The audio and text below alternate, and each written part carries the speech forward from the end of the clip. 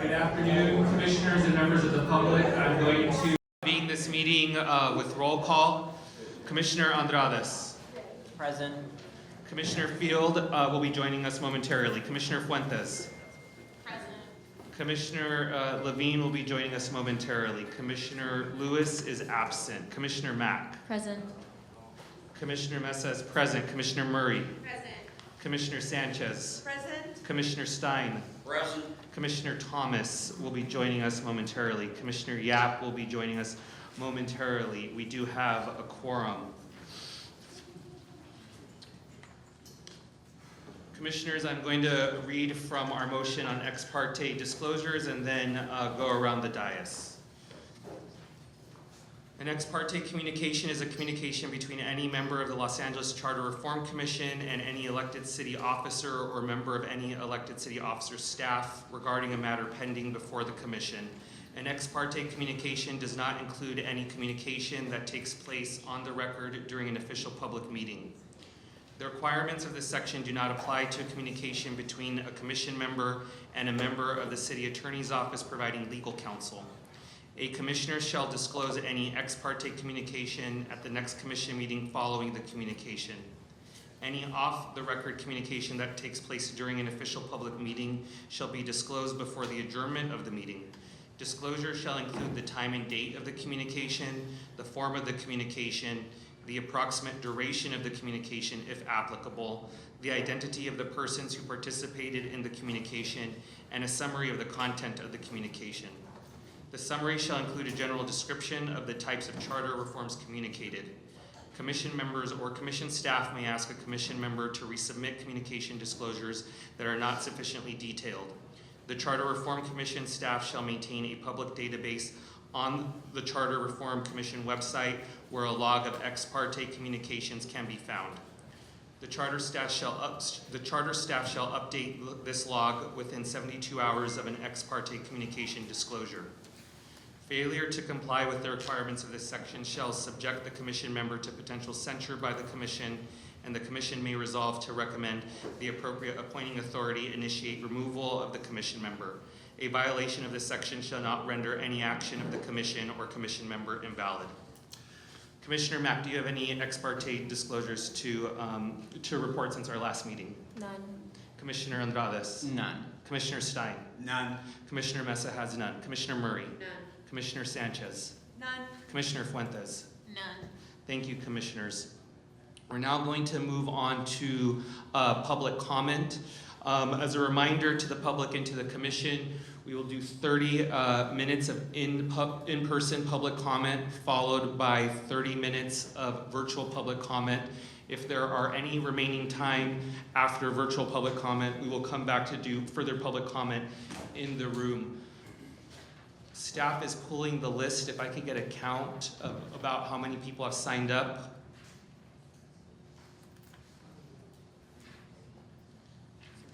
We have 30 members of the public, just about. I see some crossed off names. Oh gosh.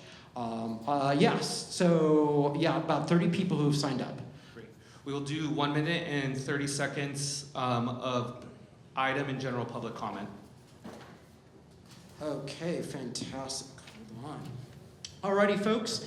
For those of you here in the room, I'm going to call 3 names at a time. Please queue up and sit up at the front desk when you're called. It's 1 minute and 30 seconds. I won't be giving a 30-second timer. I'll just be saying when your time is up. Alrighty, let me start the clocks here. First, can I get Linda, Kay, and Brandy? I think Brandy something. DeArmas. I mean, I have terrible penmanship also, everyone, so this is not criticism.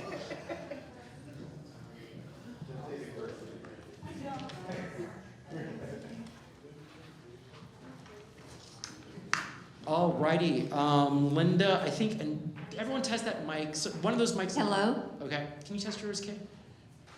Hello? Okay. Hello? Maybe they fixed the bad mic that was up here. Okay, Linda, and begin. Thank you. I'm Linda Gravani, Chair of the Valley Alliance of Neighborhood Councils. As you probably know, the Valley was a loud voice behind the secession movement. Neighborhood councils were added to the charter, and soon after, the Valley Alliance of Neighborhood Councils was created. After 23 years, we still meet monthly. BONC invited Ms. DeMeza twice to hear directly from the Valley leaders. Unfortunately, missed both meetings. So I am here today representing the leaders of all 34 neighborhood councils who represent 2 of the 4 million stakeholders in the city of LA. Since you can't be experts in all areas of our government, you should rely on those who know what changes would be beneficial. The LANCC volunteered to create a unified document for you to consider. It includes contributions from the entire neighborhood council system. We are the experts on the neighborhood council system and totally support all the recommendations provided by the LANCC and BONC, and highly recommend you put forward those recommendations in its entirety. And thank you for your service to our city. Thank you. Start the timers. Kay is next. Kay, go. Okay, the neighborhood councils are broken. We're asking you to start the healing process. We know the mayor and city council don't want us fixed. We're looking to you for some relief. Please don't let us continue in our hobbled fashion. We are asking you to consider all of our recommendations. It wouldn't surprise us to not get everything, but if our recommendations are not each considered for its merits, we stay where we are. We prioritize being able to speak to any level of government about our neighborhood's concerns. We prioritize time to present CISs to our own city council and its committees. We prioritize having an election every 2 years, not in our recommendations, but we ask for a motion. We prioritize fixing the neighborhood council budget. We prioritize being able to provide advice to all departments, including those of elected officials. We are counting on you. The budget advocates and LANCC are asking you to consider the budget advocates' 7 budget recommendations for the city. It's going to take more than a 2-year budget to fix the problems that we have. Thank you. Oh, and also, I have a letter to go out to the commissioners, so. We'll take it. Thank you so much, Kay. Brandy.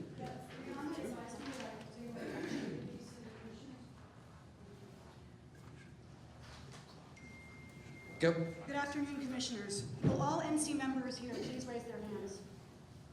We are unpaid volunteers sacrificing personal time for a meeting scheduled at an hour that excludes most of our colleagues. It is a palpable disconnect to claim, as it did last week, that this commission cares about corruption and race and gender representation while initially ignoring the LANCC report, which represents months of public deliberation and almost 200 community impact statements. Unlike the City Council, we do not respond to campaign support obligations. We are held to a higher standard of mandatory training and conflict review just to maintain our right to vote, keeping our focus solely on the benefit of our communities. If you care about representation, you must focus on neighborhood councils. While the City Hall often operates on theoretic potential or knee-jerk crisis responses, Neighborhood Council provides practical assessments based on real-world local consequences. This report codifies NCs as election advisors and secures essential tools: a guaranteed 5-minute speaking queue, a codified 30-day notification requirements for all departmental permits and regulatory decisions, and to ensure we have a practical window to weigh in. By accepting this report, you adopt a blueprint that respects the actual local conditions of the people of Los Angeles. Thank you. Thank you so much. Next 3 are Jamie, Jennifer. Oh boy. And if you know who's after Jennifer Clark, that'd be helpful. It looks like last name Klein. Okay. I could see the Klein. Heath. Okay, there we are. Jamie, Jennifer, Heath. Heath, your penmanship has gone down since last week. Okay.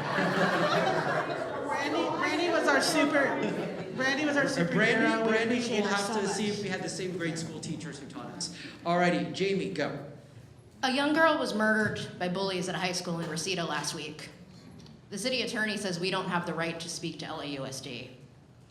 MRCA wants to turn half of our only park with bathrooms into a water recapture swamp, but the city attorney says we can't speak with them. Neighborhood councils need a codified right to speak, whether that's in city council, at a commission, or to another government body that affects our community. So we're asking, please, support the BONC and LANCC proposals. Do not dispose of the voices of your community. Instead, restore them. Restore the NCs to do the necessary work. I've heard a lot of arguments in this body regarding equity in neighborhood councils, and frankly, I agree with them. We're not representative in the way that we should be, in the way that we can be, in the way that we will be if you act. Neighborhood councils are a reflection of the people who join them. If you keep them tediously bureaucratic and voiceless, you will only get those with the luxury of wasting their time for a title. Our budgets coerce unpaid labor out of necessity. Our voices are held back by ability to travel, to get off work, to secure child and elder care. The system that the city built and upholds advantages those with the most privilege. So fund our system, bring back telephonic comment, restore the neighborhood councils. Thank you, Jamie. Heath. No. Jennifer. Sorry, Jennifer. We'll work with you. Okay, thank you. My name is Jennifer Clark. I am for identification purposes, I am the current vice president for North Hollywood Northeast Neighborhood Council, but I'm speaking as an individual and resident of North Hollywood, Council District 2. Lived there for almost 20 years, and I'm grateful that the neighbor council system was added to the charter well before that time, and they have been doing their part to try and represent me until I could join the effort 3 years ago. I was very angry when I heard about the Ad Hoc Committee that had said that they wanted to dispose of everything that LANCC had come up with, which I thought was actually quite mild. I think the recommendations are thoughtful, and you'll hear a CIS later on it from our group. But I wanted to talk about the representation where not only in the LANCC recommendations were there things to support and protect the neighborhood council, but they're thoughtful toward every other department, because that's what we are trying to represent. The Angelinos in our area is to actually care about every department and make LA better. Thank you. Thank you so much. Hi, I'm going to yield my time since I get to speak later with the CIS for late arrivals, and if there's time later, I'll come back. Okay, oh boy. Brandy, might need your help on this one. Rob White. Oh, Ross. Ross, then Jennifer Good, then Goody, and then, yeah, I think this is your last one, maybe. Lionel Mars. Lionel, okay. Hold on, Ross, let me start your timer, and go. Good afternoon, Commissioners. Ross Weisschaffer with Fair Rep LA, and we are here today to discuss how we can ensure greater opportunity for public input into our budgeting process. And we've done that, we've tried to do that, but we're limited in our ability to do that because of timing. The fact that our budget is on the cycle that it's on means that most of that work gets done before Council ever has an opportunity to weigh in. None of that is in the public's view. And then we get this big budget that's dropped on us. We have to run like mad to get it done. Maybe that's not the best way to do this.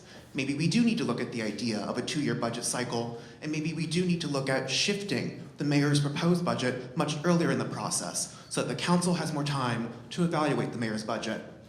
And don't take that from me, because everything I just said, word for word, is what Paul Krikorian, former council president, said in council chambers in November 2023. Listen to him, to our leaders telling you we need more public input, more time to deliberate, more transparency. Give City Council what they're asking for today.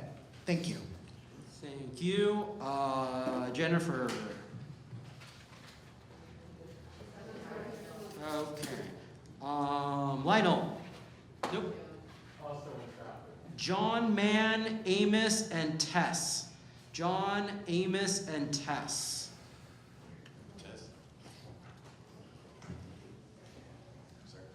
Good afternoon, Commissioners. My name is John Mann. I serve as the president for Woodland Hills Warner Center Neighborhood Council. On behalf of our 23-seat board and the 70,000 residents, 30,000 workers, and many thousand more stakeholders who learn, pray, and play in our diverse and inclusive community, I urge you to adopt and forward to the City Council the LANCC and BONC recommendations for charter changes to be placed before the voters of the City of Los Angeles.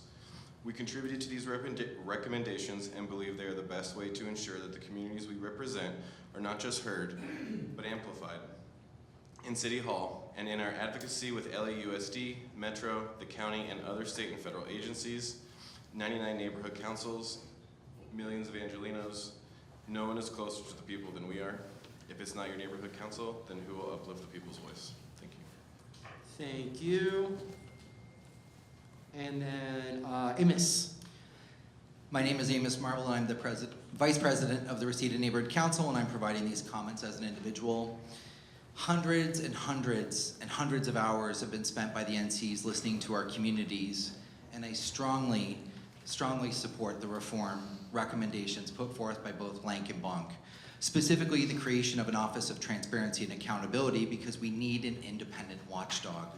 This office is direly needed to restore the faith in the citizens of our beloved city. Additionally, I support BONC's recommendations to increase the number of commissioners from 7 to 9, with one of those seats appointed by the neighborhood councils themselves, and the other additional commissioner to be appointed by the commission itself. These respective reforms will demonstrate to all Angelinos that you are listening, and they're listening, you're hearing their concerns, and taking actions to improve transparency and accountability within our beloved city. Thank you. Thank you. Then Tess, after Tess, I think it's Stacy, Max, Clark, and Hannah. Stacy, Max, and Hannah. Go ahead and Tess. My name is Tess Taylor, and I yield my time. I'll be speaking later during the community impact statement portion of the agenda. Thanks. Thank you. Max, Hannah, Stacy. Not in that order. Stacy first. Stacy's not here. Max, go.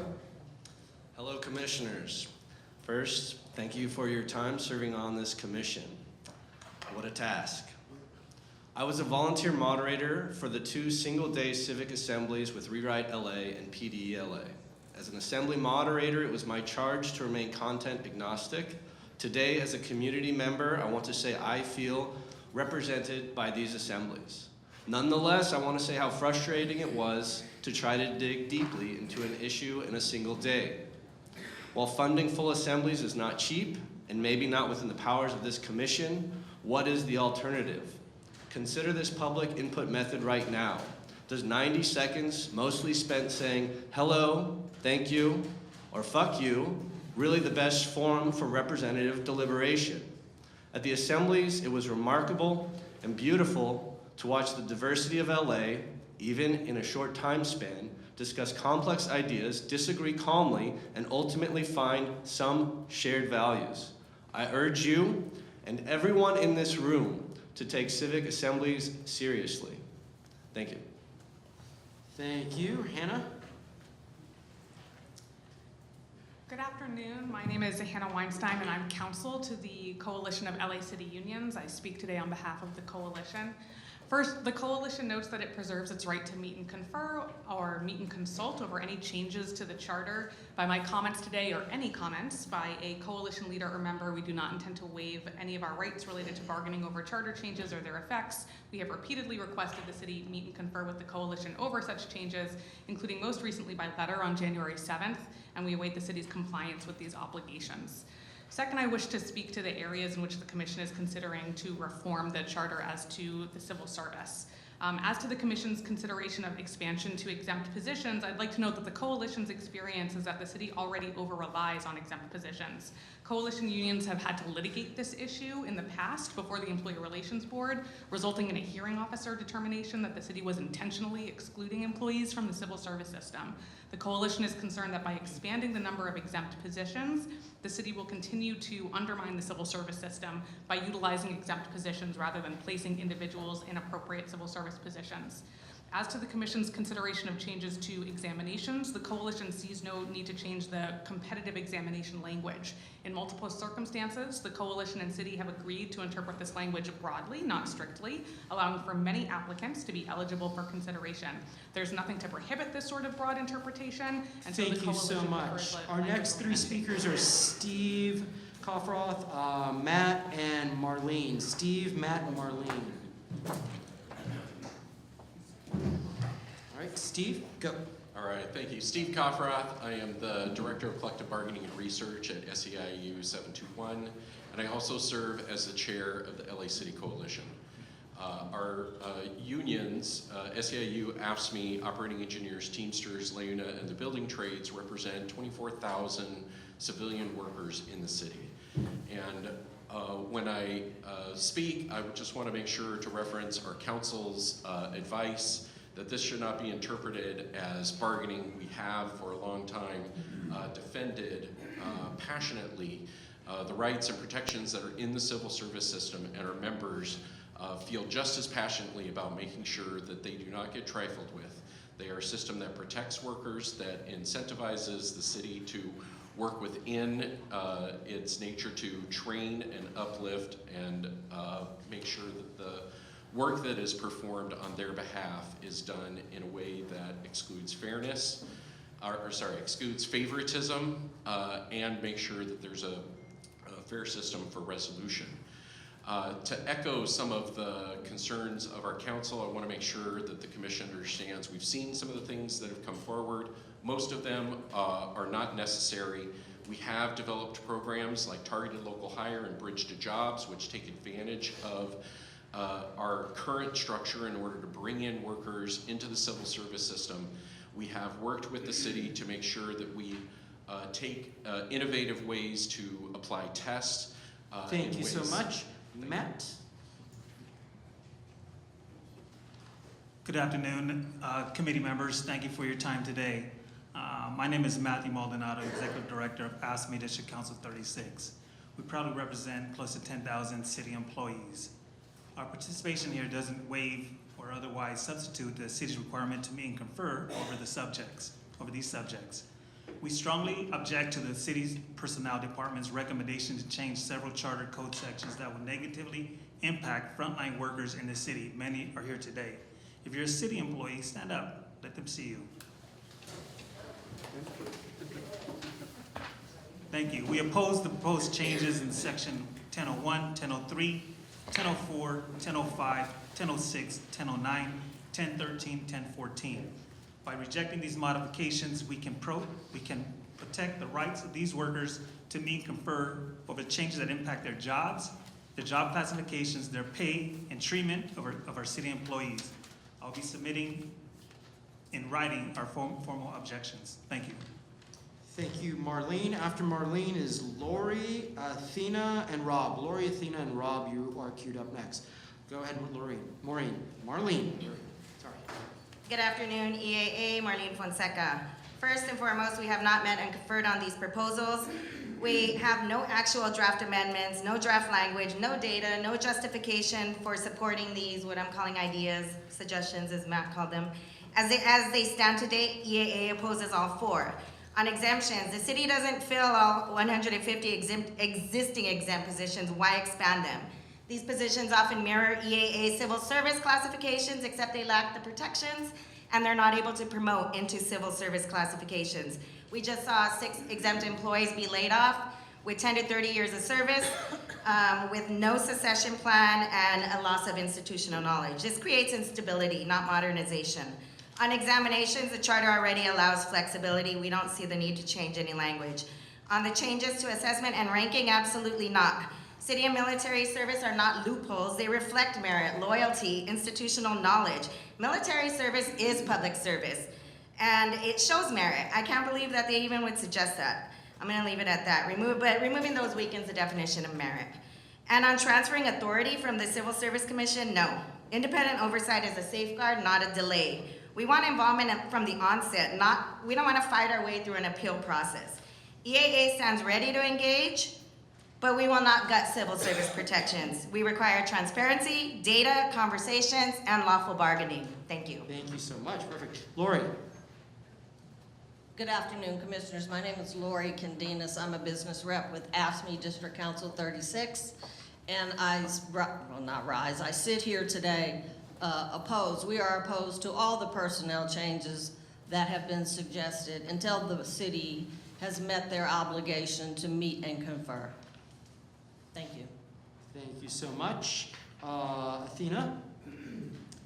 Good afternoon, Commissioners. My name is Athena Frost, and I am a lead museum guide at Griffith Observatory and a union steward for AFSCME Local 3090. I'm calling to urge you to strike the 1040 hour cap from Charter Section 1001. As a steward, I see this cap as a tool of forced poverty for 10,000 city employees. The city is acting as a gig economy exploiter using the charter to deliberately keep dedicated staff from earning a living. We are not seasonal employees. We have colleagues who have been employed for over 20 years, trapped in a cycle of poverty.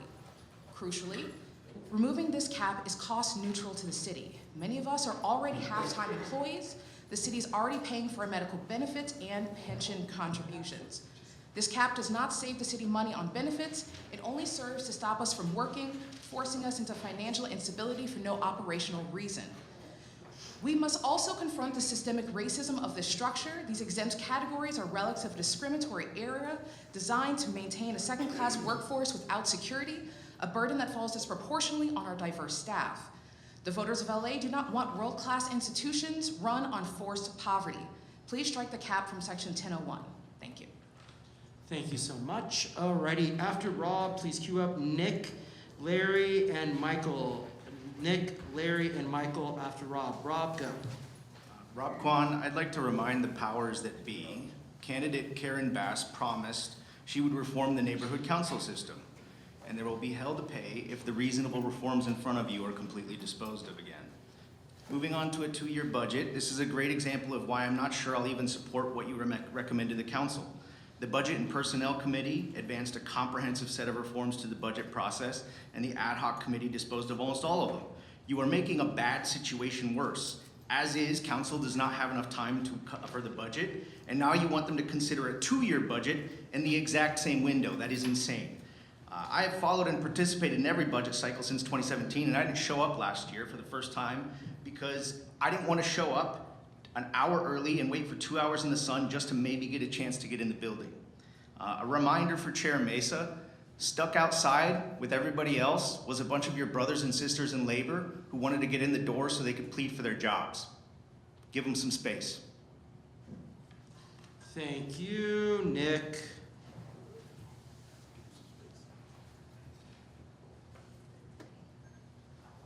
Dick? Thank you all. Good afternoon, Commissioners. I want to start by acknowledging the labor partners in this room. Civil service protections exist for a reason. They prevent patronage, favoritism, and political retaliation. Those values matter. But we also have to confront a simple reality. It should not take many months for a qualified resident of LA, especially a unionized one, to get hired into a city job. Long timelines, rigid exam cycles, and procedural bottlenecks are not worker protections. They are barriers for working people who want to serve their city. Modernizing examination rules, rebalancing seniority with merit, and streamlining routine approvals are not attacks on labor. They are updates to a system built for a different era. We can preserve due process and collective bargaining while making hiring faster, clearer, and more accessible to everyday Angelinos. And furthermore, recommendations that are presented here, while I don't support all of them, good ideas didn't have time to be put into here, which is why I also support periodic charter review. But more than just the 10 years that's a periodic one, I support the recommendation by Unrig LA to have a standing charter review office whose whole job is to collect pain points that prevent the city from operating normally or in the way that it intends to do so, especially for those that want to be hired in the city or are union partners. So to enhance that, I would recommend having more frequent charter reform commissions and then also a standing body which collects that information. Thank you so much. Larry. Good afternoon. My name is Larry Gates. I'm the president of ASME 3090, representing 6,000 city employees. ASME objects to the Personnel Department's recommendations to change several charter code sections that will negatively impact frontline workers in the city. Section 1001, we oppose all efforts to make more workers exempt from civil service. This can lead to favoritism and even a decrease in service quality. Instead of bypassing the rules, LA City can make compensation and benefits more competitive to improve recruitment. Section 1006 and 1009, altering these provisions will negatively impact internal recruitment. By saying no to these changes, LA City can instead invest in its current workforce for the future, uphold civil service standards. The city already has the ability to run concurrent recruitment when it lacks internal qualified candidates.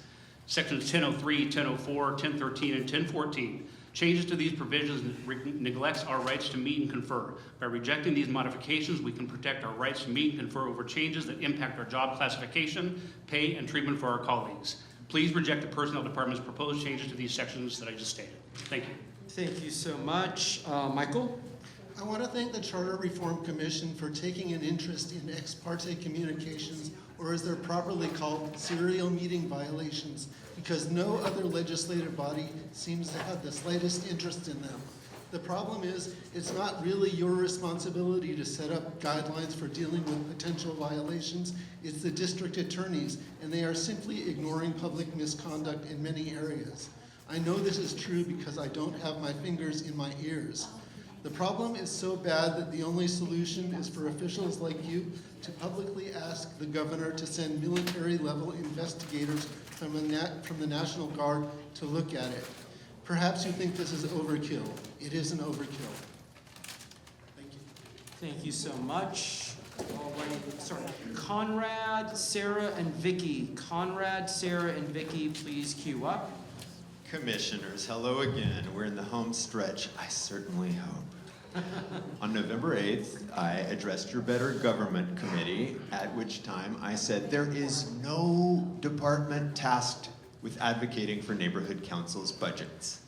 And I know you've heard this from a few other people, and what I want to know is, has anyone contradicted me in those months since November 8th? And I know you can't answer me now, but maybe in discussion you can let me know if someone said that's not the case. Because I know that city clerk sets our budget, but they don't advocate for us. And let's look at the facts. $50,000 at the start of the NC system, cut to $42,000, cut to $32,000, cut to $25,000.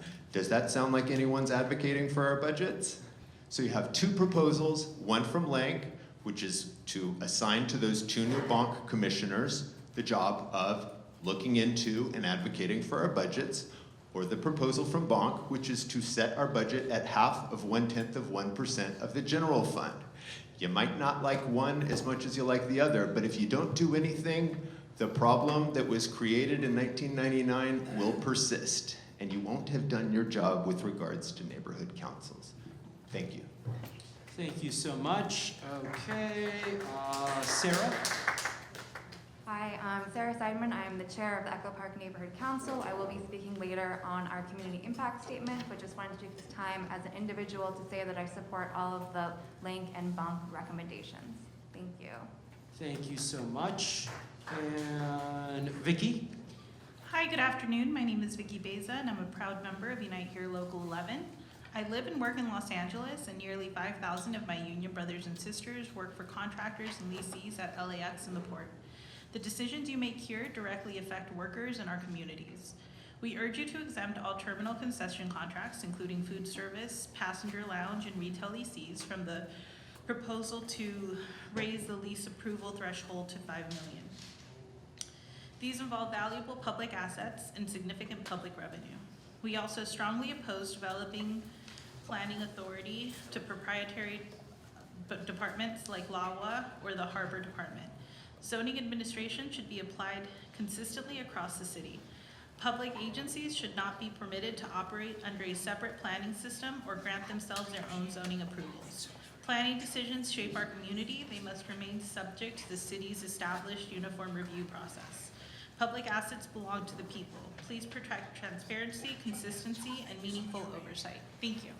Thank you so much. And we have time for one more in the room speaker, Jolene. Jolene? Is Jolene here?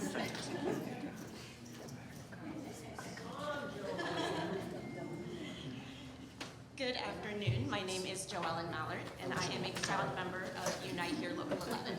I live and work in Los Angeles, and I'm here because decisions about public assets like LAX and the port affects all of us. Nearly 5,000 of my brothers and sisters work for contractors and lessees at these public assets.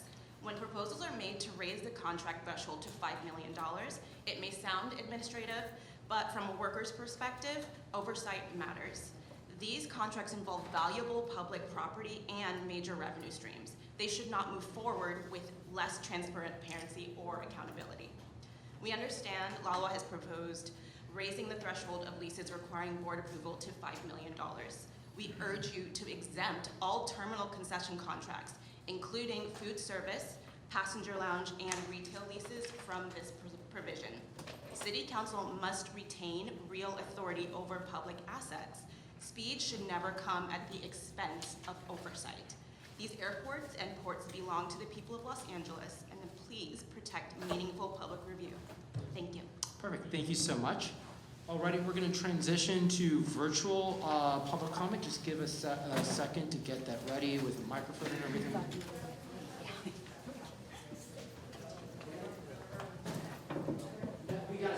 We'll come back and if there's. I heard it.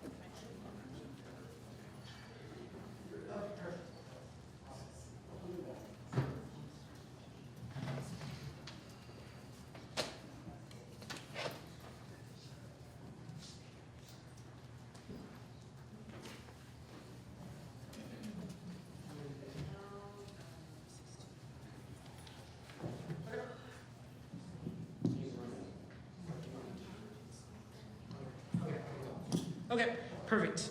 Hold on, I'm gonna call, folks, if you can hear us online, hopefully you can. We're gonna call you, I'm gonna call 3 at a time again. It's gonna be a minute and a half. Let's see here. Our first 3 folks are Taurine, Ricardo, and Philip. Taurine, Ricardo, and Philip. It's great when it's in text and not handwritten. Taurine, we're taking you off of mute here. Taurine, hopefully you can hear us. Taurine? Taurine, can you hear us?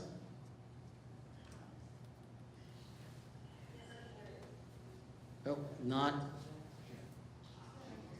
Okay, 1 second. We just have to change the microphone really quick.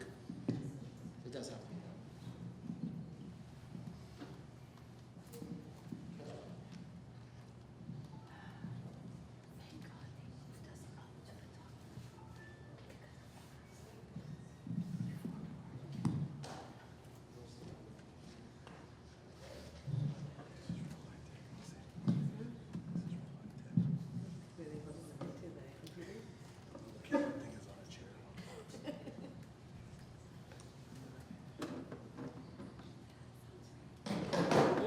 Sorry about that, 1 second. We love this room. We don't. Taurine, can you hear us? We can. Can you hear me? Perfect. Taurine, minute and a half, go. Okay. Taurine Spittle, League of Women Voters of Greater Los Angeles, CD 13. Good afternoon. At its February 26th meeting, this commission voted not to move forward the proposal to require minimum qualifications for the position of city controller. It is disappointing and puzzling that you would not think it was imperative for the person managing the fiscal health of the second largest city in the U.S. to have at minimum a background in finance or accounting. I wouldn't hire someone to do my taxes that did not have at least a CPA. Why wouldn't you want the same thing for the person dealing with much greater complexities of the city's financial well-being? Please reconsider your decision. Thank you. Thank you. Oh, sorry, get back to my list. Ricardo, we are taking you off of mute. Hopefully you can hear us, Ricardo. Yes, I can. Okay, Ricardo, go. Good afternoon, commissioners and fellow neighborhood council members. My name is Ricardo Marquez for the South Central Neighborhood Council, representing the franchise stakeholders, immigrants, and the intersectionalities that embody South Central. As a Gen Z NC member, I hereby echo all of my neighborhood council's advocacy to meet Angelinos and us in the middle. And I also respectfully urge the incorporation of LANCC and BONC recommendations. I appreciate the consideration and your time. Thank you very much. Thank you. Let's see here, we said, let's see, Philip. Philip is next. After Philip is going to be Gene, Hunter, and Lionel, who's in the room also. Gene, Hunter, and Lionel. Philip? Yes. Yes, can you hear me? Yes, go. Oh, great. So as noted, just one question. Do we get 5 minutes to speak to a community impact statement that has not been heard before? Yes, is this a CIS or is this a public comment? Excuse me? Is this a CIS or a public comment? It's a community impact statement. Okay, then we'll call for you later, Philip. So just stay in the queue or stay online. Okay, after Philip is Jean. Jean. Hello, council members. My name is Jean, and I was a participant in the Rewrite LA Mini Assemble that worked on the proposed charter preamble. So our group brought together residents from across Los Angeles to reflect on the values that should guide our city government. A preamble helps define those shared principles such as accountability, transparency, and service to the public. So I truly encourage the council to carefully consider the work of the mini assemble and the voice of the Angelinos who participated in this process. Thank you very much. Thank you so much. Let's see, our next is Hunter. Hunter, can you hear us? I can hear you. Can you hear me? Yes, go. My name is Hunter Fruchow, and this past January, I was randomly selected as a delegate for Rewrite LA's Civic Assembly on the Charter Preamble. I helped author the report we are presenting today. I'm here to ask you, commissioners, to recommend in your final report that the city make deliberative democracy a permanent part of LA's governance process. This is why. Last weekend, I helped moderate another Civic Assembly about City Council. I saw people from complete opposite sides of the political spectrum agree about politics. I was flabbergasted, but it gave me hope. Civic assemblies are laboratories for democracy. In them, I've seen people from all walks of life tackle complex questions about governance and find common ground to build on. Government reform needs legitimacy and public buy-in, and a deliberative democratic approach can help establish that. I urge you to include in your final report a recommendation that the city establish an ongoing civic assembly process for future reforms and major decisions. Thank you so much. Thank you so much. After Hunter is Lionel. Lionel Mara speaking as an individual. I'd like to echo Hunter, thank you so much. I participated in a civic assembly in Los Angeles. I thought it was a fantastic opportunity for community engagement with a diverse group of participants. It was enriching to witness various perspectives coming together to discuss important issues. These gatherings can play a vital role in addressing the unique challenges faced by Angelinos and fostering a sense of community. Number two, civil service. The civil service protections are essential to maintaining a fair, professional, and politically independent city workforce. These protections ensure that employees like myself can do their jobs without fear of retaliation, whether from elected officials, department leadership, or other city entities. Strengthening these safeguards is critical to preserving integrity and stability in our government. Civil service reform should not weaken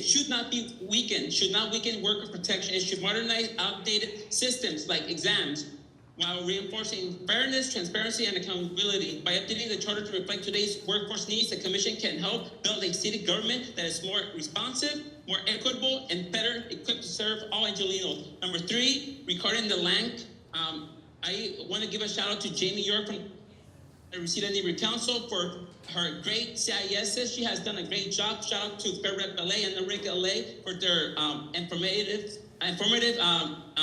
educational at the Civic Assembly. And this is what civic engagement, this is what democracy is all about, civic engagement. Thank you. Thank you so much. After Lionel's Jacob. Jacob, we are taking you off of mute. Jacob, can you hear us? Yeah, can you hear me? Go for it. Hi, thank you. My name is Jacob Wasserman. I am a former board member and stakeholder committee member of the Northwestwood Neighborhood Council, though I'm speaking for myself. I wanted to speak to the representativeness of neighborhood councils before we talk about empowering them. They are sort of fundamentally unrepresentative, unfortunately, despite how diverse they are. We need to have neighborhood council elections consolidated with November elections. The county can handle that and put it on the main ballot, and then the city clerk can mail supplemental ballots to workers and non-citizens. We need to have redistricting for neighborhood councils. They have districts within them that are not representative because they're disproportionate. We need to have mandatory self-affirmation because it is harder and harder in this country for trans people and immigrants to get IDs. And we need to distribute funding according to how many people they represent, not just an even number by neighborhood council. And so I'm supportive of some of the changes that LANCC is proposing, especially ones like city council members can't walk into a back room and mandating phone public comments. Thank you, by the way, for having it today. But other cities like Raleigh, North Carolina, have actually abolished their neighborhood council-like systems because they found them fundamentally unrepresentative. And so I don't want to hold up our already delayed planning and permitting timelines because we have bodies that don't represent their neighborhood that are following it. And so I think you should. Our next speaker is Jester, it's Jester, Jay, and Marianne, our next 3 speakers. Jester, we're taking you off of mute. Jester, can you hear us? Yes, can you hear me? Yep, go. Awesome. Good afternoon to the Charter Reform Commission. Thank you for allowing me to speak. My name is Jester Jersey, and I administer the Vote 16 California X tour account. But I'm speaking as an individual today on agenda item 3B, community-driven and city-supported budgeting processes. These are several reasons to adopt these budgeting model. First, it directly empowers residents to weigh in on issues they would like to see public funds allocated to. Second, it addresses community needs because projects undertaken are from community requests, not guesses by local government on what they think they may want. Third, it allows more government transparency because residents are able to be part of the budgetary process rather than wonder how the funds are spent, which, as we've seen in recent findings from City Controller Mejia's office, is relevant to Angelinos. Finally, the budgeting model builds trust because it is through direct input from the very people who have paid their taxes, making the budgetary process more democratic through participation. Thank you again for your work and your consideration. Thank you so much. Jay, you're up next. Jay, can you hear us? I can hear you. Can you hear me? Yes, go. Thank you. My name is Jay Handel. I'm the treasurer of West LA Sawtelle Neighborhood Council and the co-chair of the Neighborhood Council Budget Advocates. First, blanket statement, we should support the LANCC and BONC and Budget Advocate requests to go into the charter for a vote. It's critically important that the neighborhood council system not only get boosted up, but it needs to really show what it can do. And quite frankly, we're the bridge to the stakeholders and the elected officials. The budget advocates spend thousands of hours writing reports, digging into the services that we're losing and the budget that's going out there, going out and doing town halls, meeting with our constituents, meeting with neighborhood councils. That's the process of getting to our people right now. And we're the best value in the city. You have over 1,800 volunteers who are elected volunteers who get paid zero to get yelled at, screamed at, and degraded, and at the same time hang in there every month to try and bridge the gap between the officials and the stakeholders. Please take a good look at those things you were going to dismiss out and put them into your recommendations. Not that I believe the city council is going to do anything about it, but I would ask you to at least put it in your recommendations. Thank you so much. Mary Ann, we are taking you off of mute. Mary Ann, can you hear us? Hi there, can you hear me? Yep, go. Hi, good afternoon, commissioners. My name is Mary Ann King. Been involved with the neighborhood councils since their inception. As a former planning deputy for Council District 3, as a retired city planner, and a former board member for Chatsworth Neighborhood Council, and a current stakeholder. I wholeheartely support LANCC recommendations. I will tell you right now, what I've seen in the last 5 years is a horrible manipulation of reducing public participation and providing public information. I'll give you an example. Land use issues. Neighborhood councils do need to have a voice at every level of government. You know why? Because our neighborhood council is silent. Silent on a lot of land use issues like Senate, state bills and assembly bills. How do I know? Because I've begged and pleaded for something to be brought to a committee meeting and then be brought to the city council. And when do they do it? At the last minute, if they do it at all. So this is a gross negligence on the city council's part and really not representing us. And so we need this right. And I would also recommend that the city council president should not also be able to be the chair of the Rules and Government Committee. Thank you, Marianne. Our next speaker is Amy. Our next three speakers are Amy, Jennifer, and Laura May. Amy, Jennifer, and Laura May. Amy, you should be off and mute now. Amy, can you hear us? Can you hear me? Yeah, go. I'm glad to see the personnel department seems to be addressing the removal or modification of testing as part of the hiring process. Requiring testing when hiring is discriminatory. The testing requirement was made in the 1920s before there were significant advancements made for identifying and helping the neurodivergent community, which wasn't until the 90s. The charter is not equipped to handle accommodations or specify what kinds of accommodations should be allowed. But furthermore, neither are employers. The only industry that is capable of handling accommodations well in any capacity is education. Additionally, qualifying for testing accommodations requires documentation, something that's usually created in childhood. When it comes to neurodivergency, white kids, especially white boys, are significantly more likely to get accurate diagnosis and appropriate help, which means that the neurodivergent community of color is hit doubly hard, adding to the layers of discrimination they already face. When you get rid of the testing requirement, hiring managers will complain about the quality of people getting hired dropping. And this is because the existing pool of managers is lacking appropriate neurodiversity. Additionally, give the council more time for budget deliberations and feed the commissioners. Thank you. Thank you so much. Jennifer, we're taking you off of mute. Hopefully you can hear us, Jennifer. Jennifer, you there? Yep, I'm here. Can you hear me? Go. Great. My name is Jennifer DeVore. I'm the president of the Greater Wilshire Neighborhood Association Neighborhood Council, and I'm speaking for myself as the GWNC will be presenting a CIS later on. I fully support the carefully crafted LANCC recommendations for charter reform. The Neighborhood Council system provides a super local way for communities to engage with the City of LA and to make their opinions and concerns heard by the City Council. And yet, despite this great work we do, unpaid, neighborhood councils are being willfully starved of resources. The LANCC recommended changes would go a long way toward ensuring the health of the neighborhood council system. Thank you. Thank you, Jennifer. Laura is next. After Laura is Barbara, Jonathan, and Chantel. Barbara, Jonathan, and Chantel. Laura, can you hear us? Good afternoon, Commissioners. I'm a lead guide at Griffith Observatory and a union steward. I'm a half-time employee of the City of Los Angeles. Now, 10 of my colleagues are here with me today, and we are representing a large majority of employees at Griffith Observatory and at large in the city who want the 1040 hours cap to be lifted. Now, according to the city charter, half-time employees are eligible to work up to full-time hours, calculated at 280 hours per year. However, the city has arbitrarily decided that only civil service half-time employees can work that many hours, while other half-time employees like me are limited to 1040 hours, the same as part-time intermittent employees. Now, it requires complex scheduling from the observatory to accommodate all of those other jobs, while the city has refused to have more schedulers.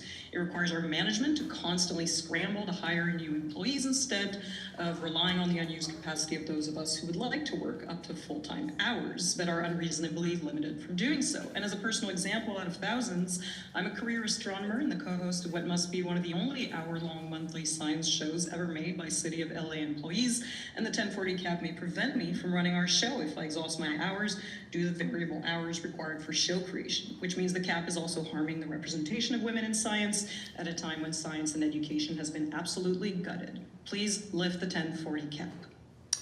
Thank you so much. Barbara is next, and Chantel, if you can hear me, we're going to come back to you on the list anyway, so you don't have to be on Zoom. Barbara. Thank you. Can you hear me? Yes, go. Okay, great. Barbara Brody, Land Use Chair at the Westside Neighborhood Council. Speaking as an individual, our council will be sending a CIS shortly.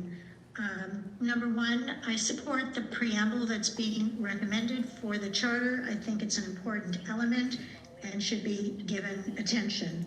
2, city attorney, whether 1 or 2 positions must be elected. There is such an importance for the city to be protected against liabilities and to get good advice that is not colored by politics. Appointed city attorneys are subject to political influence. 3, I support all of the BONC and the LANCC recommendations, including those that you are still to consider.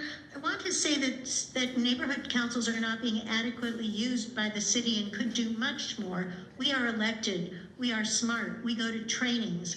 On a Sunday morning at 6 a.m., when a person is maiming or chopping down a city tree on city property, I can go out, photograph it, document it, find out the information about the people that have done it, and I have absolutely no standing or authority to be recognized and provide that information to the city, because although the city has no inspectors available on a Sunday morning at 6 a.m., they tell me it must be witnessed by an employee of the city.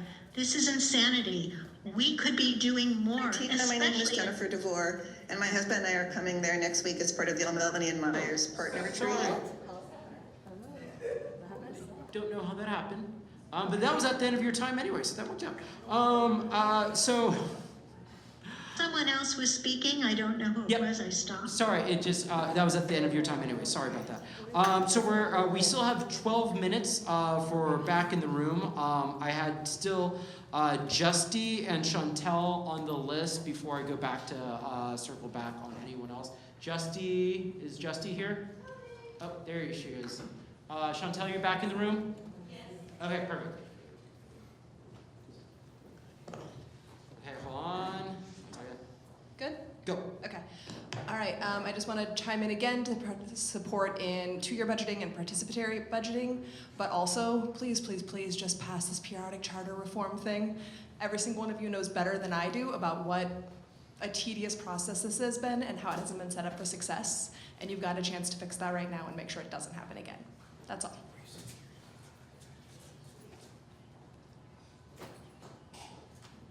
Chantel.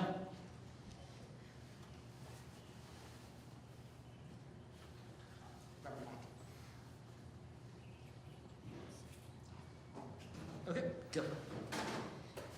I want to start with a simple question. Hello, members of the commission. When millions of public dollars, excuse me, I don't have my glasses, so I'm squinting, move through City Hall, how do residents know the money is actually making their community safer? When the mayor and city council have a final say over billions of spending and a large share of discretionary funds touches public safety, oversight should be just as strong as the authority.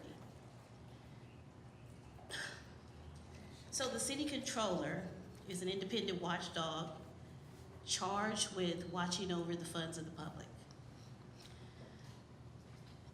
And I'm asking the commission to consider 3 reforms.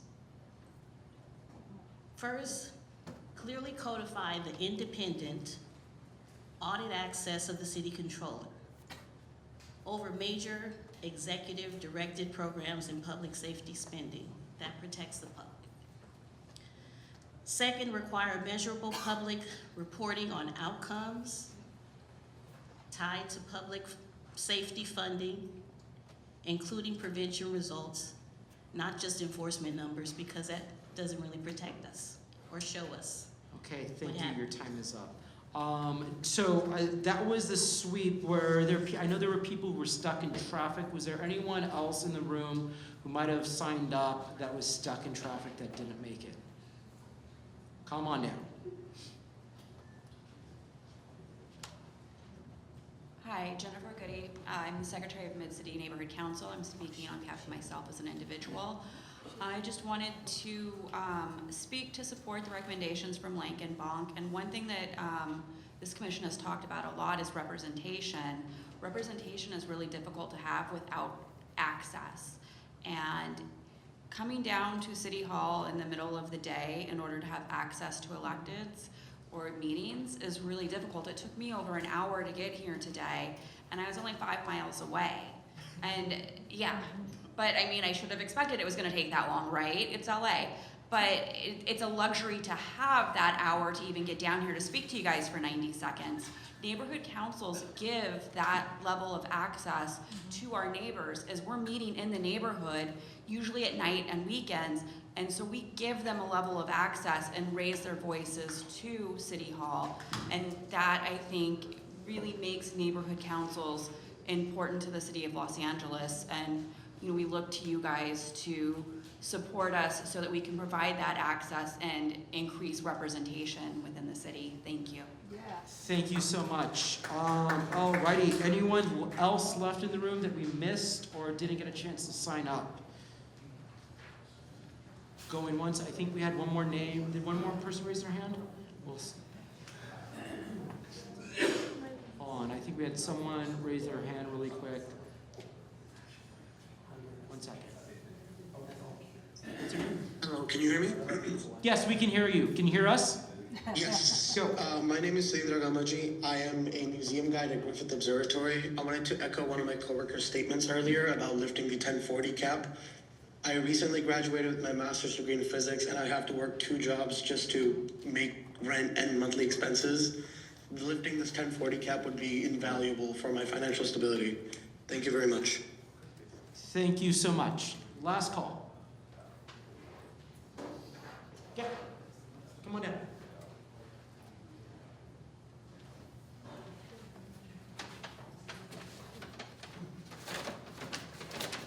Thank you for your time. I work for the Park Film Office. I'm part of Record Parks, and I'm all over the place, all over LA. And the 1040 is a big issue throughout the city.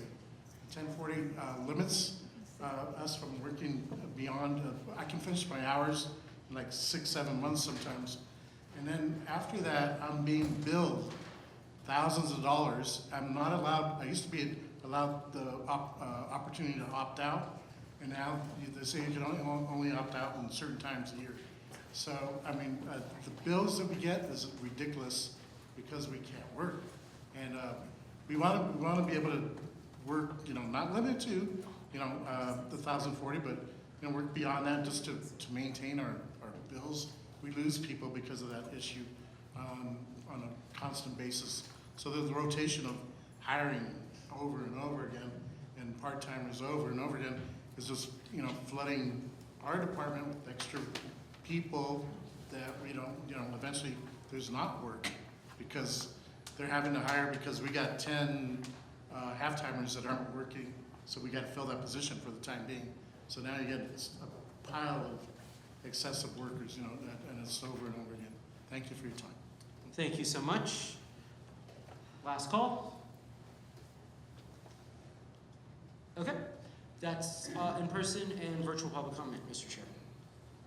We now move to approve community impact statements. Can I see a show of hands of how many there are in the room? And if you could keep them held up. And also online, folks, if you can raise your hand if you have an improved CIS. Thank you for those in the room. You can put your hands down. And then how many?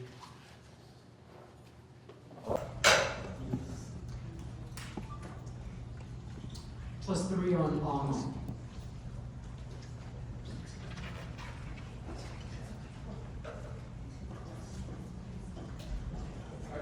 Okay. With that, we're going to have folks come up. No formal, just come on down for the folks who come, and the first one who gets in the mic is first. All right. Ready. All right. Yep, just. And make sure, folks, for everyone in the room who hands a commissioner something, please make sure you email it to us so we can post it online. It's a Brown Act violation if we don't post these documents online. Thank you so much. Alrighty, 5 minutes, go. Can I filibuster? Well, yeah, for 5 minutes. Thank you. Good afternoon, everyone. Thank you for your attention. I'm Tess Taylor. I'm the president of the Greater Toluca Lake Neighborhood Council. You have a copy of my statement before you. We have filed several community impact statements, and what I provide today, oral testimony, will supplement that. Our neighborhood council unanimously supports the Los Angeles Neighborhood Council Coalition recommendations for charter reform dated January 21st, 2026, and the Neighborhood Council Budget Advocates charter recommendations dated September 13th, 2025. The proposed reforms are vital and minimal. Our stakeholders are entitled to much better and more responsive government than they currently receive. They need our local representation, and they come to us for help because they want city government failures and dysfunctionality to stop and to be promptly and permanently corrected. Neighborhood councils work to make a difference and try to deliver what government promises to be and is legally required to be.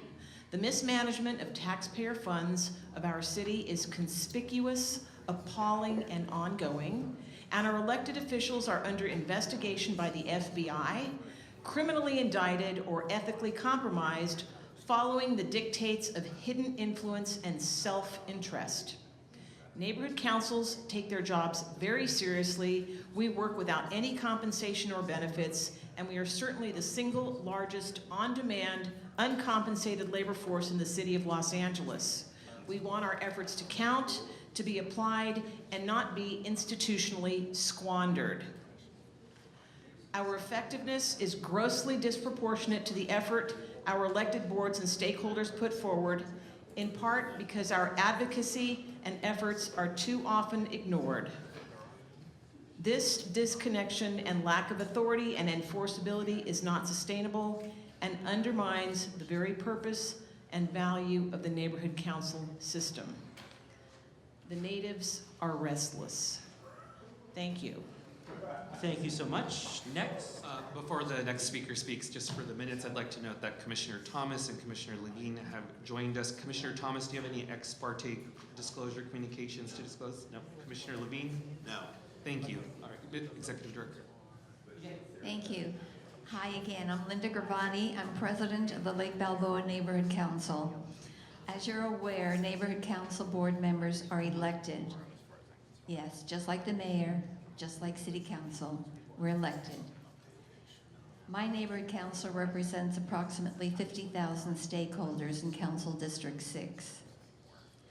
Lake Balboa Neighborhood Council voted to support LANCC's recommendations unanimously and expect this commission to forward it as is. We were dismayed to learn that this body would consider rejecting LANCC's recommendation in its entirety for unknown reasons. How disrespectful. It makes me wonder what your agenda is. Ours is to make the city of LA better from the grassroots. Thank you.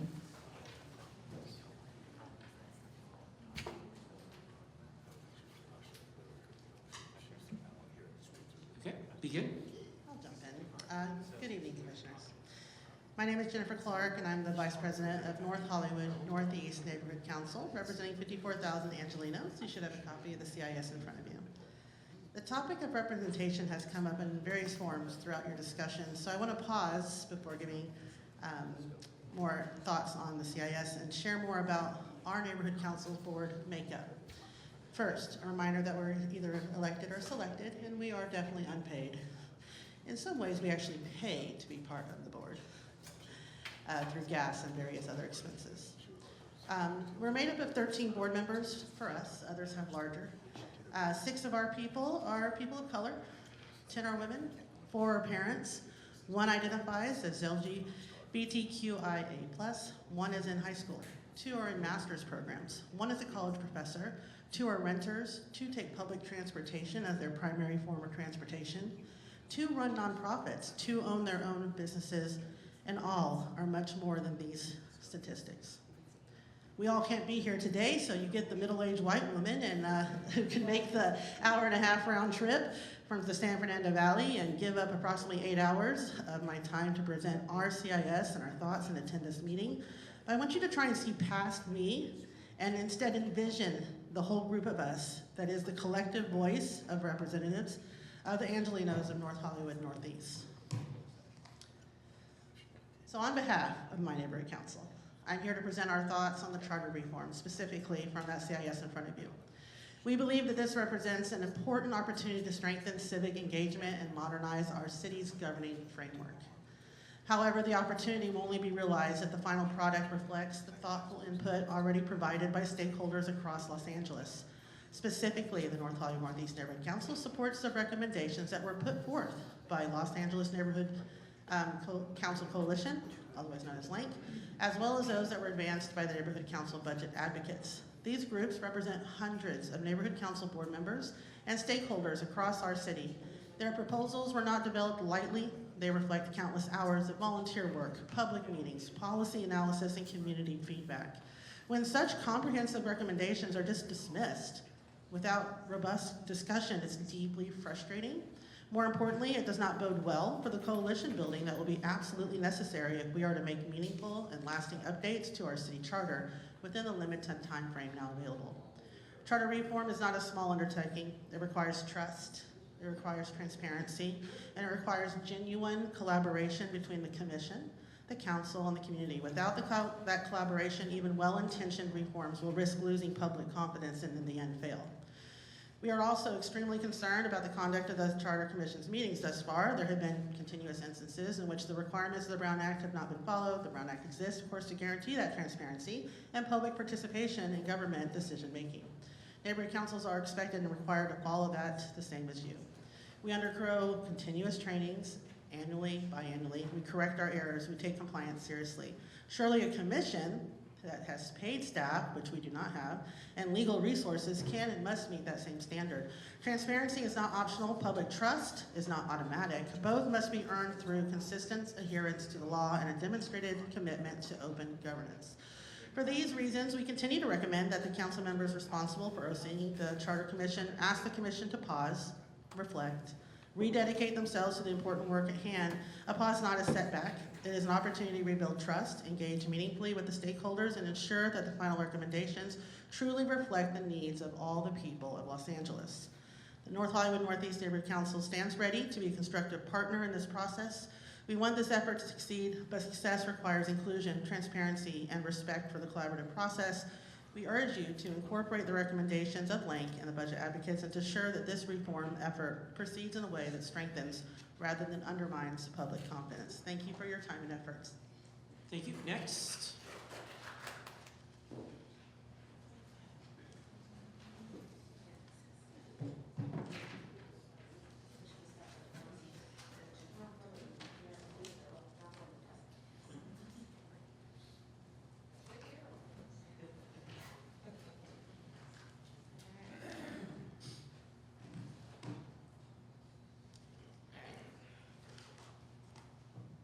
The Reseda Neighborhood Council strongly supports the recommendations put forth by the Los Angeles Neighborhood Council Coalition and the recommendations put forth by the Board of Neighborhood Commissioners.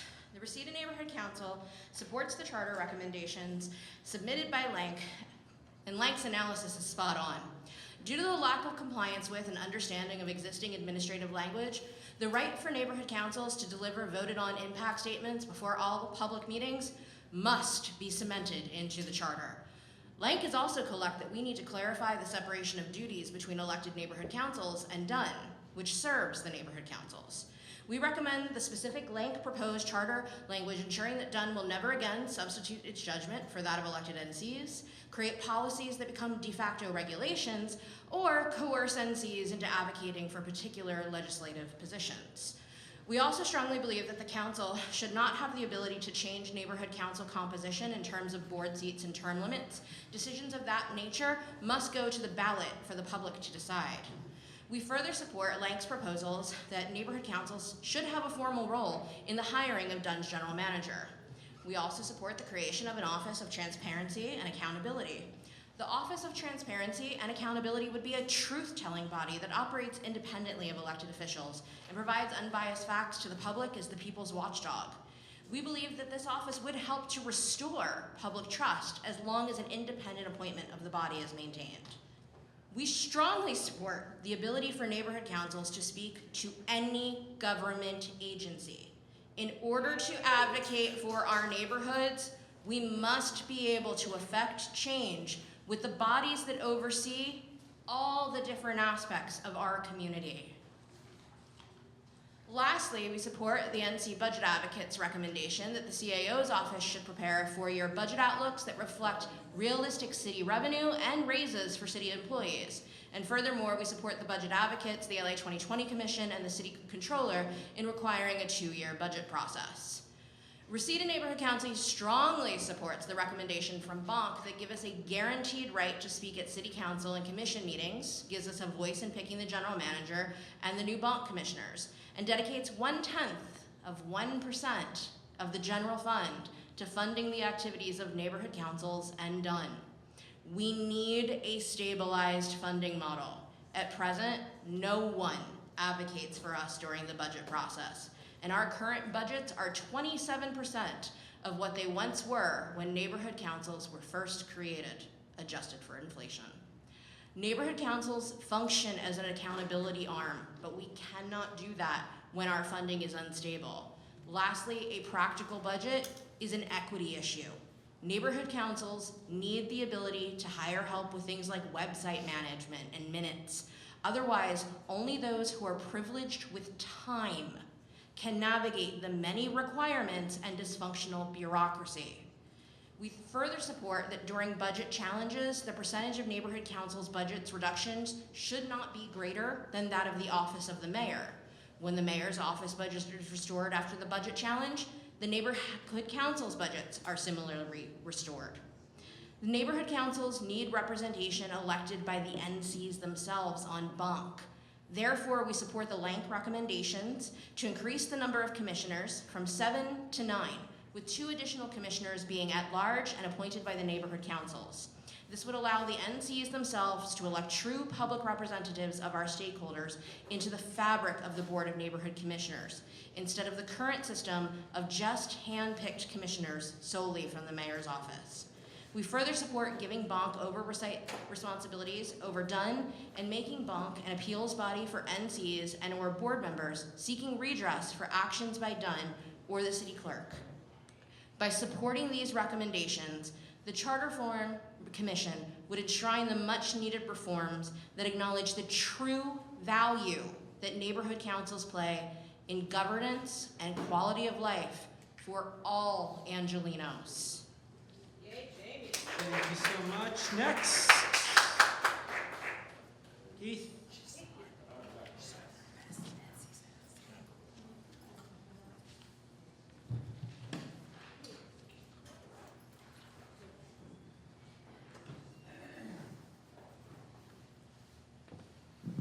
Dedication is having these Uber down here from Woodland Hills because you left him at home.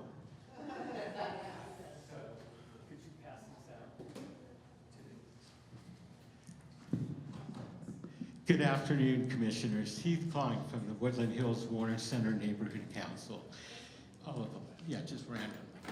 You should have all received copies of our previously filed, highly technical, 24-page CIS, and I would like to read it to you now to refresh your memories. Just kidding. And the good news is, I don't have to, because our CIS was distilled and made part of the LANCC and BONC recommendations that you have before you and that you will be hopefully unanimously passing shortly for inclusion in the city charter that you'll be proposing to go on the ballot.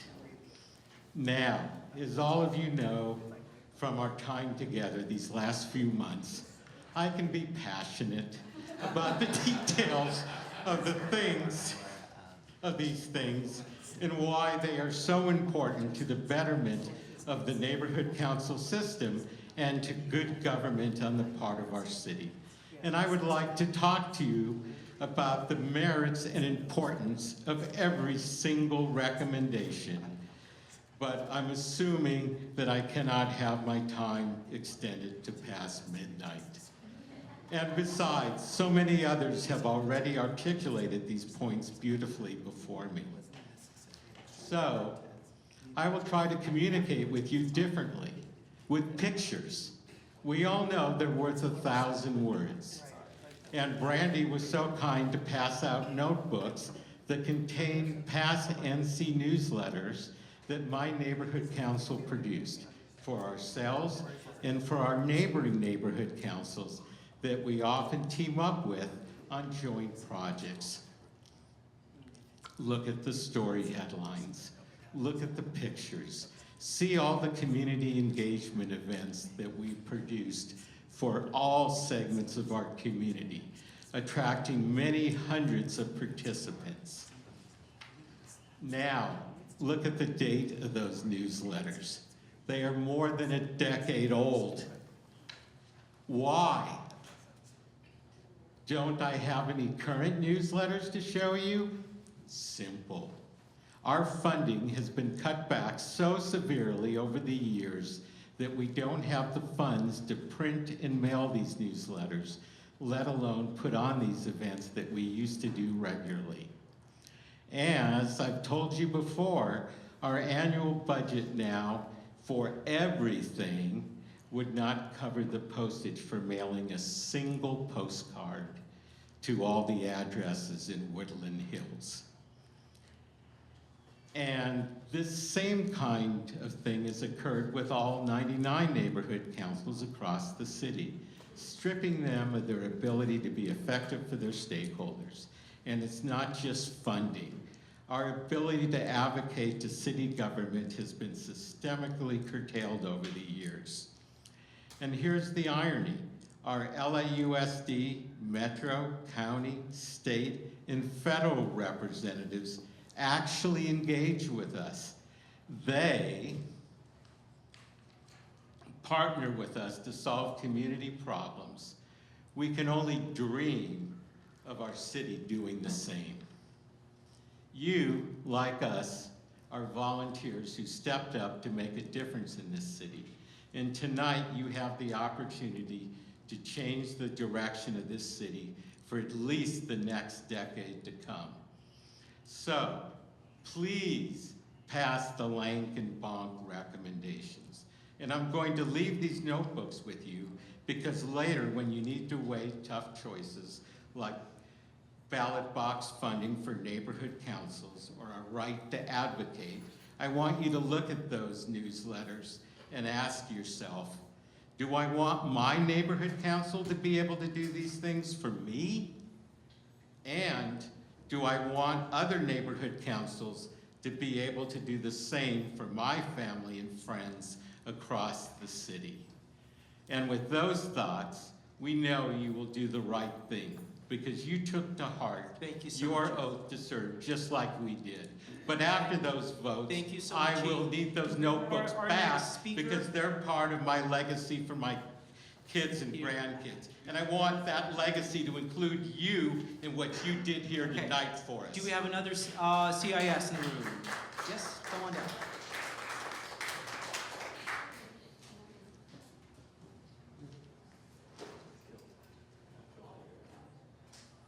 Okay, begin.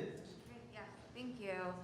I'm Sarah Seidman. I'm the chair of the Echo Park Neighborhood Council. I know some of the items on our community impact statement may have passed, so thank you all for supporting that. I will still read it as written.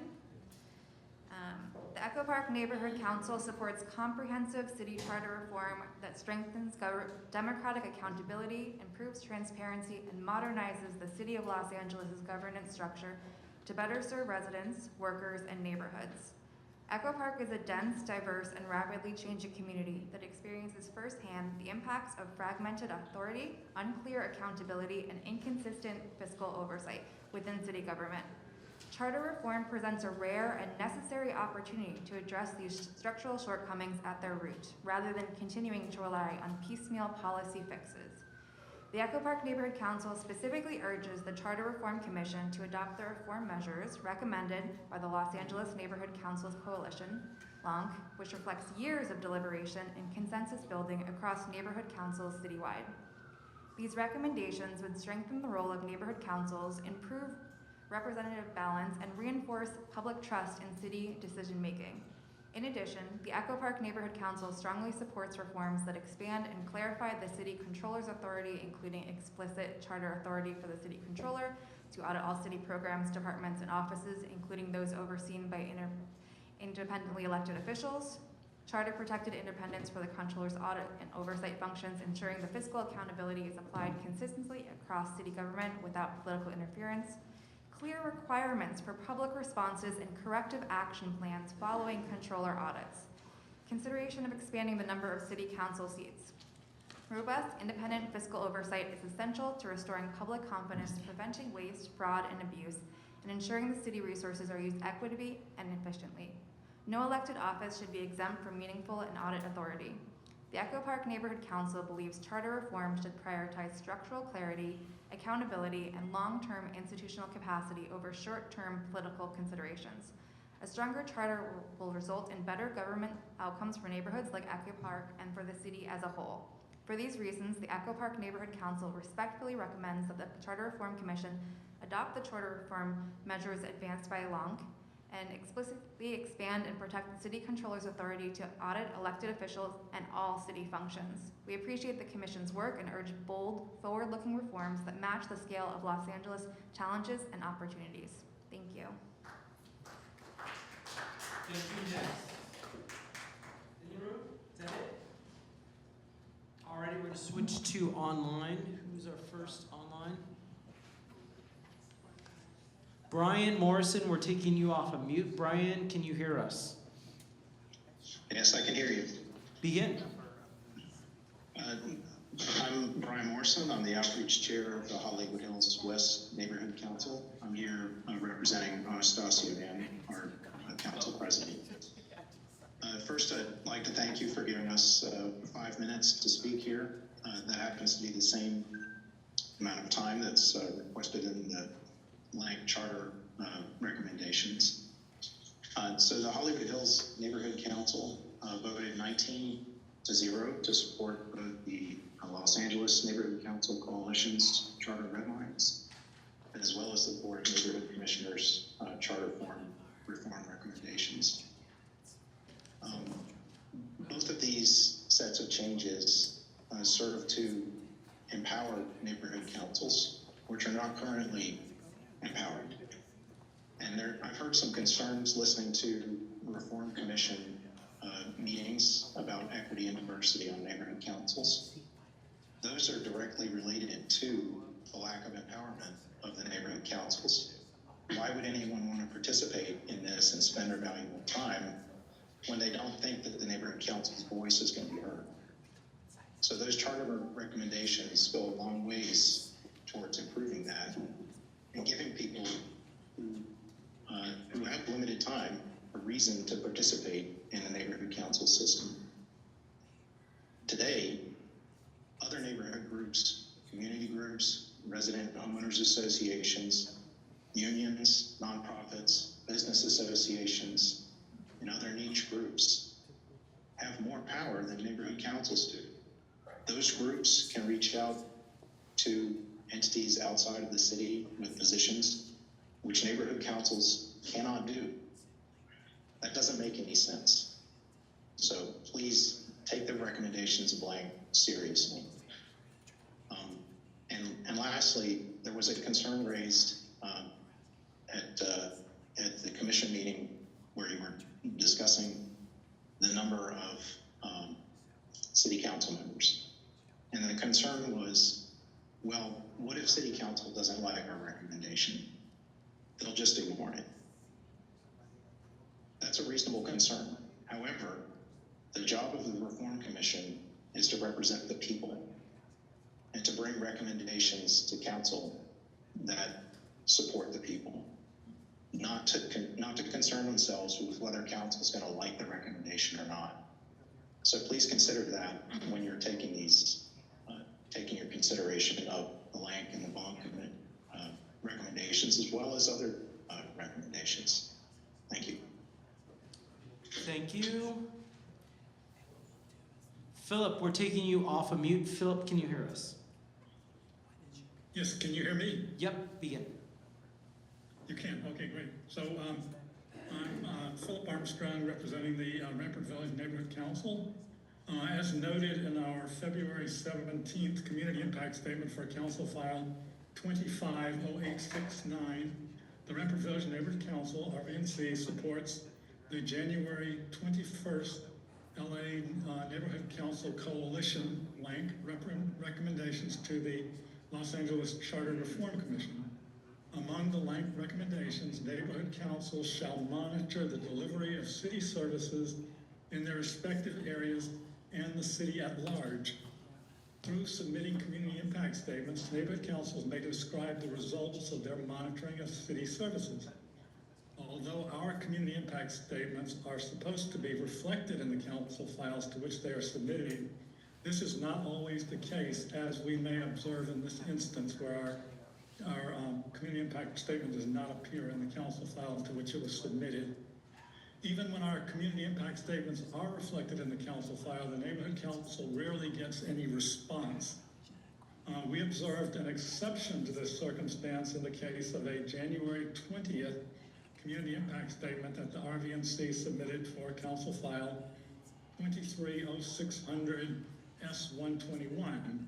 In that instance, the RVNC made public comments at a December 2nd, 2025 meeting of the Budget and Finance Committee. In doing so, the RVNC asked for a discussion of the merits outlined in the April 11, discussion of the merits of the Transportation Committee deleting recommendation number 5 among the 14 recommendations outlined in the April 11, 2025 Joint CAO and LADOT report on the Vision Zero program independent evaluation. In response, committee members supported adding back recommendation number 5 to the item. However, they then declined to add the recommendation 5 back to the item. And so the item was passed without recommendation number 5. In another example, the RVNC submitted several community impact statements for Council File 230426 regarding our monitoring of the city's production of affordable housing. The RVNC also raised this issue in the annual budget reviews of the Neighborhood Council budget advocates for those city departments responsible for permitting and titling and covenanting of low-income units in both 100% affordable housing projects and in mixed income projects that receive density bonus and transit-oriented community incentives. In spite of these efforts, the issues raised in these community impact statements have not received a thorough hearing in the city departments, the city council, or the mayor's office. And the RVNC appreciates the opportunity to present our comments to the Los Angeles Charter Reform Commission. Thank you. Thank you so much. Next is Eric. Eric, we're taking you off of mute. Eric, can you hear us? Hi everyone, can you hear me okay? Yep, go. Okay, hi, my name is Eric Chang. I'm sorry I couldn't make it in person today. I've come to some previous ones, but I'm representing the Arroyo Seco Neighborhood Council today. First, I just wanted to add a +1 for the letter that was sent by the LANCC.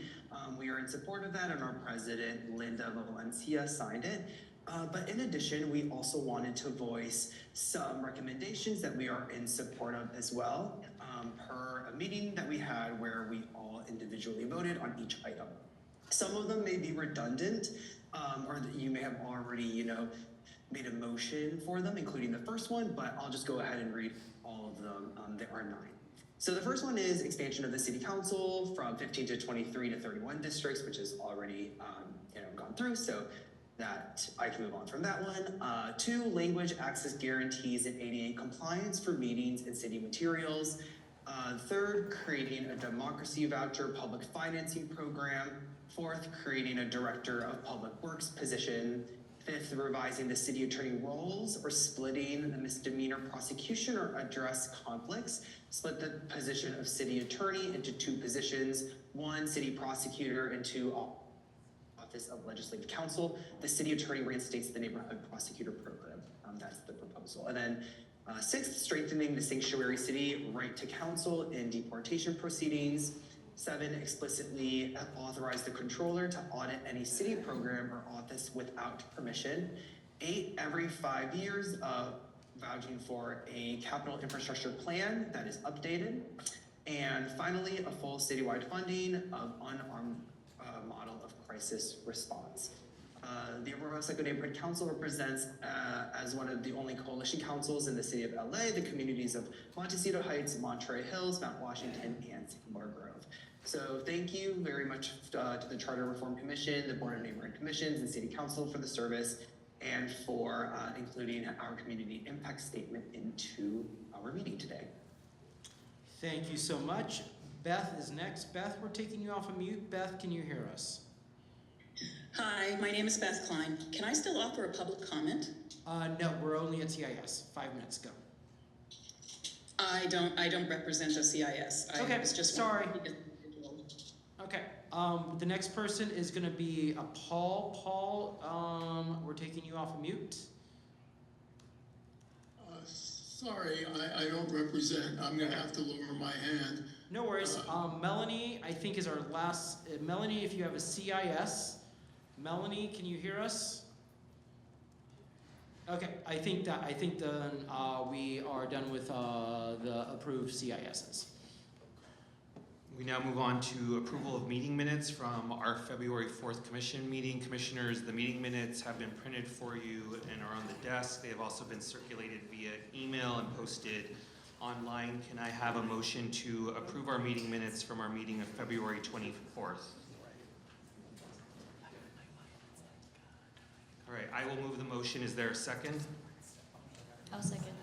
Commissioner Mack. Second from Commissioner Mack. Is there any, thank you for that. Before we proceed on discussion and potential approval, I just want to note for the minutes that Commissioners Field and Yap have joined us. Commissioner Field, do you have any ex parte disclosures? I heard Councilman Adjourn on the radio this morning on KPCC talking about the war on Iran, and I did send him a message thanking him for his thoughtful comments about the war. Thank you. Commissioner Yap? None. Thank you. All right, we are back at approval of the meeting minutes from February 24th. There is a motion and second to approve. Is there any discussion? All right, seeing no discussion, is there any objection to approving the minutes? All right, seeing none, the minutes are approved. We now move on to approving the meeting minutes from our meeting on Thursday, February 26th. Is there a motion to approve the minutes? So moved. Is there a second? I'll second. Motion by Commissioner Field, second by Commissioner Sanchez. Is there any discussion on approving the meeting minutes from our meeting of Thursday, February 26th? All right, seeing none, is there any objection to approving the meeting minutes from Thursday, February 26th? Seeing none, the minutes are approved. Commissioners, before we dive into the items, we're going to take a 10-minute recess. Is there any objection? Seeing none, we will reconvene at 4:55. Thank you. All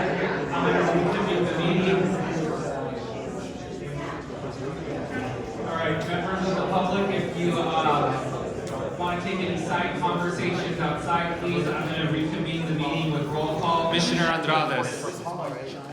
Present. Commissioner Field. Here. Commissioner Fuentes. Present. Commissioner Levine. Present. Commissioner Lewis is absent. Commissioner Mack. Present. Commissioner Mesa is present. Commissioner Murray. Present. Commissioner Sanchez. Present. Commissioner Stein. Present. Commissioner Thomas. Commissioner Yap. Present. Thank you, Commissioners. All right, we now move on to item number 1 on our agenda, a presentation from Rewrite LA on the Preamble.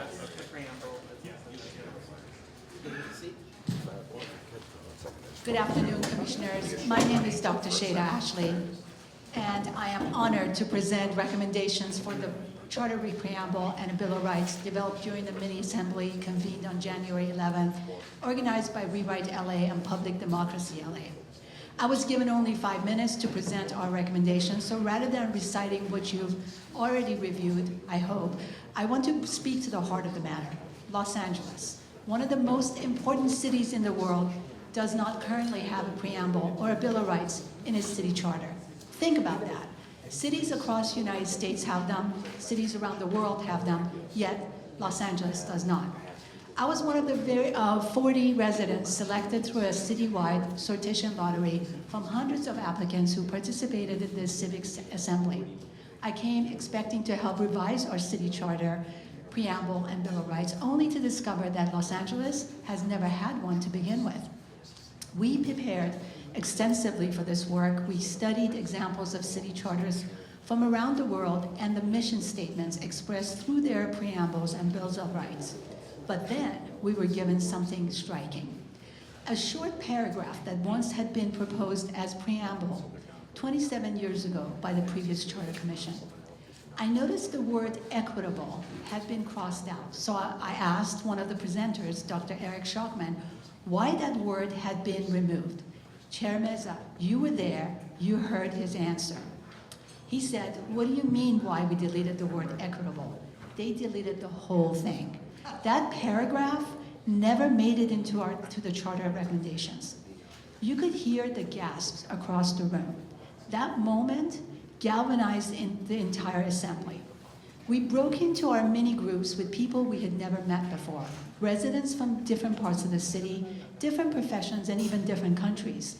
And on a beautiful sunny Sunday in January, we spent the whole entire day working towards something we all quickly agreed was essential. Los Angeles needs a preamble and a Bill of Rights that clearly states our values and our commitments. Those values include equality, justice, safety, the right to food and shelter, healthcare, transportation, government transparency and accountability, civic participation, and the right for residents to advocate for themselves through an independent ombudsman office or a public advocate that can help hold city officials and departments accountable.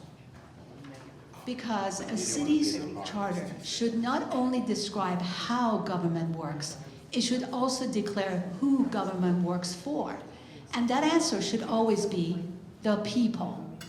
On a historical note, in 538 BC, the Persian king Cyrus the Great issued what is widely recognized as the first Declaration of Human Rights. It was inscribed on a clay cylinder known as the Cyrus cylinder, nearly 2,000 years before the Magna Carta. That declaration proclaimed human dignity and freedom, including the liberation of the Jewish people who had been enslaved by the Babylonians. When I was 7 years old, my father took our family on a road trip and showed us one of the inscriptions carved into stone on the side of the mountain, recounting this declaration. That moment will stay with me for the rest of my life. Today, a replica of the Cyrus cylinder stands at the United Nations in New York as a symbol of humanity's long pursuit of human rights. And that reminds us of something important. When rights are written down, they endure. When they're written into law, they guide generations. And when they're written into a charter, they shape the moral compass of a city. Los Angeles calls itself a sanctuary city, but we still lack a charter preamble and Bill of Rights that affirms those values and anchors them in our governing documents. Let us breathe life into our ailing city by affirming these words. We the people affirm the city of Los Angeles exists to serve its residents. Our government shall place public good above private interest, uphold transparency and integrity in all its actions, and ensure that public officials and law enforcement are accountable to the will of the people. Every resident shall be treated with dignity and afforded safe, retaliation-free avenues to raise concerns, seek review, and hold the city accountable. Through shared responsibility and active democratic participation, we commit to building a city that grows fairer, stronger, and more accountable for generations to come. Commissioners, moments like this do not come often. Today, you have the opportunity to help define the moral foundation of Los Angeles for generations. We urge you to include these recommendations in what you sent forward to the City Council. History will remember whether Los Angeles chose to define its values or continue operating without them. Thank you.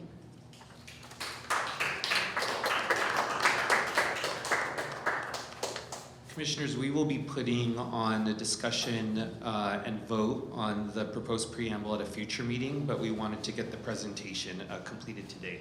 So we're going to move to item 2, presentation on potential charter-related recommendations from the Personnel Department. I would like to welcome the General Manager of Personnel, Mailaka Billups, please.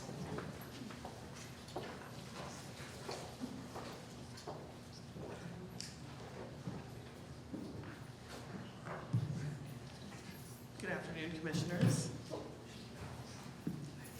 My name is Mailaka Billups. I'm the Personnel Department General Manager. I have with me Steve Rivera, who is the Chief HR Specialist, we changed the classification recently, over the examining section. So I'm going to just walk through the conversation. I have a little bit of a presentation, but it's pretty high level, so I don't think that I'll be here long, but I do want to talk to you about a follow-up to the conversation that I had with you all in September when I presented, and followed up with the presentation in October.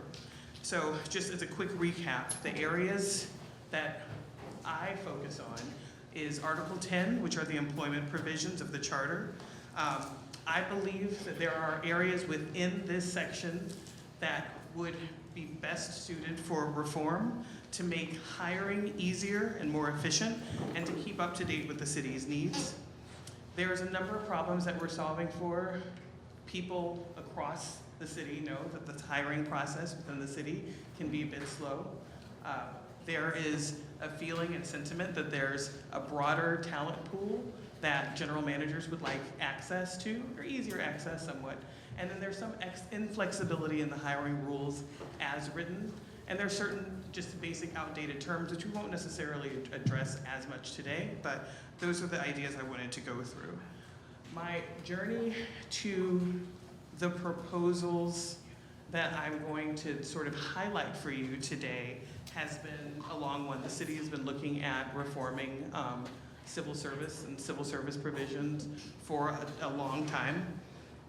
But I wanted to be strategic about how the Personnel Department approached it, especially since I haven't been in the seat for very long, a little less than a year. But I understand the gravitas that proposing these changes has on not just the city's operations outwardly. Everything that we talk about comes back to city employees. But really, this has a huge impact on the city employees themselves. And that's what I really want to think about. So what we did is we researched other previous reforms, looking at other government agencies. We reached out to stakeholders to identify problems and propose solutions. We reviewed the charter section by section. I recruited a team, not just within the Personnel Department, but from other folks around the city who had time, capacity, and sort of interest in looking into the civil service provisions of the charter. And we reviewed it to find sort of the root issues and root causes of some of the holdups. When we talk about the slow hiring process, some people say, is that a charter thing or is that just personnel's policies? Is that a charter thing or is that just how, the city attorney is, interpreting something? And so we really wanted to tie things back to whether or not the reforms that we're thinking about are really tied to the charter. And we identified key sections for change, and that's what I've prepared to talk to you about a little bit. And brainstorm solutions, talk to folks about how we can resolve some of those changes. Does it require a charter reform? And then we'll vet the solutions with our labor partners. And that's one of the key aspects of why I'm framing the conversation I'm having with you today the way that I am. I'm talking about areas for change, not making specific recommendations. The MMBA requires that I talk with our labor partners and that they get a chance, based on their experience, their knowledge, their relationship with the city employees and their constituents and their members, that they get a chance to talk with us, talk with the city and city management as a whole about what is right for city employees and what is right for city government, and have that back and forth with those folks before we present actual recommendations to you. Of course, you've seen recommendations from the city. You've seen recommendations from general managers. People have come here. You've seen a recommendation from the Personnel Department from some time ago. But in thinking about how we wanted to approach this process, and even in consultation with our labor partners, I've received correspondence from them that says, hey, you got to talk to us before you talk to the Charter Reform Commission, and that's what we intend to do, which is why I'm not presenting actual recommendations from me, from the Personnel Department to you today, but it is why they will receive the recommendations. Once we finalize the recommendations in conversation with labor, we'll bring them back to share with you and share with City Council, and we'll move forward as expeditiously as we can. So the areas of reform, the topic areas, Justin, we can move on, are 4 sort of key areas. The area of exemptions, the area of how we do examinations, assessment and ranking of applicants, and then an authority transfer, a request for an authority transfer. So again, I'm going a little bit high level. If you ask questions and you find that I'm sort of being a little squirrely about my answers, it's because I'm trying not to lean into actual specific recommendations, and so my apologies in advance for that. But I want to talk about just some of the concepts. So moving on to exemptions. Right now, exemptions are maintained in Charter Section 1001. There are different types of exemptions. Some is like a fixed number of exemptions. There's authority to extend exemptions by City Council that's in the Ad Code. But there's also certain classifications that are exempt by virtue of their actual position and as stated in the charter. And the important thing about understanding what exemptions are, it means that the rules related to how we hire civil service employees just don't apply to the exempt employees. They're still employees of the city, but a lot of the civil service protections don't apply to them. And so those folks are the ones who are exempt. We call it exemptions because they're exempt from civil service. The second area is in the area of examination. What we would like to see is an expansion of the type of language that's in examination so that we can be flexible with the type of examinations that we provide. There's some limitation, we believe, in how flexible and how specific and how unique we can create examinations for the various classifications right now, and we believe some of those limitations are within the charter. So we would look for language that allows for us to examine individuals so we can identify what merit they bring to the table to have the privilege of serving the city as a city employee, as a civil service city employee. The third area that I'm already been through, so you can keep going. So go ahead to, it's okay. I believe this is posted, so it should be available for folks. One of the other areas that we're looking at is assessing and ranking candidates. So right now, when people want to work for the city, unless they're able to apply for an exempt position, they go through a merit-based examination test. I mean, that's what we look for. And the civil service exams that we run, we spend a lot of time building and developing the exams. And what I would like to see is that the actual performance on the merit alone is what really, really allows us to identify who is scoring well. We're not looking at so many external factors. We really want to focus on merit, and that is a change that I would like to see within the charter. And the final section includes an authority transfer. Right now, the Civil Service Commission manages a number of administrative functions, allocations of positions, changing of job descriptions. Those types of things need to be worked out with labor in advance of even going to the Civil Service Commission. And then once it's on the calendar for the Civil Service Commission, we gotta wait for it to get scheduled, for it to get put on the calendar. By that time, everybody's ready to move forward, and it's a bunch of, it's kind of a hurry up and wait.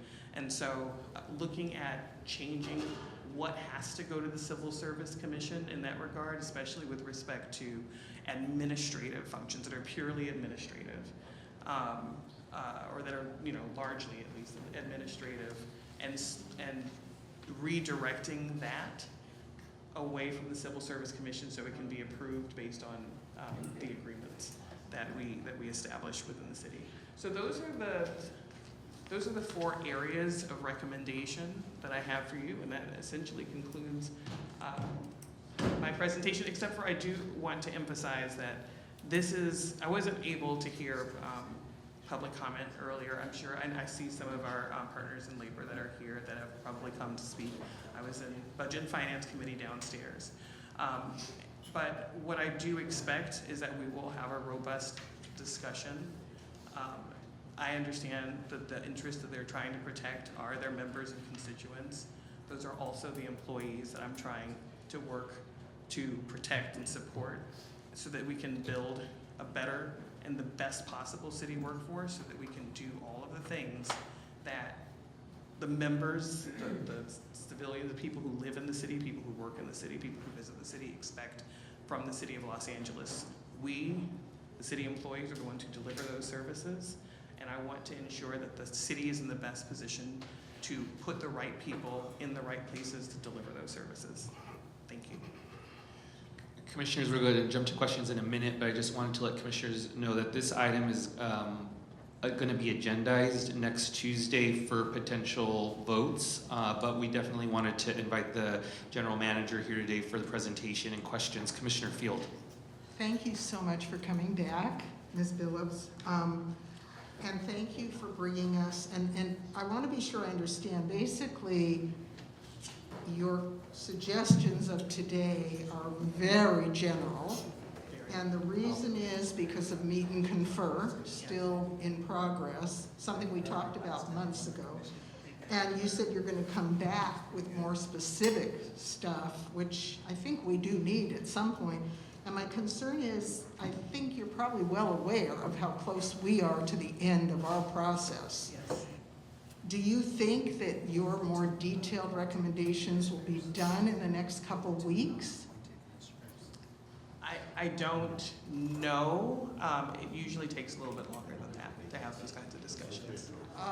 I guess I want unless I can get some commitments to moving it forward more quickly. But you know, our labor partners, they've been wanting to discuss this, you know, for a while. And yes. I understand that.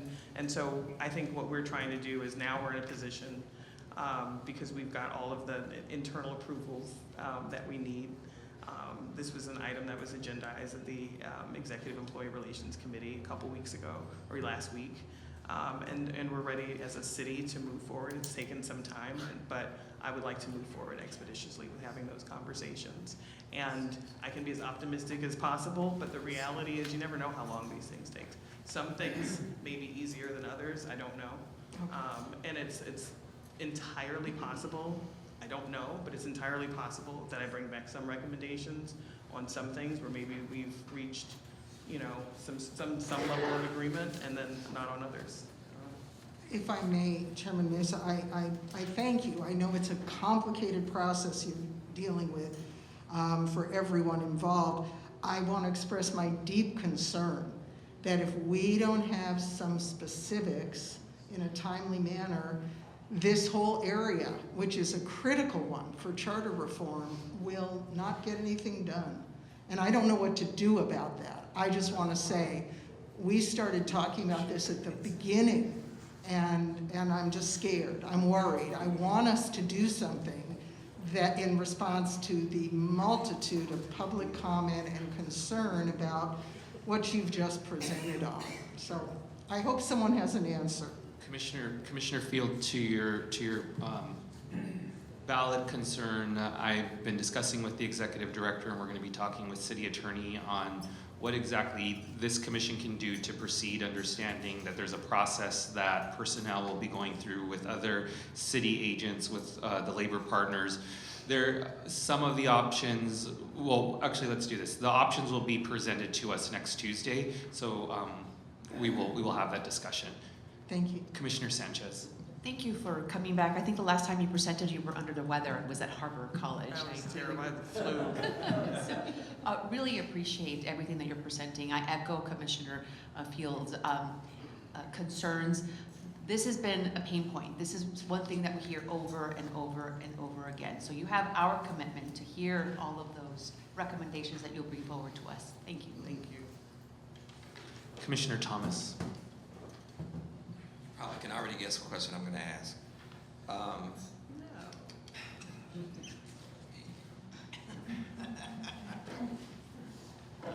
And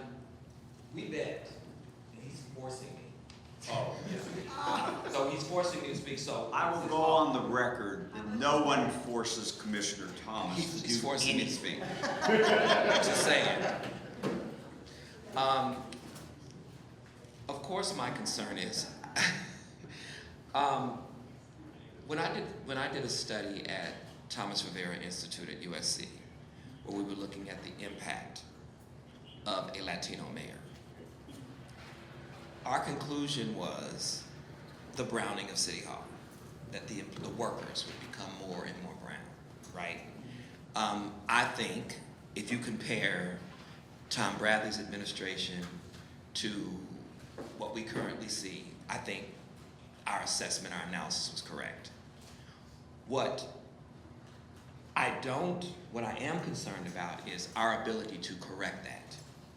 Because I hate the fact that you all presented before the Black Worker Center presented. I believe so. Yes. September, October. Yeah, and so you all didn't hear what they were saying. One of the things that I walked away with was, you all want the same things, except they are specifically naming Black. And you are not. And we talked about why that happens. And you are not. Probably wouldn't be safe for you to do that. Yep, Justin, I said it. Wouldn't be safe for her to do it. She knows what I'm talking about. Every Black person in this room knows what I'm talking about. So, in the end, the unions have come out. And I'm in a union. And we don't just come out to show our face. We come out when we're rearing up for a fight, right? And so, for the commissioners who don't understand that process, these unions that we see coming out in this room can shut this whole thing down. They have the power and the ability to do that. And they've done it in the past. Maybe not with the Charter Reform Commission, but they have the power and the ability to do it. So, I am always going to favor unions who represent the workers, unfortunately, over management. Unfortunately. I'm always going to do that because I'm in a union, right? But I'm hoping that this is an opportunity for the two to come together, because I think y'all want the same things. But I think there are political barriers that keep you all from coming together. And so we all want a better LA. But I'm still looking for specific numbers about Black people who work for the city and what these recommendations will mean for them specifically. Not to the exclusion of everybody else, because when I say Black folks, people say, what about us? I'm not talking about you, I'm talking about Black people. I'm being very specific about that, and it doesn't mean that I don't want everybody working, I want everybody working. But I know if I don't say Black people, if I say diversity, people of color, you're probably not, because you're Black, you're probably thinking about us, but other than that, you wouldn't, because you know that's not what it means around these corridors, right? And so, will the recommendations come with, as we talked about pathways,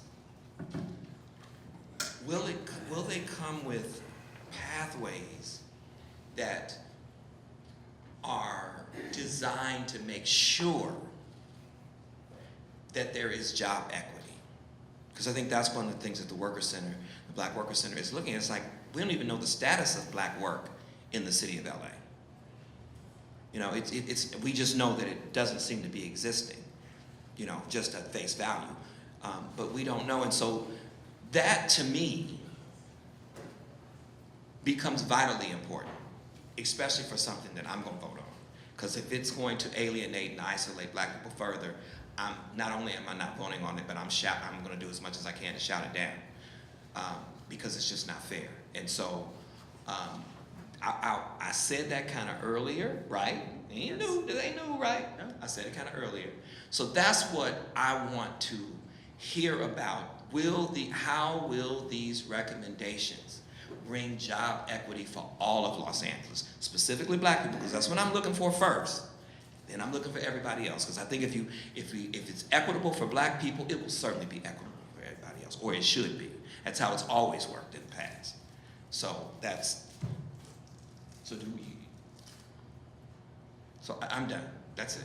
But you owe me. Oh, I owe you. I don't know if you want to respond or any comments. Yeah, I'm more than happy to respond. Thank you. I'm sorry. I was definitely kidding when I said I didn't know what you were going to ask. But when I came back in October, I did present some statistics. I don't know if you got a chance to. I'm certainly able to provide some of that information about the status of black employees that work for the city of Los Angeles. I can't speak to people all across the city, but who are employed here. We do have information and statistics that we can provide. I also.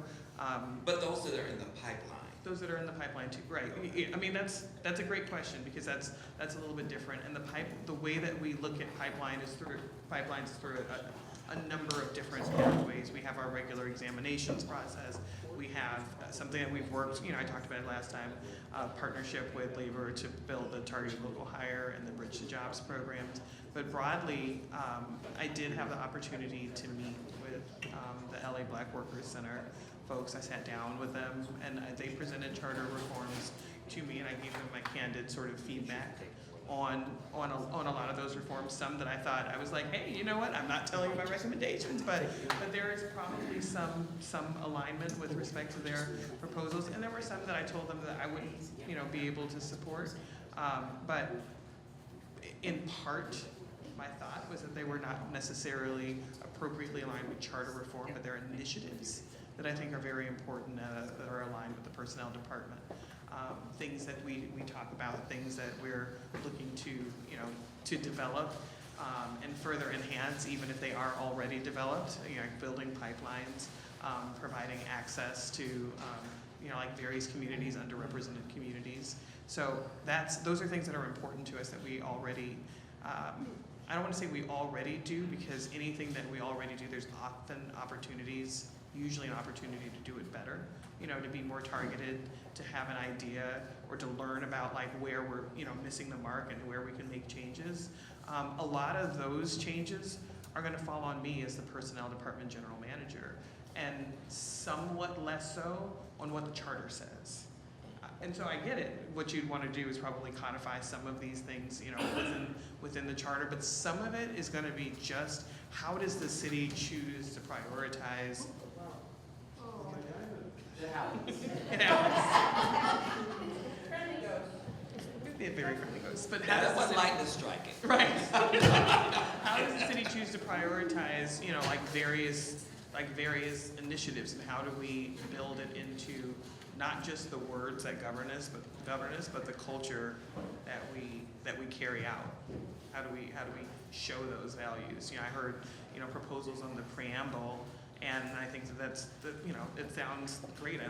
Who can disagree with some of those concepts? But like, how do we actually do that in our day-to-day? That is what I feel like myself as a manager and as a person who deeply cares about employees. That's on me to help and to work with the team, everybody, to sort of figure out how do we do that here? How do we make this the best culture for everyone? And so if it's not if you have, I consider it to be black erasure in the city of Los Angeles. If that is happening, one of the recommendations I think from LEAP is declaring what is happening with black people as an emergency, so that you can get around certain processes in terms of providing the support that is needed, the resources that are needed. And so I understand in terms of what you're saying in terms of initiatives, but the question becomes, can these things be left up to? You happen to, I'm sure, probably are a great manager, but the one that comes after you may not so much be. And so I see the charter as an opportunity for us to codify what is right, doing what is right. I mean, doing what is just, doing what is fair, what is equitable for everybody. I don't see how that should be hard. You know, it's only hard if we're not committed to those things. If we're committed to some other kind of political agenda, or we're committed to power or status or money. That's the only way that those things get convoluted. And so I think we're very quick. I'm saying that to say I think we're very quick to say this is not charter. This is not appropriate for the charter. I think we're very quick to say that there are other means by which this can be done. This can be done by an ordinance. You know, we hear that a lot. Have you looked at the ordinances lately? Seen the kind of ordinances that are stripping the people of their power, of their influence. And so I don't know if it can just be limited to, I think it's much different if it's in the charter. Now you have to do it, or we can say you're not doing it, as opposed to relying on the goodness of your heart. I'm sure your heart is good. That's it. All right, let's give a hand to our presenter, please.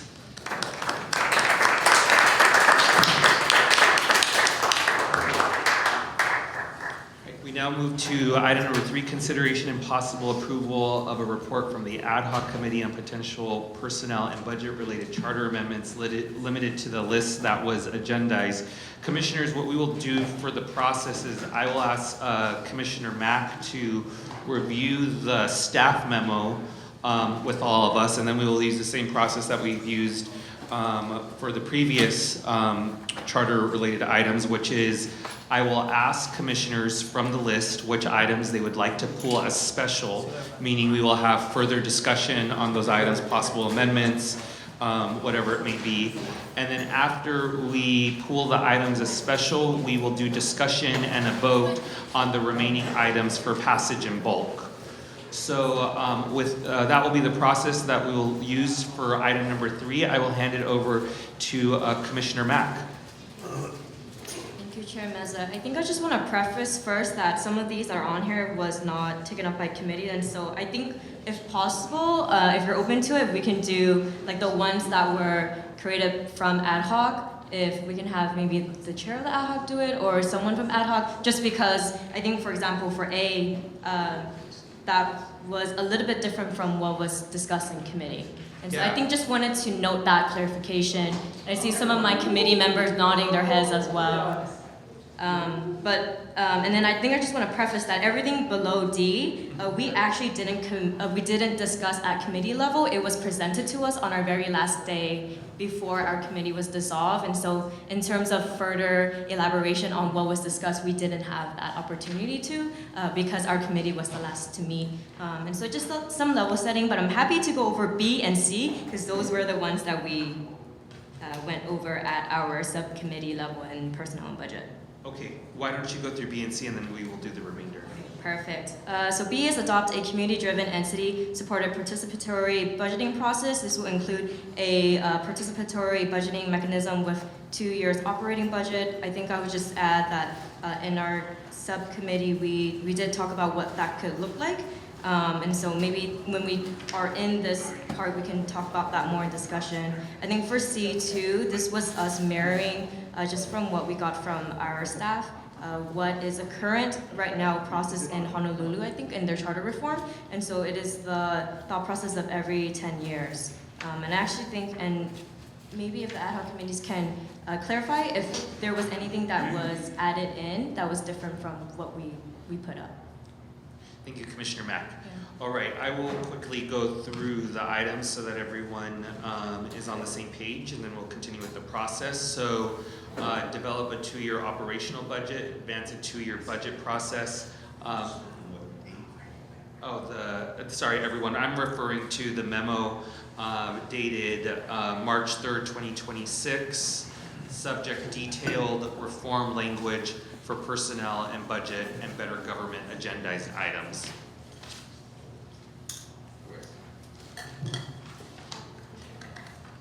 Commissioner Field?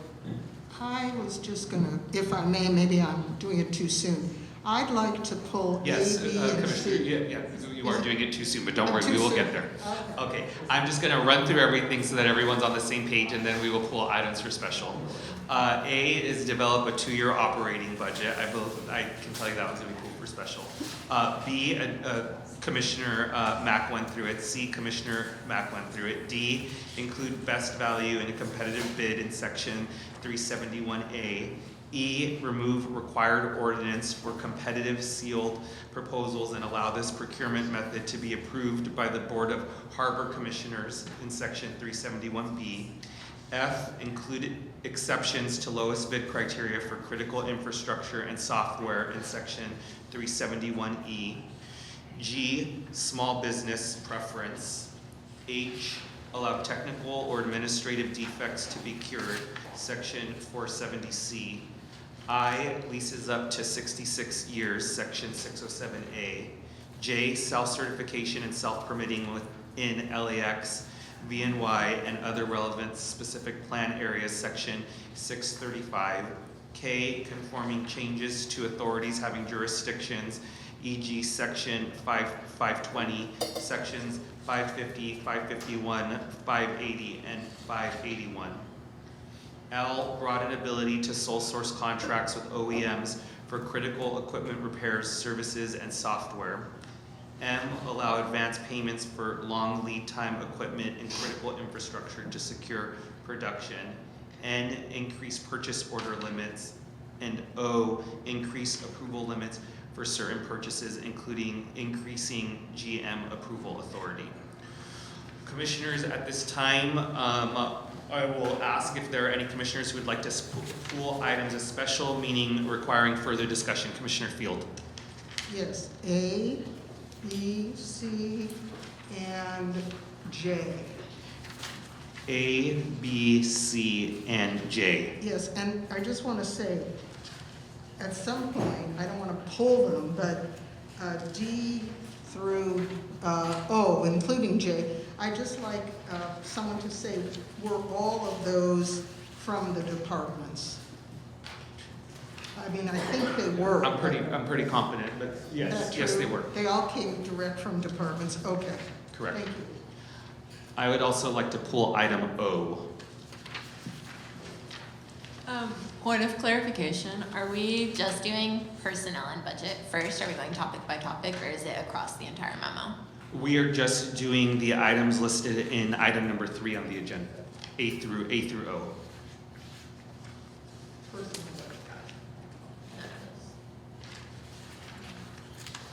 All right, so far we have pulled A, B, C, J, and O. Would any commissioners like to pull any other items as special?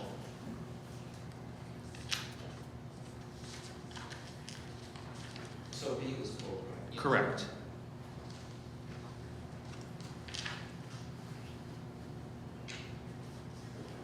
Okay, seeing no further items as being pulled as special, we will go to the remaining items in bulk. Those are items D, E, F, G, H, I, K, L, M, and N. And I have a motion to approve these items. So moved. Motion by Commissioner Gonzalez, second by Commissioner Field. Discussion.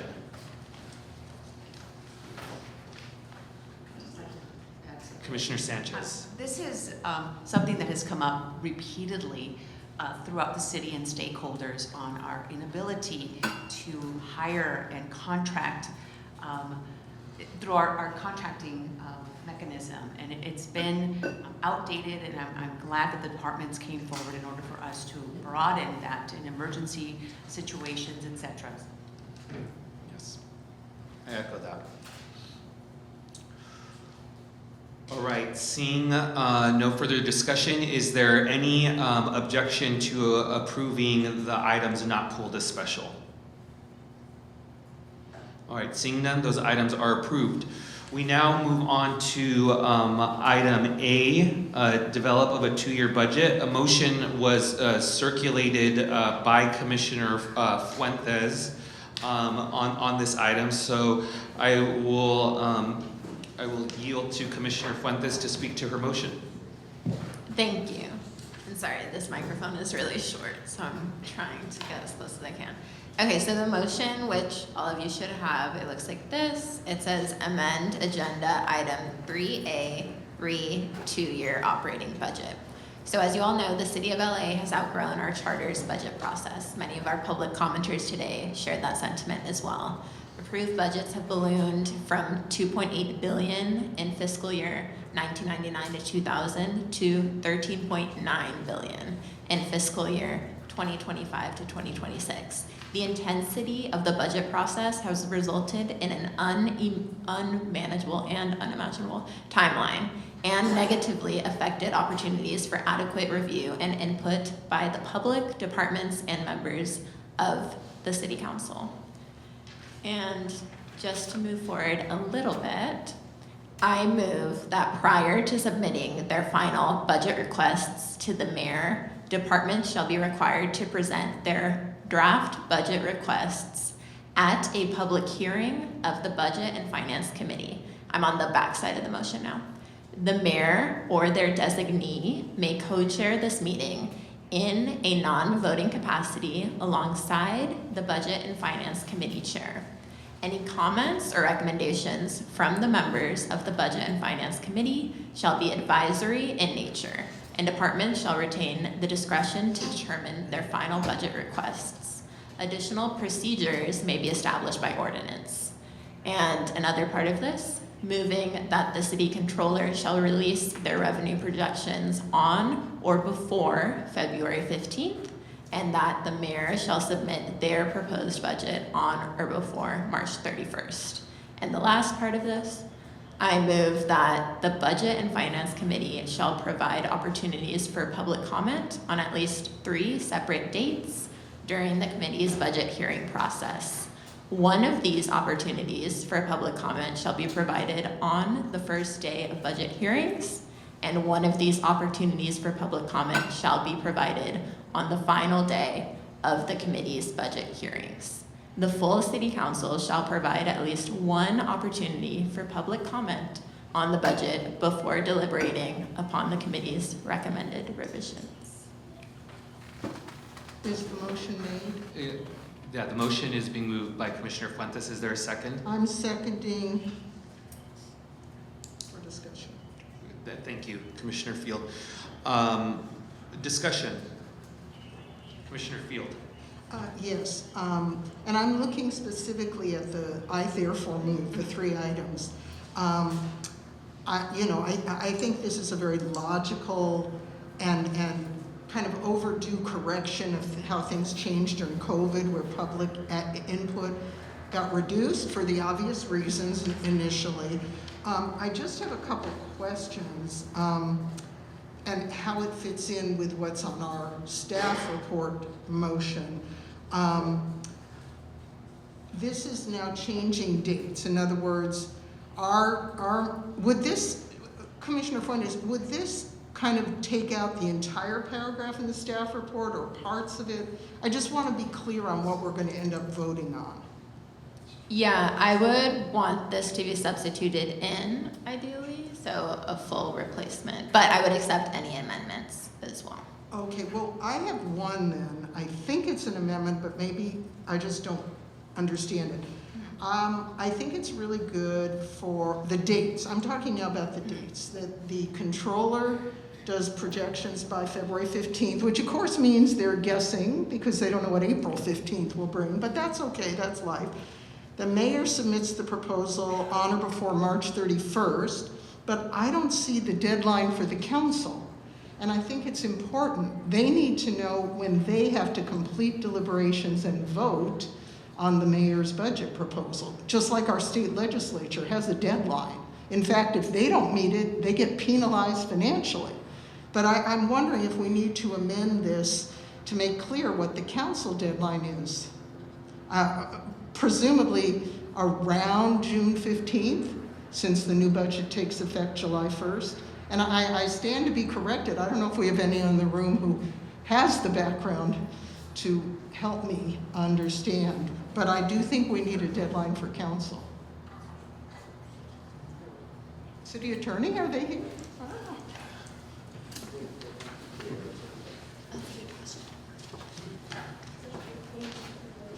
Commissioner Andrades.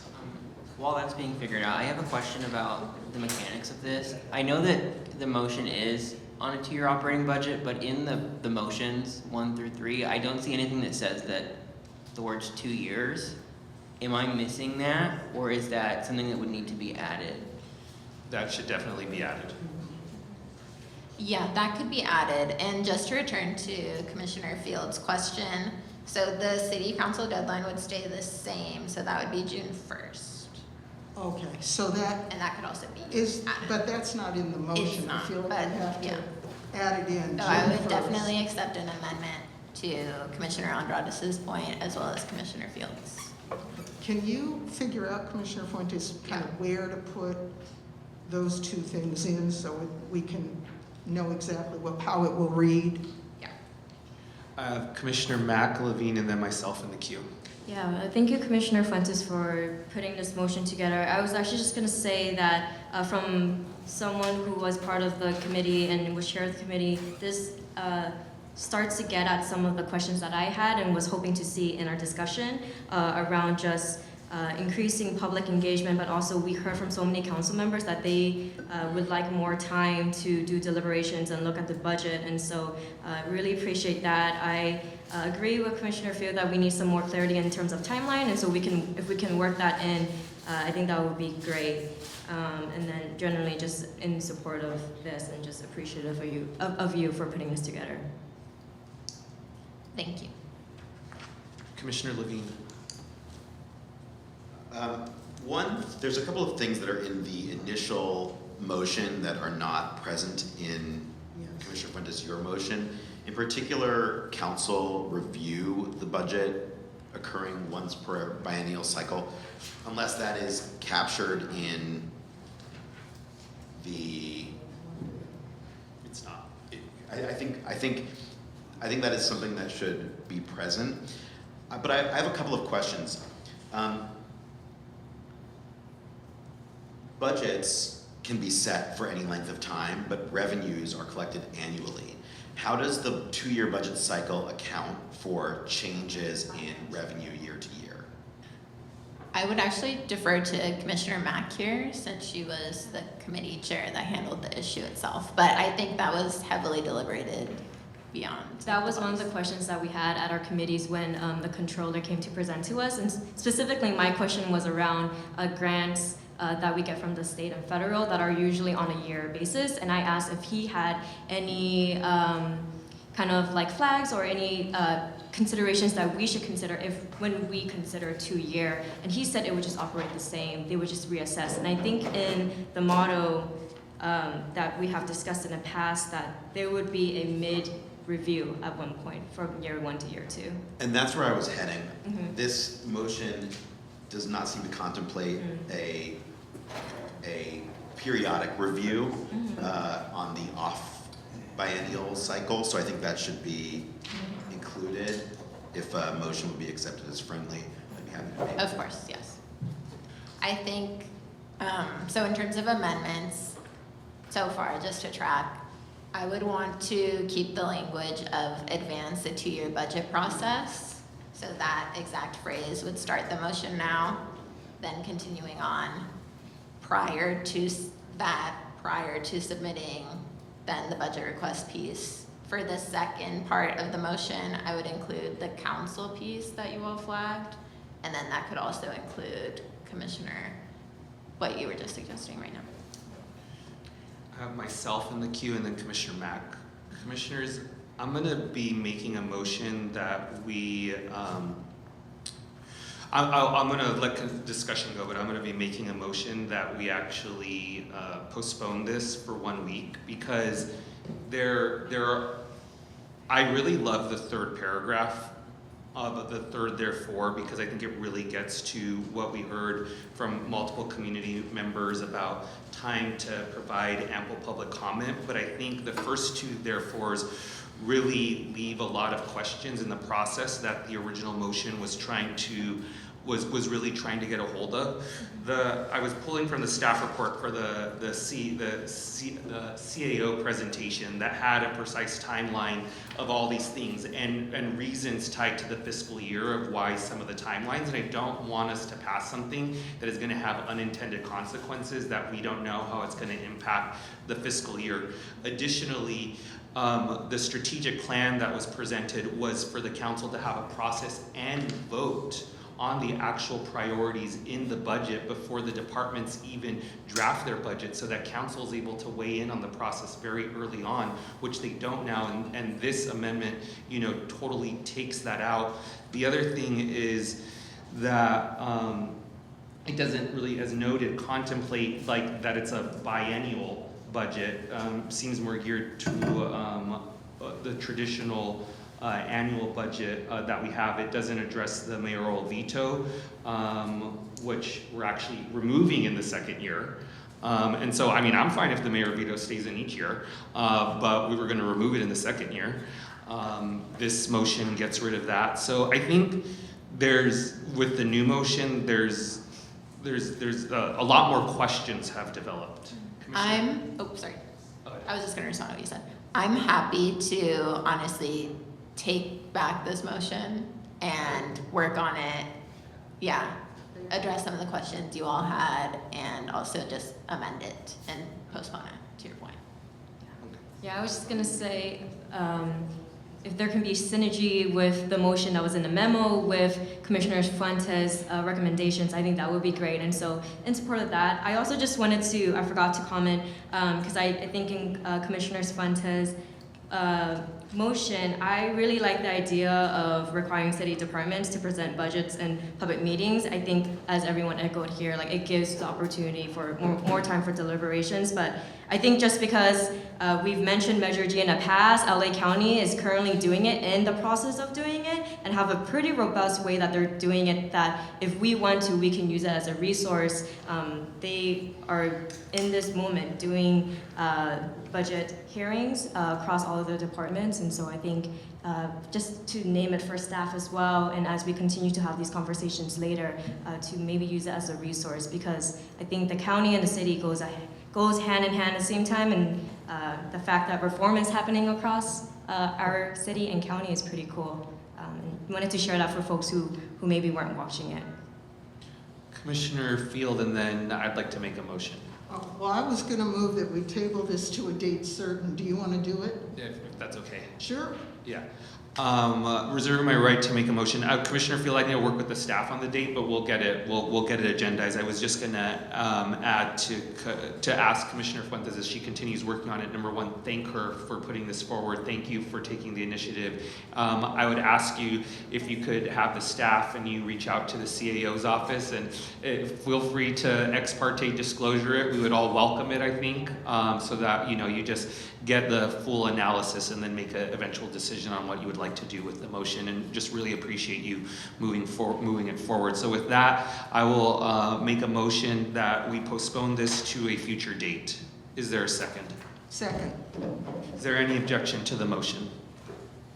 All right, seeing none, we will agendize this at a future date. Okay, we now move on to item B, adopt a community-driven and city-supported participatory budgeting process. Commissioner Field, I think you pulled this one. Yeah, I know we did talk about this in our committee. I guess this is pretty vague. In other words, the idea that we're being presented to vote is simply the phrase, include a participatory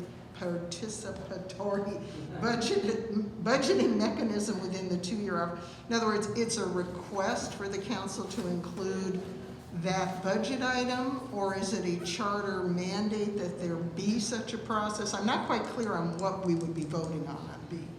Commissioner Thomas. I'm so glad you brought that up, because I was looking at that saying participatory budgeting process. I know what that is, but maybe other folks don't. And one of the things that we were allowed, that we experienced, is that People's Budget LA. That is an example of a participatory budgeting process, where they surveyed over 60,000 people asking, what should the mayor's budget look like? And the mayor has seen, she's been presented this budget several times. City Council has been presented with the People's Budget LA. And the interesting thing is that and I brought this out in our committee meeting, the interesting thing about the People's Budget LA, but guess what the people predicted? That the fire department would need more money. If they had been listened to, we wouldn't have the disaster in the way that we have the disaster today with the Eden fire. So one of the things that they recommended that I think could solve this problem is the People's Budget LA is not going anywhere. And what they were saying is the deliberations that they do, that the city does and elected officials do and the mayor do, that they do those deliberations with both of those budgets side by side. And that there is an attempt to synthesize the two. If they've surveyed 60,000 people, then those 60,000 people, their opinions should be heard in real ways, not just ceremonially. And I think when we talk about operationally defining what a participatory budget is, I think juxtaposing that particular budget and actually forcing this to an extent, I think it's merited. It doesn't mean that it has to be adopted, but it should be taken seriously. It should not just simply be something that they sit down and they listen to, because as we have seen, these folks have been dead on in terms of the recommendations that they would have made regarding the budget. If anyone had been listening, they had been dead on, and I don't think there's a more exhaustive budgetary study that I'm aware of, like this one, that has ever been done in the city of LA.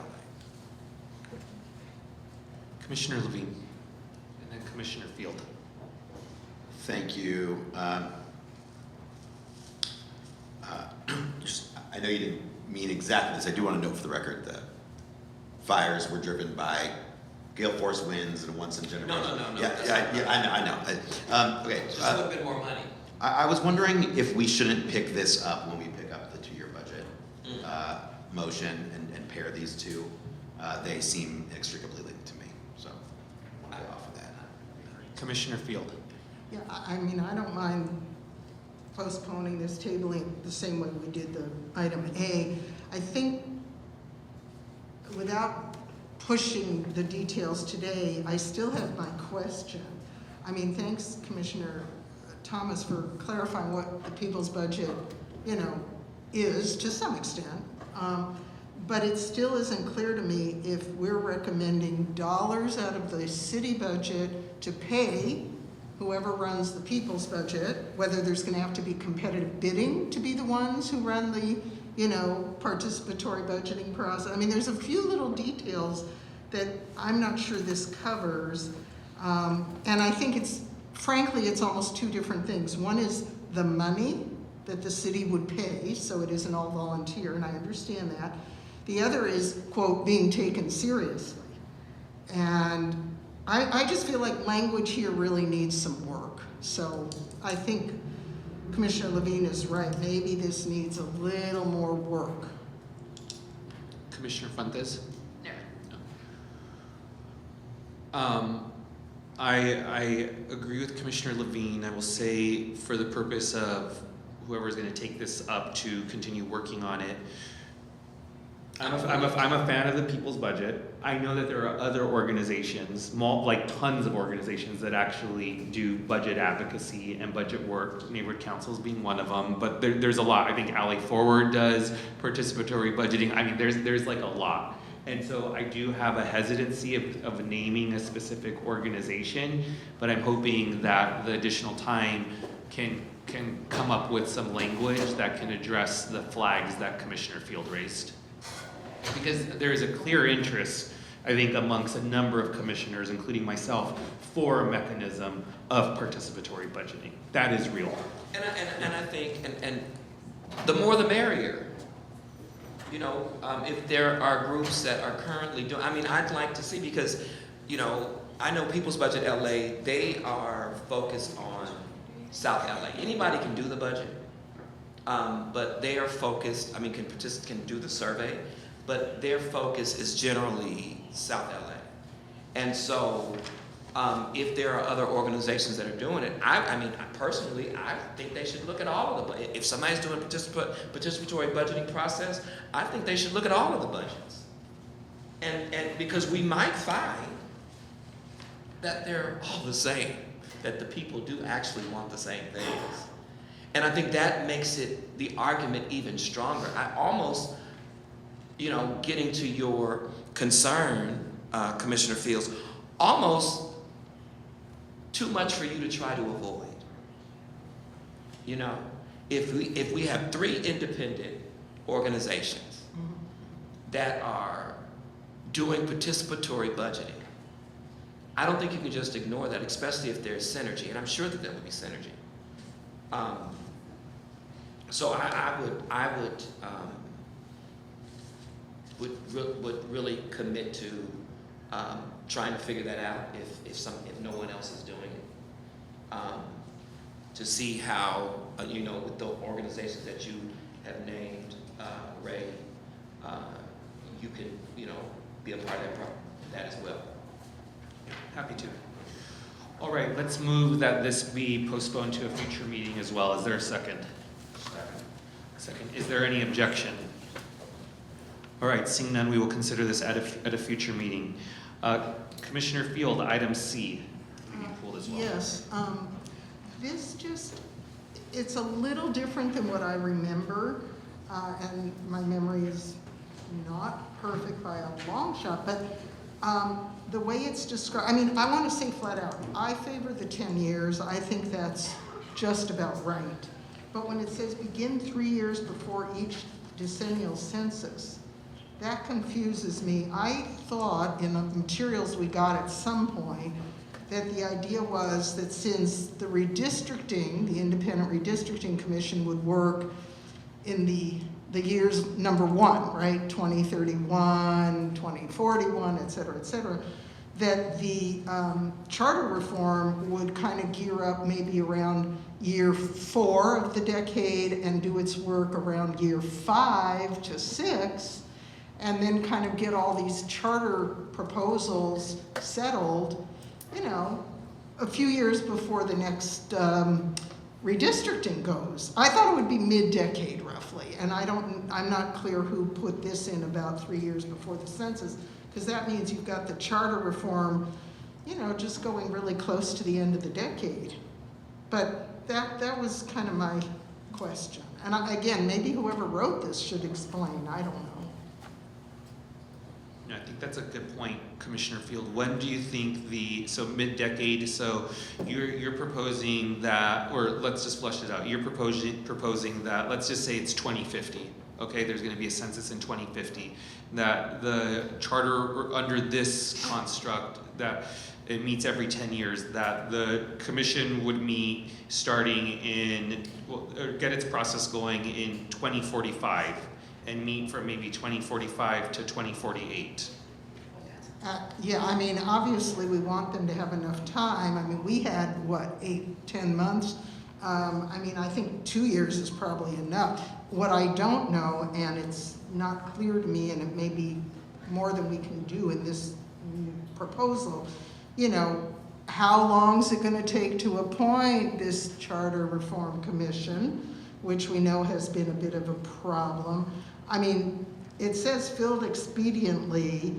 I just don't know how specific we need to be, but I'm assuming if it starts in the 5 year of the decade, whichever decade, that it should be able to be done, by the 8 year, maybe total 3 years, but honestly, the whole appointment thing should be done in a maximum of 6 months, and then a year and a half more. that's closer to what probably would be needed. That's just my personal opinion. Commissioner Stein. Well, perhaps it's on page 18, which we weren't given. That's not a criticism of anyone, but who's making the appointments and what is the penalty? Where do those, if somebody doesn't make his or her appointments as required by the charter, assuming that this passes, who do those unfilled appointments go to? Staff, I think we were gonna have the staff pull up some language, but they were gonna put a list of basically sort of like you have, what do they call it when the president is incapacitated and, you know, it goes down a list, line of succession, right? Sort of something like that. If a appointment is not made within X amount of time, then it's gonna go next into the line of succession. But who's gonna make the original appointments? There was the same construct as this current commission. Council President, Council Pro Tem, and the Mayor? And Mayor, and then the commission fills the remainder. Is there any chance that we would see whatever's on page 18 that fills in the gaps before we vote on this? I mean, I have it because I printed it. What it says in regards to this is create enforceable deadlines for appointments of CRC members to avoid delays and allow CRC full scope of charter review. Mona, I'm reading it also, but yeah.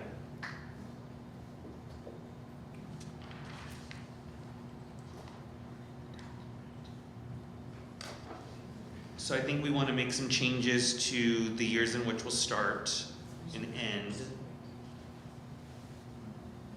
Ensure there's language on that the appointments get filled. Other discussion.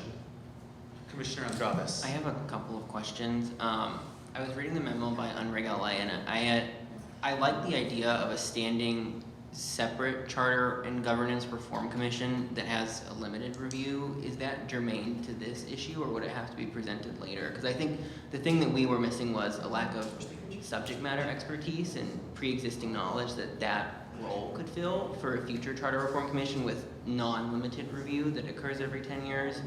I'm not sure if everyone read it, but this also recommends something that I thought would be valuable, at least to what we're specifically talking about, making sure that the commission would span 2 election cycles, so 4 years, just so that one, there's enough time for appointments, but to truly dive deep into the nuance, I think would take more time than we don't have, so at least 2 election cycles, 4 years. To your first question, yes, so we need to discuss it with a separate agenda item, the ongoing commission. To the second point, I'm not advocating for this, although I thought it was just worth thought. When George Kiefer came and presented, his proposal was, he was saying something similar, which is, it takes time to do a real deep dive, especially if you want to basically throw out the charter and really reimagine government, which was the hope of the last process in the late 90s. Now, if you do that, what he proposed was make it a 20-year, every 20 years, but they have 5 years to work. Now, because if you think about it, 4 years out of every decade, that's 25%, really constant. I mean, that is pretty constant. So food for thought, but Commissioner Levine. The other thing that he said connected to that comment was that it also takes time to understand the impacts and the pressure points on a charter and how it operates and what the needs of the city are as they change. I do think there is value in having a longer time horizon between charter reviews because of the ways in which government works. We will not see the pressure points, and I would say we did not see many of the pressure points that have been brought to the attention of this commission 10 years ago or 15 years ago, when it would have been time for a decennial review cycle. Now, as was also mentioned in the communication from UNRIG, we do frequently update the charter. So does not preclude via ballot amendments and other things. So this does not preclude other kinds of reviews, but I would support exploring a longer time horizon for charter review so that we can fully, paired with a longer review process. My sense is that 20 years may be too long, but that 10 may be too short, and I'd be willing to split the difference. Commissioner Thomas. I think one of the things that City Council and the mayor can get things on the ballot if they want them on the ballot. That's a current fight in terms of ULA.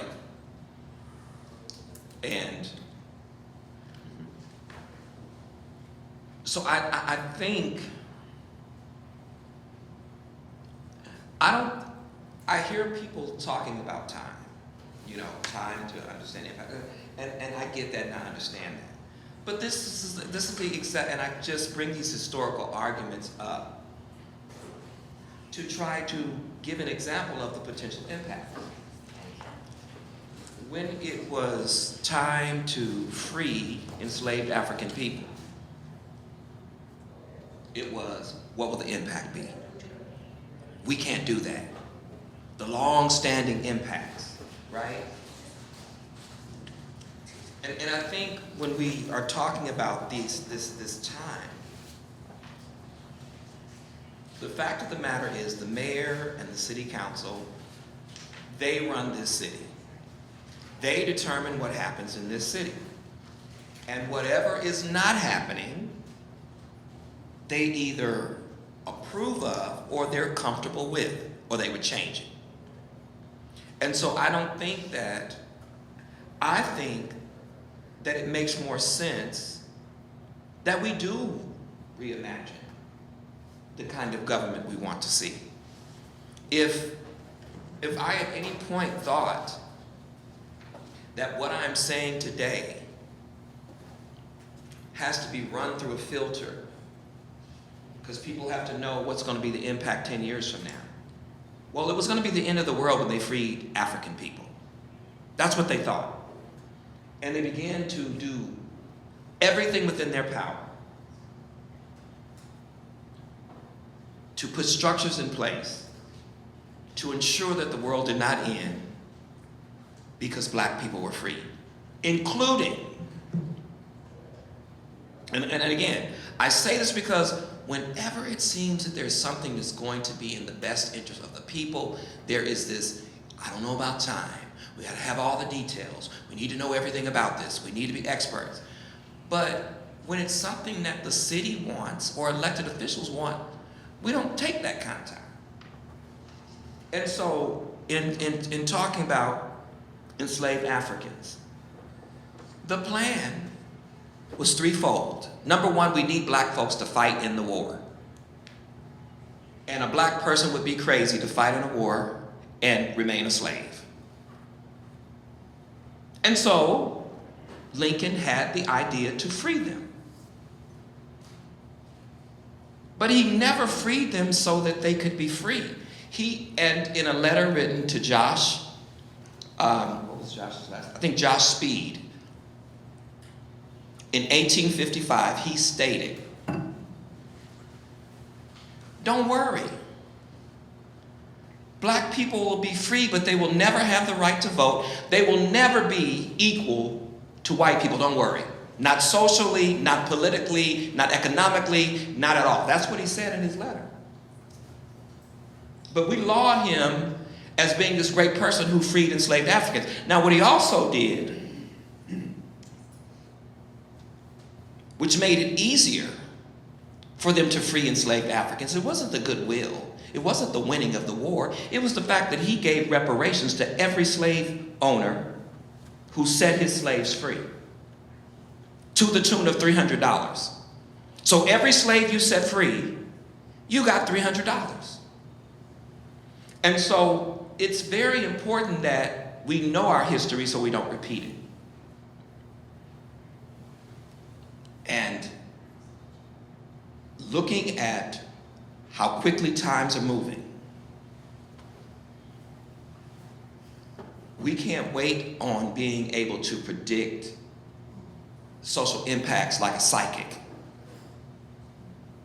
We have to be willing to do the work to meet the need. And, you know, I'm not speculating on what that appropriate time would be. But I just know we see how quickly things can change when the wrong person is elected. Well-established law that we never thought we'd have to deal with. We are now scrambling, trying to see how to deal with it. And so that can happen in this city. It's coming. It's all over the world. The world is becoming more and more conservative, not more progressive.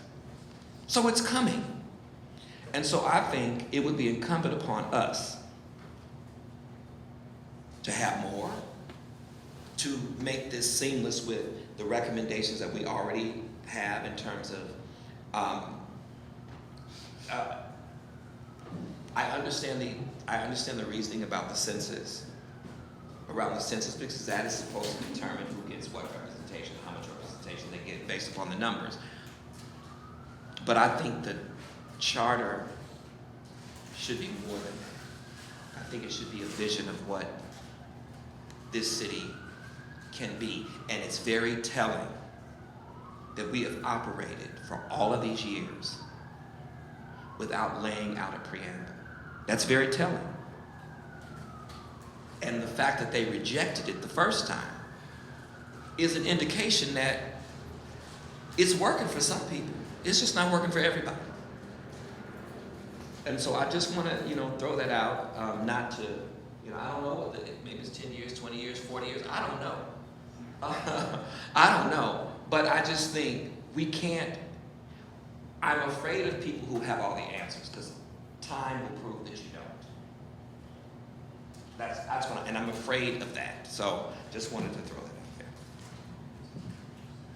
I'm going to reserve my right to make an amendment. But first is, Commissioner Levine, I like what you laid out as far as like the mechanisms that already exist for charter reform.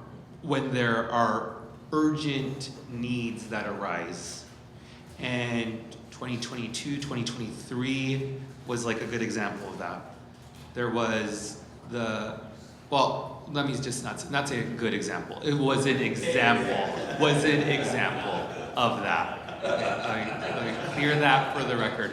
Was an example of that. The example is that council saw a number of their colleagues be swept up and caught for their corruption or unethical behavior. Some of them being indicted, some of them not. There was the release of the Fed tapes, and council didn't wait for a charter reform commission. What they did is they convened an ad hoc committee to look into urgent items. They got around to some, including Measure ER, which expanded the role of the Ethics Commission, including the creation of the Independent Redistricting Commission and giving it a lot of independence. And then they didn't get around to some items that were very important, and then they created this commission. But they did put some key things on the ballot. So that's a mechanism that already exists. The other mechanism, and by no means do I consider it easy, in fact I know it very well through other work I do in the city, I'll just leave it at that, is the ability to put citizens initiatives for charter changes, which, require money, require organizing, require going directly to the voters, but it is another method that's available for urgent needs that come up. And so those exist. I have a sense Commissioner Andrades may at some point introduce potentially an idea of creating another mechanism for ongoing charter review. Although I would say, while you think about that, that there's those two mechanisms already exist. So understanding that those exist, and we're talking about, you know, periodic charter review, if the goal is to do a wholesale look at the charter, what Commissioner Levine said about the timeline does resonate with me. Understanding that for urgent things that come along the way, there are other mechanisms to address that. And so, because that resonated with me is why I'm gonna move the motion. So I made a few changes to the language here, and I'm gonna read it. And then happy to take discussions and amendments. But establish that periodic charter review that shall occur every 15 years and begin 4 years prior to that date. This shall include a mechanism to ensure appointments to the commission are filled expediently through a line of succession with the direction to the staff to draft language specific to this. Have an independent, and then the rest remains the same. Have an independent budget, independent staff that reports to the commission, have the authority to send it directly to the voters, have ex parte disclosures, and include a parallel civic assembly process. Is there a second? Second. Yeah, go for it. No, discussion, please. I want to make a friendly amendment, but I don't know if you're going to think it right. I'm going to say it friendly. I said, I want to make a friendly amendment, but I don't know if you're going to think it's friendly. But this seems like, I'm just joking with, that's why I like when I sit next to him. I joke around with him a lot. This seems like the perfect job description for a public advocate. All that public, oh no, Mr. and Mrs. Mayor and City Council, I don't want to preside over your meetings. I don't want to preside over your, I don't even have to be there. However, I do want to show you what the charter says about what you're proposing. You know, because I think that becomes, a really important role that's very clear, that doesn't really it's like being the constitutional expert, saying, but you are not just working for the city, you're also working on behalf of the people. So I don't know if you would consider that to be a friendly. Well, Commissioner Thomas, we have that agendized for a future meeting, so we will absolutely get there. Okay. We will absolutely get I'm there. trying to get it through on this one. I understand. I appreciate the attempt. I tried. Okay, so we have a motion that has been seconded. Commissioner Field. Yes, I would just ask you, by putting, let's say, 15 years, what year would you think this would start? How would, 15 is an odd number, to be honest. Should the charter actually say beginning in, I'm trying to do 15 years from now, 2040? And that means it's the same time as redistricting. Does that matter? Maybe it doesn't matter if they happen at the same time. Redistricting is presumably a shorter process. It matters. If it matters, all I'm saying is, how are you going to define the starting point for 15 years? Is it from now? I just, in order to vote yes, I need a little more sense of how this would work. I think Commissioner Andrades may have some thoughts. I thought about this while my fellow commissioner was making the motion. I think that I wouldn't start 15 years from now because we haven't gotten anywhere near where we should, nor will we in the next month. I would start 10 years from now, and in the charter say starting in 2035, then you start your 15-year cycles after that. I'll take that as if you could propose that as friendly amendment. Sorry, might I motion to just say or amend your motion to say starting in 2035? That's friendly. Commissioner Levine. I think there was an excellent point, though, that Commissioner Fields is making, which is that because it's an odd number, we will then hit we will do one concurrent with redistricting and then intra-cycle. I wonder if we shift the language a little bit to make charter review follow redistricting, so it would start on the, in 2032 would be the target after those seats take hold. I have just maybe a question, maybe a statement. Redistricting, so the census comes out in the decade, so it would start in the 30 and then end in the 32.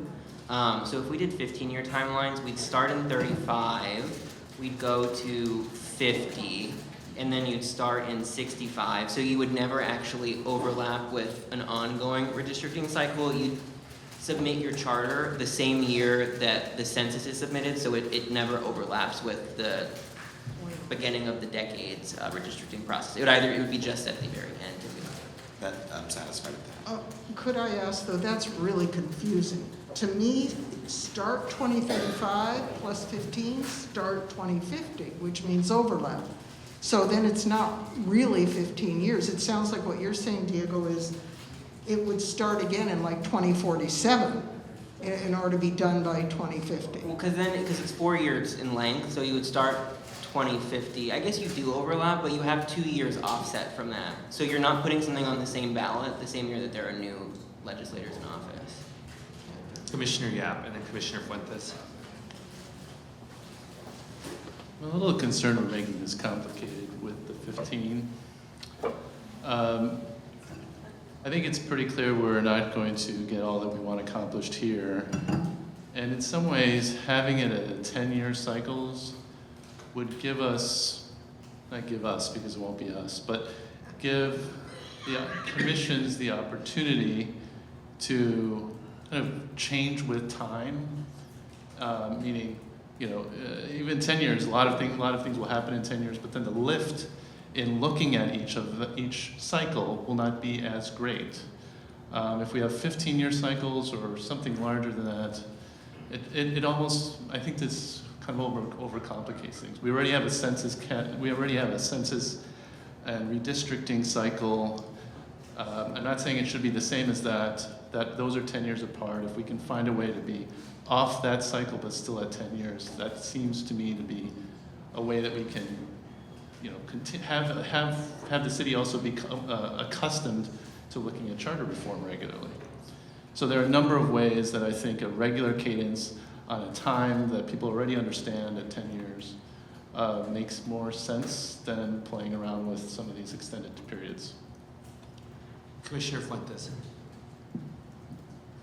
I don't think this would be a friendly amendment, but a topic that we didn't discuss was related to staffing and budget of the commission itself. One of the original recommendations from the revised staff report was about providing the commission authority over staff and budget to provide further independence, and that was That's already included. In this one? Yeah. Oh, never mind, sorry. Yeah, it's not only friendly, it's in the motion. Commissioner, for the simplicity's sake, I mean, I think that my point on I would be open to 20 years if that alleviates the concern of the overlap with redistricting. So Diego, what year would it start if it were 20 years and so that's after the census? If it was 20 years, it would have to happen after the 2, so it would have to be in a 5, in a 7, probably not in a 9, so a 5 or a 7, so either 35 or 45 or 37 or 47. And then repeat where we're at with 15 and how it doesn't actually fully overlap. Yeah, so since this would have 4 years in terms of oversight, there would be 2 years of overlap. So like, if it went from 35 to 50, redistricting would be occurring from 50 to 52. So they hold hearings at the same time. However, I imagine that the first year of the commission would be mostly appointments and then sitting on appointments. So they would probably have a year and a half of overlap, but they wouldn't necessarily have anything on the ballot at the same time. Not that independent redistricting goes onto the ballot. But. So don't worry, the 20 years is not the current motion. It was a question, everyone. for those who are keeping track of the discussion. So I just want to, so we're on the discussion of the 15 years beginning 4 years prior. Commissioner Levine. Just a question, when we're talking about these dates, these are the years in which we would target a ballot, this to go to the ballot. Yeah, so if it had, I imagine this, the motioner can correct me if I'm wrong. If it had 4 years, that would mean from the year it starts in the odd year to the 4th year, which is the even year, it would then go on the ballot the 4th year. Got it. Commissioner Mack. Yeah, I have a couple of thoughts. I think, not sure how I feel about 15 right now. I think just because this is the first time we're having this conversation, and so I think I'm just gonna bring us back to, I think, what we talked about in our committee level, which was 10. I think we had examples that staff wrote up for us that showed that, you know, like I think I mentioned earlier, Honolulu does this, and it actually mirrors what's in the code right now. So it's every 10 years, ending with the year of 4. That was the one I was comfortable with, just because I saw so many different cities following it. And then I think my question was, well, maybe just to clarify, what was the hesitancy or maybe some of the concerns around 10 again? I think for me, 15, I'm just not sure. I think I feel like we're getting into the nitty gritty of it, and so I think kind of wanted to return back to like what are the flags with the original recommendation of 10, and then what's in the code right now, which created our commission. The code right now, the ordinance of periodic charter review did not create our commission. It was a separate ordinance. Okay. I think I'm referring to the one that's a new charter review commission shall be established no less frequently than every 10 years, ending in the number 4 in the section code 8.3. Yeah, that one. Yeah. Okay, yeah. So, Commissioner Field. Yeah, I just want to say, I think it's interesting. The current council, for better or worse, passed the 10-year ordinance because they thought there was logic. You know, there's been a lot of commentary since we started about 25 years. Oh my God, it's our first chance in 25 years. That's a long time. 20 years is a long time. The technology changes alone are going to require charter discussions in 10 years, in my opinion. I think I understand the point, you know, Commissioner Levine made about, you know, you don't always know what's happening, but at the same time, so many other things are going to happen in our world. It's really changing too fast, in my opinion, to wait 15 or 20 years. I think we should echo what the council, I don't know what all these people are holding up, but, whatever. I can't see that far away. It's the color. Oh, okay, all right, well, thank you. Anyway, I'd kind of like, I mean, I know we have a motion to change it. I can't figure out at this point if it's to 15 or 20. I want to stick to 10. That's all I'm saying. I think, and in between, if there's public pressure, the council and mayor will have to put stuff on the ballot, like they did 6 of them a year ago or a year plus ago. We voted on 6 charter reforms because there was kind of a public interest. But a commission every 10 years, and you know what? If for some reason that commission gets formed, which does take time and money, right? And they look at the charter and say, gee, nothing's changed, we don't have to deal with anything. Well, okay, good luck. But I think 10 years is right. And I think the idea of it being mid-decade and never, think about the time and money and city staff involved in having 2 major commissions at the same time. That's, you know, I feel like I'm thinking practical, but anyway, I'm gonna make a statement because I'm gonna vote against this thing that is longer than 10. Commissioner Mack, can you make an amendment that will most likely be friendly? Yeah, I'd like to make an amendment to change the language that is every 10 years and will begin, let me open it up, begin no later than every year ending in the number 4, so that the commission may develop charter proposals in time. Repeat it one more time, I just want to get it down. Okay. Can you repeat Yes. that one more time? Okay, making an amendment to change the number 15 to 10 years and that the commission shall be made no later than every year ending in a number 4, so that the commission may develop charter proposals in time to be submitted to vote. Brendan. Okay, are there, that's a friendly, yeah, we're back to 10. but we changed it from the decennial census, which I think was the tricky part. Yeah. And then just for clarity for fellow commissioners, this is the language that is currently in the city code. All right, so is there any further discussion before I restate the motion and we take a vote? We still added the line of succession. Yeah, so I'll restate the full motion. Thank So you. establish that periodic charter review that shall occur every 10 years and that begins no later than a year ending with 4. This shall include a mechanism to ensure appointments to the commission are filled expediently through a line of succession with a direction to staff to draft specific language specific to this. And then it remains the same as written on here, and it gets rid of that starting in 2055. All right, so any further discussion on the motion as amended? All right, seeing none, let's take a vote. Commissioner Andrades? Yes. Commissioner Field? And for sure it says 10, right? Yes.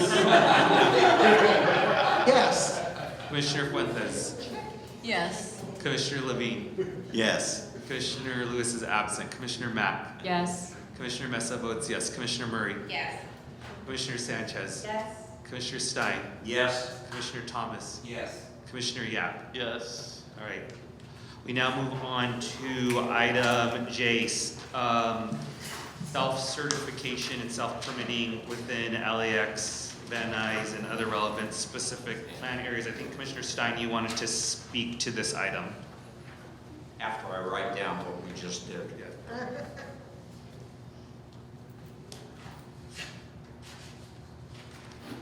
It looks like a scorecard in a baseball game. We were on item J. Oh, I'm on, right. I would eliminate item J for the self-permitting at both of those specific plan areas because we basically eliminated that at the harbor, and I don't see why one proprietary has more urgent issues than the other proprietary. I'll second. Commissioner Field? Okay, and the motion is to delete it completely. Correct. Okay. You know, when the committee heard about this from the departments, honestly, I don't remember. I feel like they had some good reason for this, but I don't remember anything about it. But just to be clear, Commissioner Stein, you're saying that the Ad Hoc Committee eliminated the whole thing. No, the Ad Hoc Committee went with it at that time, but the Ad Hoc Committee hadn't addressed the issue of the port. And the issue of the port had asked for the same thing, and I don't remember if the Ad Hoc Committee denied it or if Councilman McCosker. The port said they no longer wanted it. He withdrew it. He withdrew it. Okay, wait, so does that mean that the port didn't ask for this, so we're not being unfair to them? Or do we know, what's the difference? You said- LAWA asked for it. Right. But in trying to find a reason to do it at LAWA, but not to do it at the port, I had a very difficult time now trying to justify that of why it should be treated differently. And I fortunately have served on both of those commissions, and they both have valid reasons why they would like it. But I'm convinced that it should be eliminated and not just given to Because of the LAX. fairness, you mean? Fairness issue with the harbor. Pardon? Because of unfairness to the Right, harbor. well, Okay. it's also, you look at the public And the public, especially on Van Nuys, I know there's always an issue of LAX expansion and noise problems there, but I live under a flight pattern in Van Nuys. It's never bothered me. That'll probably get me in trouble with a lot of my neighbors. But it's a much different reason dealing with Van Nuys Airport. And it sort of has gone from become an airport of charters to a commuter airport all of a sudden. And that, in my time, now granted that was a while ago, that was never contemplated for Van Nuys. And for that reason, I don't think they should be able to self-certify and self-permit without having some control over it. Thank you. So Well, that would that be a helps motion a on lot. my part to I know I got it. Thank you. So we have a motion to dispense with this item that's been seconded. Any further discussion? All right, seeing none, is there any objection to dispensing with item J? All right, seeing none, item J is dispensed with.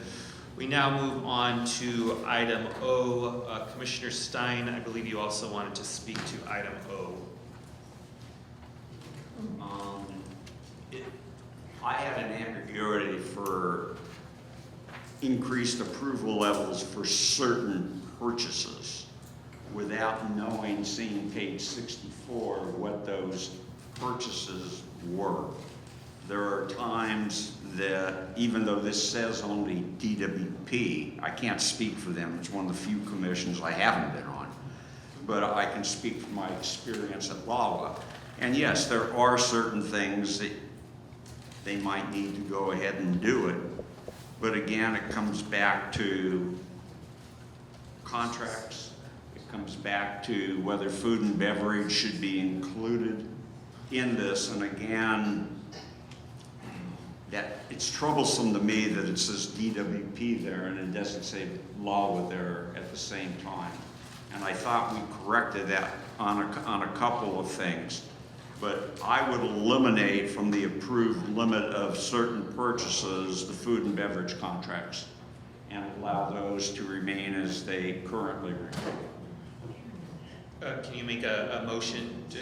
Well, I'll just say, so you'll move that as a motion? Yes. Wait, Mr. 1 second. Before he makes it a motion, there was because they presented to us, there was a specific dollar amount, and it was so low, it was ridiculous. I mean, it would be, I can't remember exactly what it was, but it was so low that I'm like, I can't believe that a general manager can't, you know. What we're just exempting is food and beverage. All other contracts would meet the new language. Would meet the new threshold. Food and beverage are multi-million-dollar contracts. It's concessions.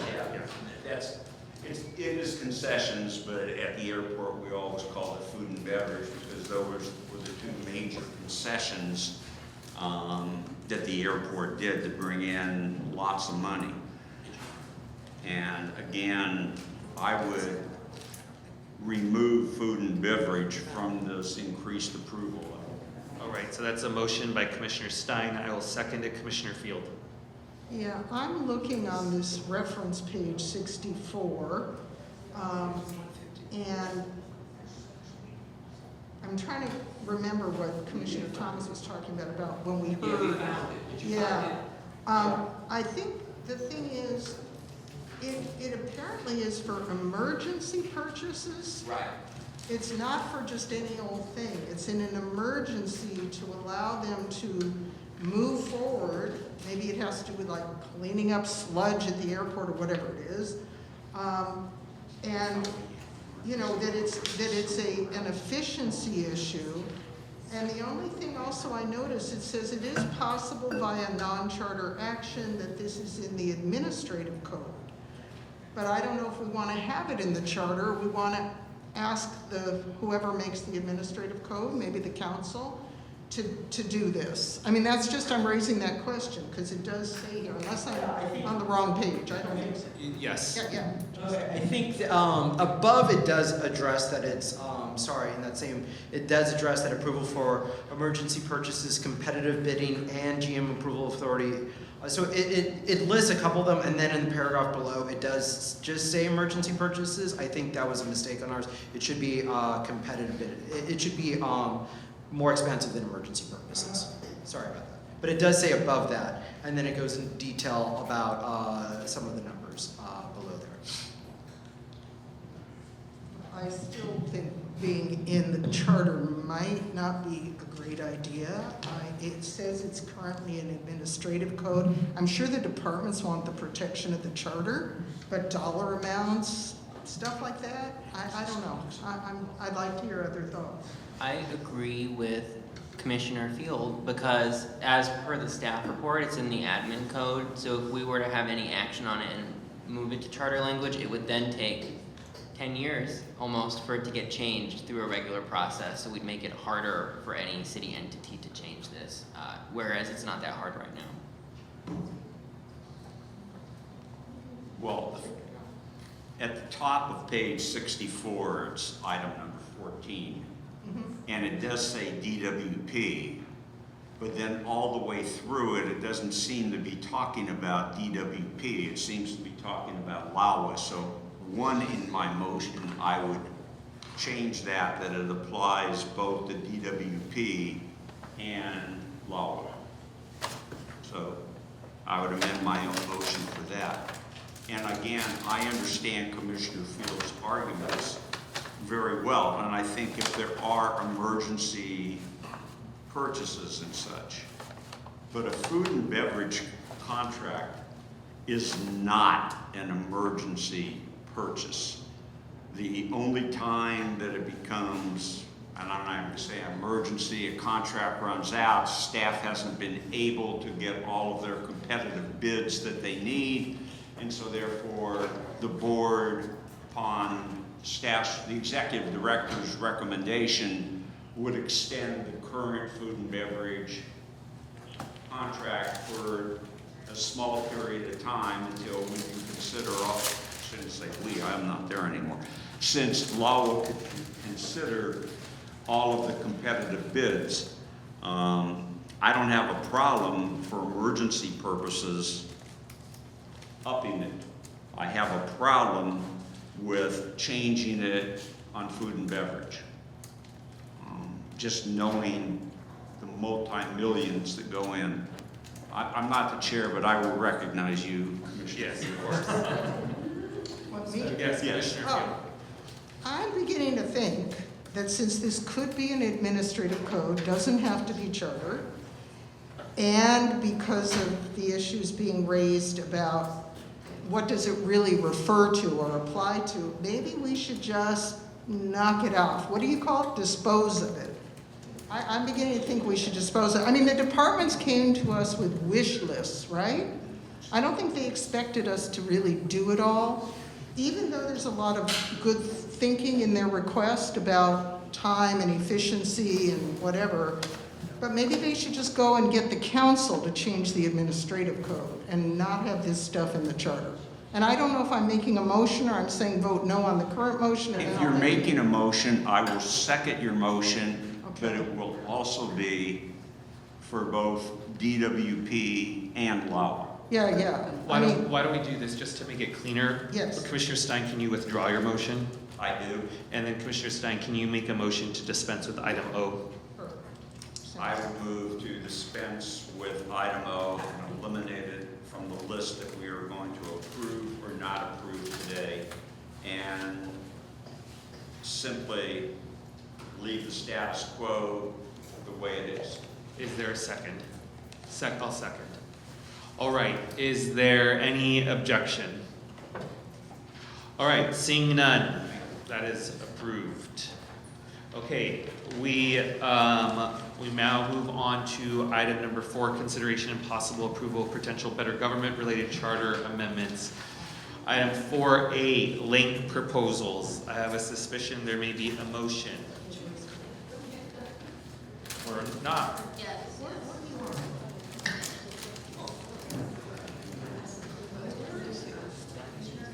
Yes, Commissioner Sanchez would like to. Just, I want to remind the commission that last week we also did put forward or voted on a few of these, so there are just some few remaining ones that we need to address. Yep. Commissioner Fuentes, this is what I would ask, since there's a paper motion that not all commissioners were given, that we take a brief recess so that the staff can make copies for all commissioners. Okay, can we take a 10-minute recess, everyone? Is there any objection? All right, seeing none, 10-minute recess. What item 4?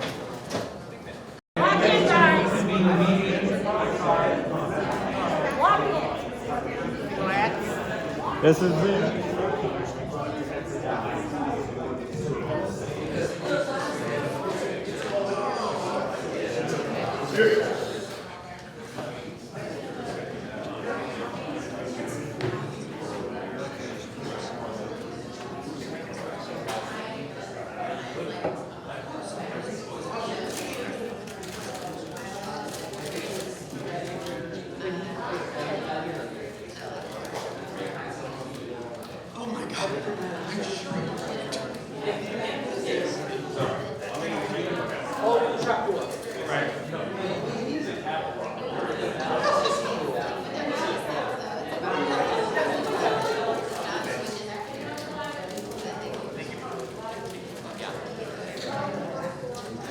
All right, thank you, everyone. I'm gonna reconvene the meeting with roll call. Commissioner Andrades. Present. Commissioner Field. Here. Commissioner Fuentes. Present. Commissioner Levine. Present. Commissioner Lewis is absent. Commissioner Mack. Present. Commissioner Mesa is present. Commissioner Murray. Present. Commissioner Sanchez. Present. Commissioner Stein. Present. Commissioner Thomas. Present. Commissioner Yap. Here. Great. Commissioners, we are on item number 4A. I would like to bring your attention to the staff report on this item, Commissioners.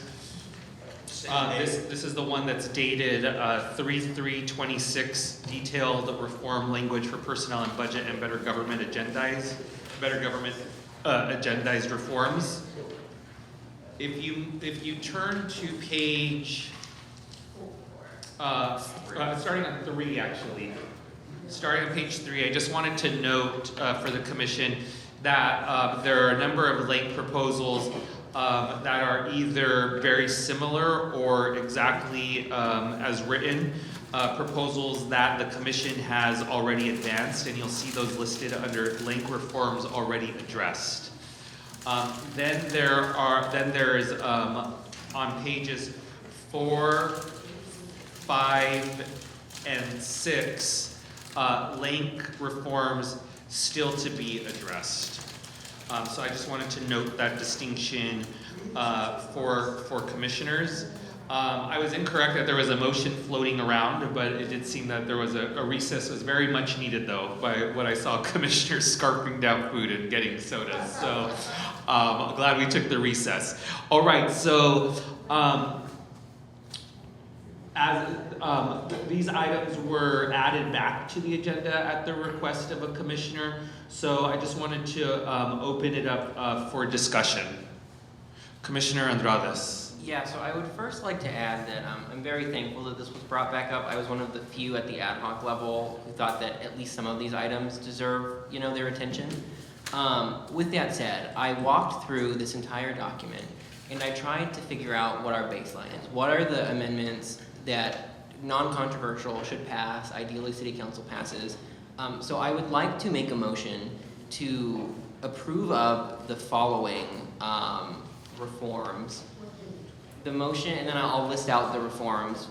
For point of order, should I read the specific reform or just give the number? Give the number and read, please. Okay, I will give the number and read. So to start with number 3, neighborhood councils delivering a community impact statement shall be in a separate queue from public comment. However, I will slightly amend that to remove shall be given 5 minutes to speak, so that since there are so many neighborhood councils, I think city council should be able to determine that.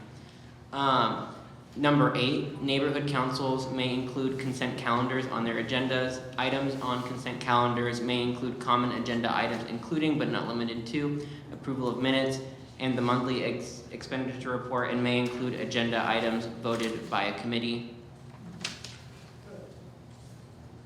I would then like to add item 15. Members of BONC shall not be permitted to vote at a commission meeting if they have not completed their required training within 30 days of being seated, and to be able to continue voting, their required training must be current. And then last on this floor list, the baseline list, item 30, capitalize neighborhood councils throughout the charter. That was item 30. Correct, item 30. Capitalize neighborhood councils throughout the charter. All right, is there a second on the motion? I'll second it. I'd like to amend. Yeah, one second. So sorry. second by Commissioner Mack, Commissioner Fuentes, and then Mack. Commissioner Fuentes. I'd like to include item 10, 11, 12. Commissioners, if you could just read through Yes. them. 10, providing neighborhood councils the opportunity to submit questions to ask general manager candidates during the employment interview. 11, increasing the number of BONC commissioners from 7 to 9, with 2 additional commissioners being at large and appointed by neighborhood councils, as well as 12, which is at the same time as departments, neighborhood councils shall submit their budget request for the following year.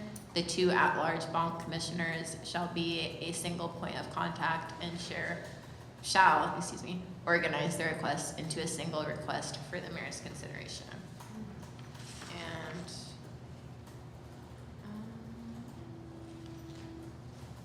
And sorry, there was one more. My bad. Had you already pulled 7? Yeah, I was gonna say, Okay. I had 7. Was 7 in or no? 7 was not included. I would like to also include 7. Okay. And 7 was neighborhood councils, regardless of the city's position, may deliver to any governmental agency a statement passed in a Brown acted public meeting at which there is quorum. The city may create and require language to indicate the NC is speaking for itself and not the city. Let's do this. Commissioner Andrades, are any of those friendly? Yeah, like I said, the floor, I'll accept several as friendly and several as non-friendly so that we can have a robust discussion.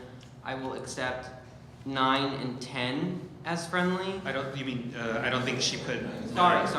10. 10 and 11 as friendly.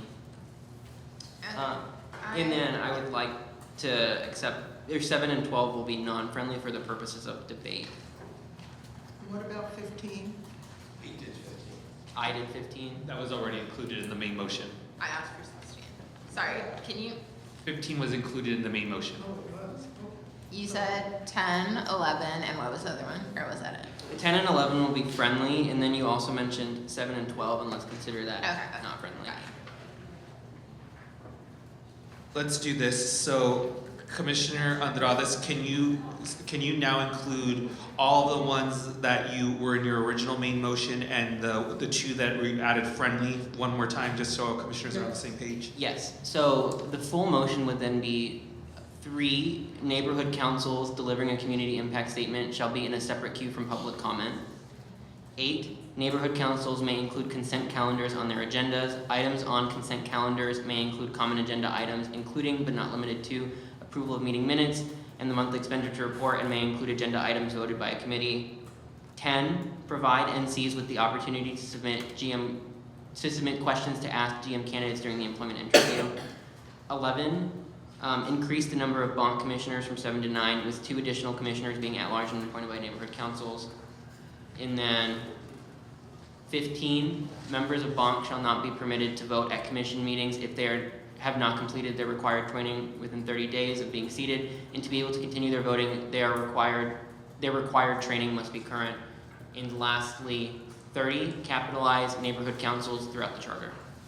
All right, and then, okay, thank you for that. And then 7 and 12 were not friendly, so let's start with a discussion on 7.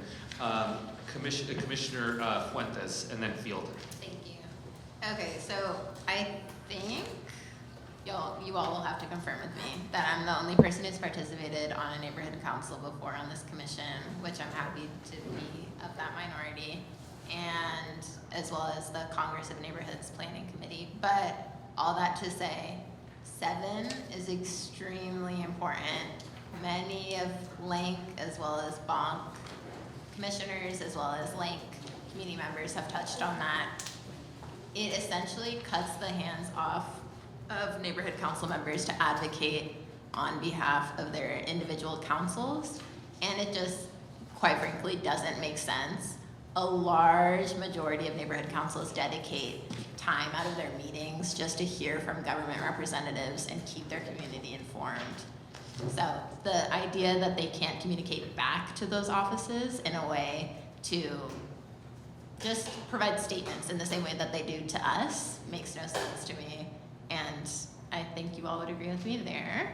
Something else that they flagged today specifically, many of the neighborhood council members and community members, is the fact that a lot of neighborhood members, just attendees of the neighborhood councils, can't make it here to city council all the time. So neighborhood councils are an essential resource in terms of disseminating information and advocating on behalf of their neighbors in a way that's, unlike any other. So I'll really encourage you all to consider item number 7. Commissioner Field, and then myself in the queue. Commissioner Field. I'm glad you explained it, and here's my question. This is governmental agency, and that's telling me that the neighborhood council can write to the state legislature, to the governor, to whoever, and I'm a little concerned. I mean, I think in my head, the example you gave wasn't what I was thinking. I was thinking more SB 79, right? But at the same time, so I want that clarified. Is this meant to be any governmental agency at any level, federal, state, local, county? That's the intention. Yes. Because what you talked about was just basically feedback to city agencies or to the council, but this is bigger. I think it's both, and I think, yeah, the one that you brought up is exactly right. The fact that there was legislation about allowing people to telecommunicate over Zoom that was impacting neighborhood councils directly, and they couldn't speak to that made no sense. I think that's the perfect example to provide there. I don't see any harm that would be done. Neighborhood council members identify themselves as they do at our meetings here. It's very clear that they're representing their communities and those specific interests. So again, yeah, I don't see the harm. I just wonder if it has to be even stronger. The city shall create and require language in each communication to indicate that speaking for itself. And I'm thinking a letter goes to Sacramento. And is that the intention? Definitely. That every time, like I'm neighborhood council X, we vote, we send a letter about SB 79, but it says right at the top, this is the sentiment of neighborhood council X, and does not reflect the city. Definitely. Is that the intent? Yes. Can I have the city attorney approach? I'm sorry, I know you're in the discussion. I have a question.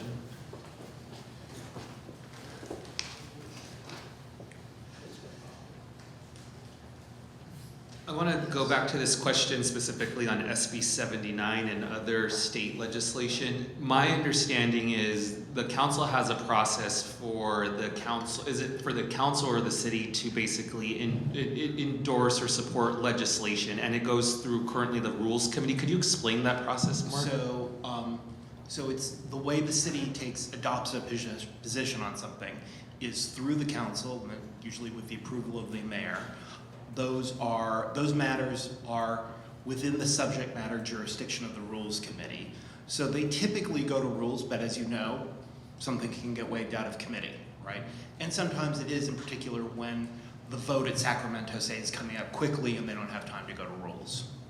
And then what is the ability of individual council members to advocate on positions that contradict the vote of the council through that process? So they can speak for themselves, but they cannot speak with the voice of the city doing that. So I think my question is, so on SB 79, using that example, Commissioner Field, is council members can't speak on behalf of the city, but it sounds like we would be giving neighborhood councils a stronger voice than even council members on some issues through this. And we go to the city and beg them to take up these issues, and they don't. Multiple council members did on letterhead, on SB 79. So for purposes of the audience, not here, what the audience in the room is saying is that I believe the neighborhood councils would just be speaking on behalf of neighborhood councils and not on behalf of the city. And that authority would remain as it is. Okay, thank you for that. Yeah. Is there some language that could be included in this motion to make that distinction that you would suggest? So you could just say, I mean, I don't have the paper in front of me, but it would be the neighborhood councils have the authority to communicate positions on behalf of their neighborhood councils. Right? That would be the language.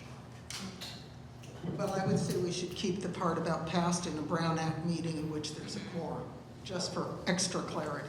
Perfect. Further discussion, Commissioner Levine. I see real value in the neighborhood councils having the ability to provide these statements to city meetings, and I know that there's a structure for that already. I do wonder about other governmental bodies and how that interacts with the decision-making process, not because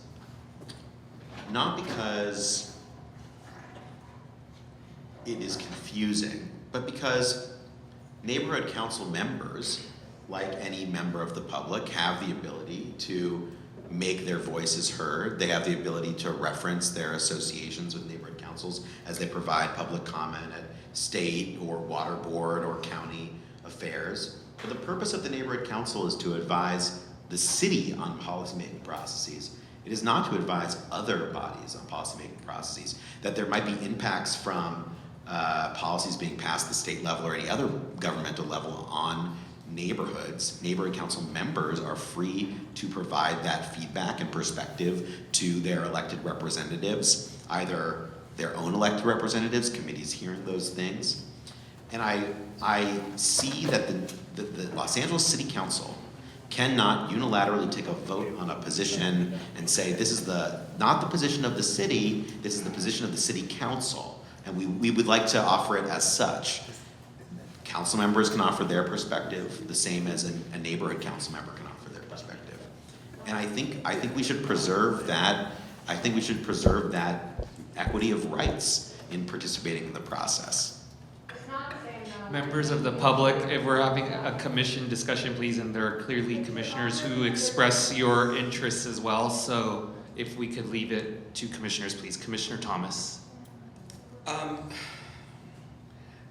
I just struggle with why the city wouldn't want to hear from neighborhood councils. I don't understand it. I mean, I don't get it. I do know that when people are running for elective office, they find out who the neighborhood councils are, where they are, and they come a-running, right? 4 years. They come a-running. And I think, you know, this thing with public comment, y'all, you know, it's just, the way that it's done is just not, it's not effective. And quite frankly, it's not right, it's performative. You know, we are listening to public comment. We have been. But I don't recall city council really paying attention to public comment unless it serves their particular interests. Commissioner Thomas, that one's not this item that I we're know, discussing. I know it's not. I know it's not. In I like fact, how you did that. in fact, we're saying to outside agencies. I'm loving it. I am really loving it. I am loving it. So I'm going to end there because my chair just said I needed to. I'm loving it, really. But I do want to say, though, you know, because I want to add one to this motion. Because I was going to say 7. Commissioner Thomas, we will add after we After that, okay. after we do. Okay. We're going to do 7. We're going to do 12, and then we'll continue taking up stuff. Further discussion on item number 7. Okay, seeing none, I'm going to call for a vote on approving item number 7. Could you read it, please, as it stands? Yeah, neighborhood councils, regardless of a city's position, may deliver to any governmental agency a statement passed in a Brown Act public meeting at which there is quorum. And then there was, what was the additional language? Yeah, and then it's here, yeah, the city, it's the language as is. The city may create and require language to indicate the neighborhood council is speaking for itself and not the city. All right, Commissioner Andrades. Yes. I'm sorry, Commissioner Andrades. Say yes. You got it. Commissioner Field. Yes. Commissioner Fuentes. Yes. Commissioner Levine. No. Commissioner Lewis is absent. Commissioner Mack. Yes. Commissioner Mesa votes no. Commissioner Murray. Yes. Commissioner Sanchez. Yes. Commissioner Stein. No. Commissioner Thomas. Yes. Commissioner Yap. Yes. Motion passes. We now move to item number 12. Commissioner Fuentes. Okay, so this was at the same time as departments, neighborhood councils shall submit their budget request for the following year. The 2 at-large BONC commissioners shall be a single point of contact and shall organize their requests into a single request for the mayor's consideration. And, yeah, honestly, this is just a process one, so in terms of the BONC commissioners having that designated role, in terms of being the single point of contact and organizing their requests is really the emphasis there. So this is procedural as well as a direction to the BONC commission. And that's the Board of Neighborhood Commissioners. Is there a second? Second. Second by Commissioner Murray. Okay, discussion on 12.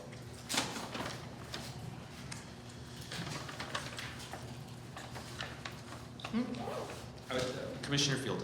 Thank you.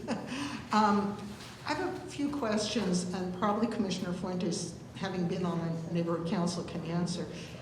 What is the current procedure for them putting a budget request? Or do they not do it, or? None. There is none. Okay, thank you. And with 99 different neighborhood councils, BONC plays a role as being, as even with these recommendations, for example, from BONC, like they can be the consolidator of information from neighborhood councils, and they can extend that role in this way. So it's just a specific deliverable and task Okay, for them. so, but let me see if I understand. The way this is written, it sounds like each of the 99 can submit a budget request, or is it going to filter through It the would BONC? filter, yeah, it would filter through. Okay, into a single request, meaning a uniform, like we want 50,000 this year for each. Okay, and, oh no. The other question is, single point of contact, 2 people. These are 2 volunteers working pretty hard, I'm assuming, for the city as BONC commissioners. I mean, is it logical to have 2 people as a single point of contact? Because then you gotta, you know, connect with both. I'm just asking, practically speaking. I would support the number of 2, but if you'd like to amend it, I'd hear an amendment for the number. Well, what is your sense of these volunteer BONC commissioners? They're probably already spending 80 hours a week on city stuff anyway, but is it reality that the 2 at large can coordinate enough to be that single point? I would believe so, yes. Okay, thanks. Does the BONC have a chair? Yes, okay. So I know that this says the 2 at large because 11 creates at large, but I see value in changing the point of contact so that it matches the person at the top of the BONC. So there's a world in which one of those at-large commissioners could be the chair, but there's a world at which that person's not. So I think for consistency's sake, if you would accept a friendly amendment so that the point of contact is the chair of the BONC. They've got other jobs. Or if the BONC, and the chair can delegate this authority to a different, if they have other jobs to do, they can delegate that authority to a second vice chair if they so choose to create one, but the BONC is the main point of contact with the ability to delegate that authority. Sure, yes. My question is why do they deliberately say at large? Because they're the They're- 2 at-large ones that are created with number 11. Right, so. The others are the mayors. They currently. These two would be the mayors. So that would explain why you wouldn't want the chair to. Well, the amendment was already accepted as friendly. Okay. Any other discussion on the motion as amended? All right, seeing none, we will take a vote on the motion as amended, which is to approve item 12 with it being the chair or their designee as the amendment. Commissioner Andrades. Yes. Commissioner Field. Yes. Commissioner Fuentes. Yes. Commissioner Levine. Yes. Commissioner Lewis is absent. Commissioner Mack. Yes. Commissioner Mesa votes yes. Commissioner Murray. Yes. Commissioner Sanchez. Yes. Commissioner Stein. Yes. Commissioner Thomas. Only because. Okay, yes, sir. We're in a vote. Okay. Commissioner Yap. Yes. Okay, motion passes. Okay. All right. We are back at the main motion. Are there any additional amendments? We're back at the main motion. Are there any additional amendments? Commissioner Field. I just want to clarify. So the main motion is to pass item 3 Okay, with, as amended, I'll go through the list again. 3, 8, 10, 11, 15, 30, and 12. hold on, where did 30 go?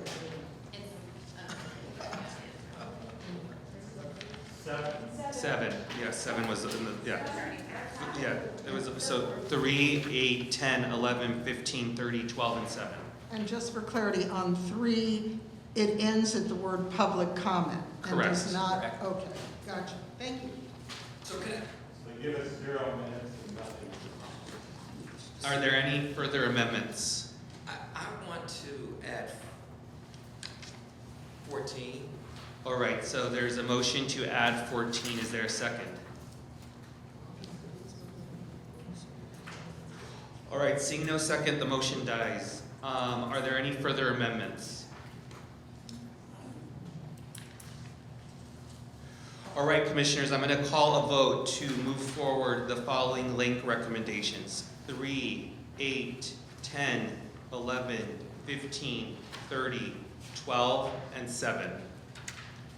Commissioner, I just want to make sure on 3, does it end, does the sentence end separate cue from public comment, period? yes, so 3 is, ends at public comment, and then the remainder is deleted. And then also 12 was amended, where it says, at the same time as departments, neighborhood councils shall submit their budget requests for the following year, the chair or their designee BONC commissioner shall be a single point of contact and shall organize the request into a single request for the mayor's consideration. Those were the only 2 that were modified in the discussion. So the motion as amended is 3 as modified, 8, 12, 8, 10, 11, 15, 30, 12 as modified, and 7. All right, Commissioner Andrades. Yes. Commissioner Field. Yes. Commissioner Fuentes. Yes. Commissioner Levine. Yes. Commissioner Lewis is absent. Commissioner Mack. Yes. Commissioner Mesa votes yes. Commissioner Murray. Yes. Commissioner Sanchez. Yes. Commissioner Stein. Yes. Commissioner Thomas. Yes. Commissioner Yap. Yes. Motion passes. We now move on to item 4B, BONC proposals. Let's see, I think there might be some stuff that we kind of passed.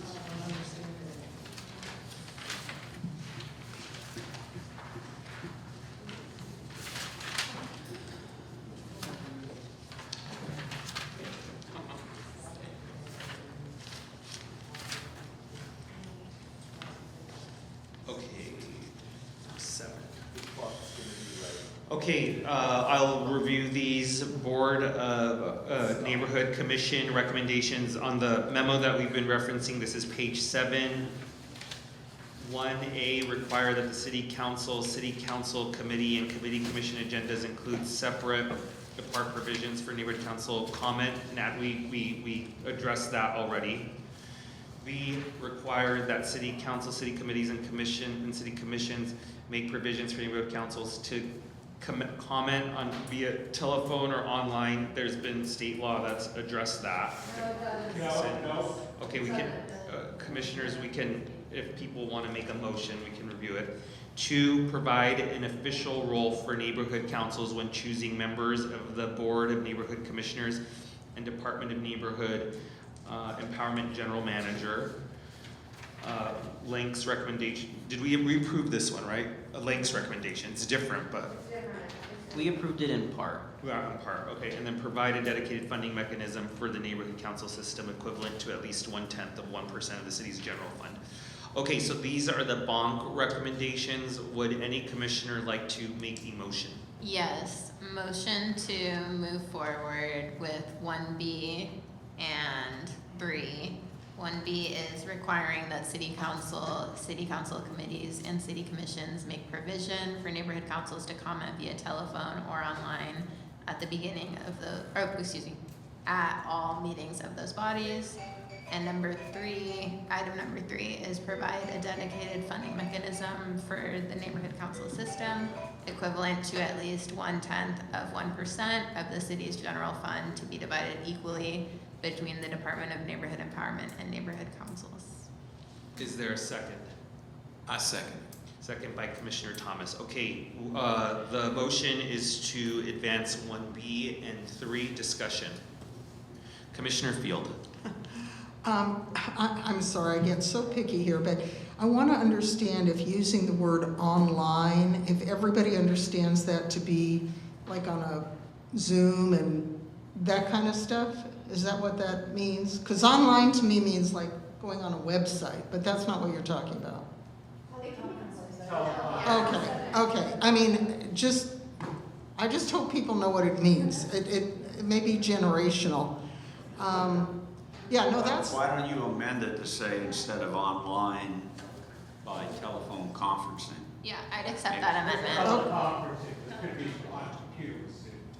Yeah. Brown Act compliant state bill, or, Well, they use the word teleconferencing. Yeah. Then, thank you. I think that should be the word. Thank you. Yeah. Or remote, yeah. Remote teleconferencing. Commissioner Levine.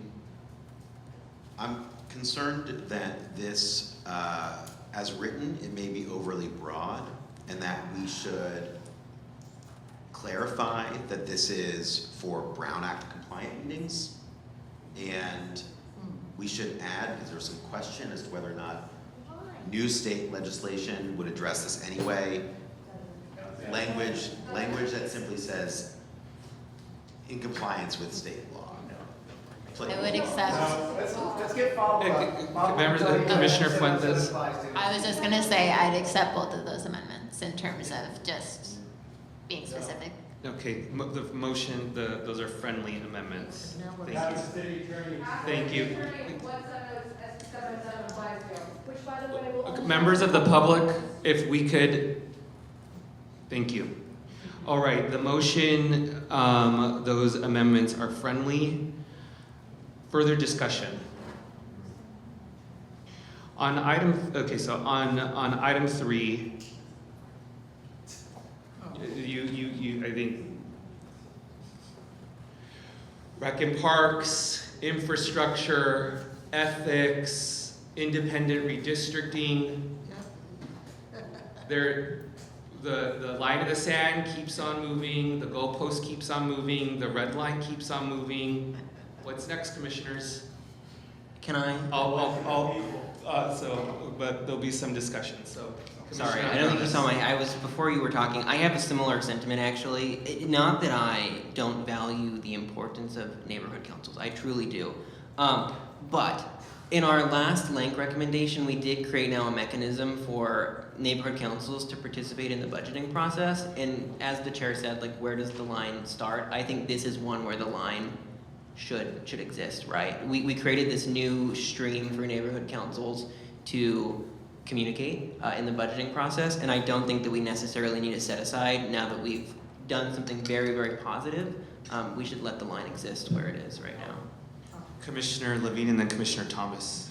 I would add that set-asides for the management of public assets are distinct from set-asides for specific departments or commissions, and I would say, and this is going to be hard for the audience to hear, if there is a budget crisis, I want to preserve delivery of city services rather than advisory on delivery of city services. I understand you deliver in concert with departments. Those budgets are distinct, so I would be against a set aside here. Commissioner Thomas.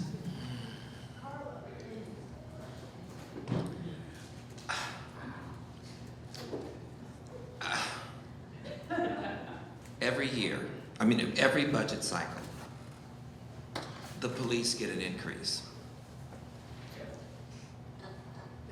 Liabilities to the tune of $300 million. These folks who do all of this work, who are volunteers, are asking for kibbles and bits. We saw, this is not cheap to do. All volunteer labor.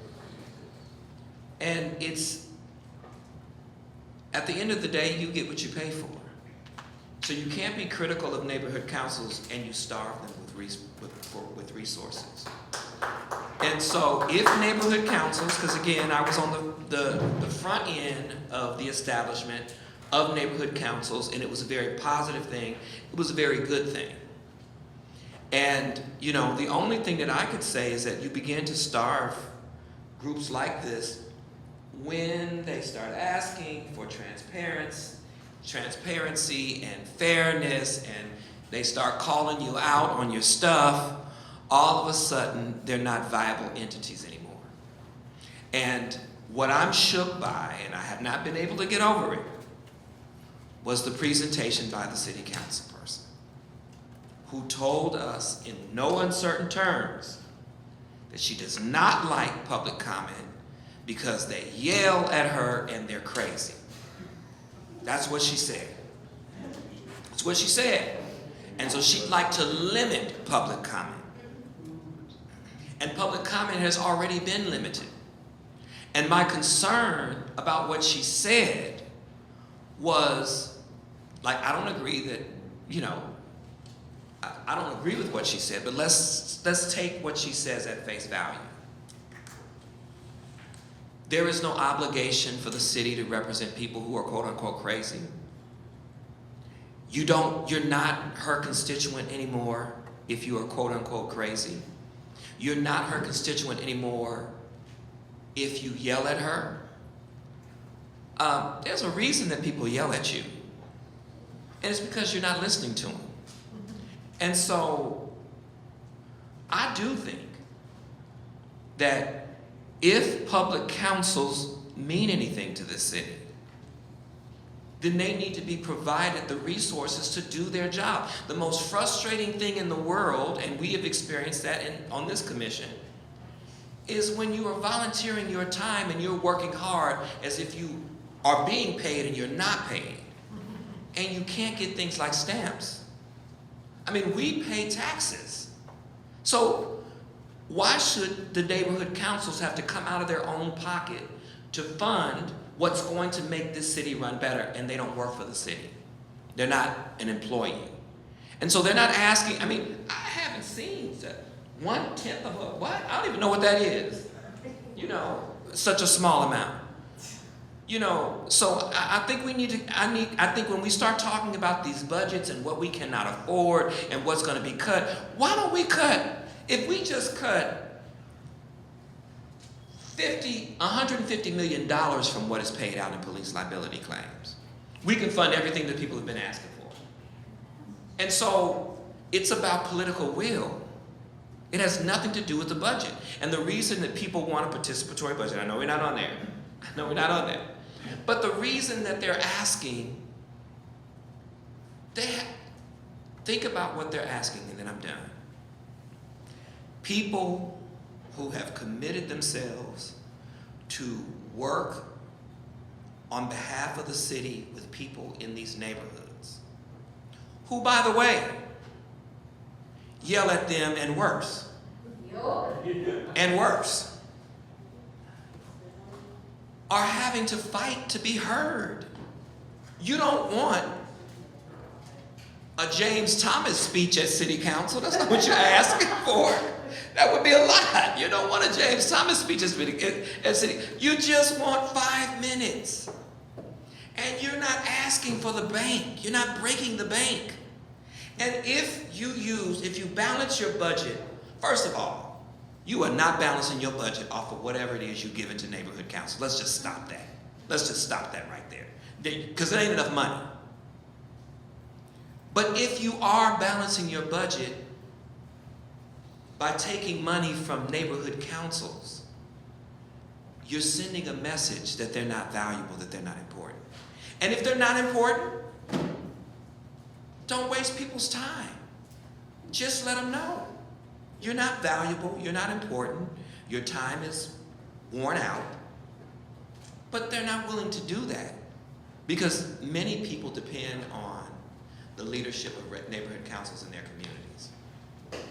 And so I would ask you all, I know that y'all don't like set-asides, but when you at the bottom, the only way you get any resources is it has to be set aside.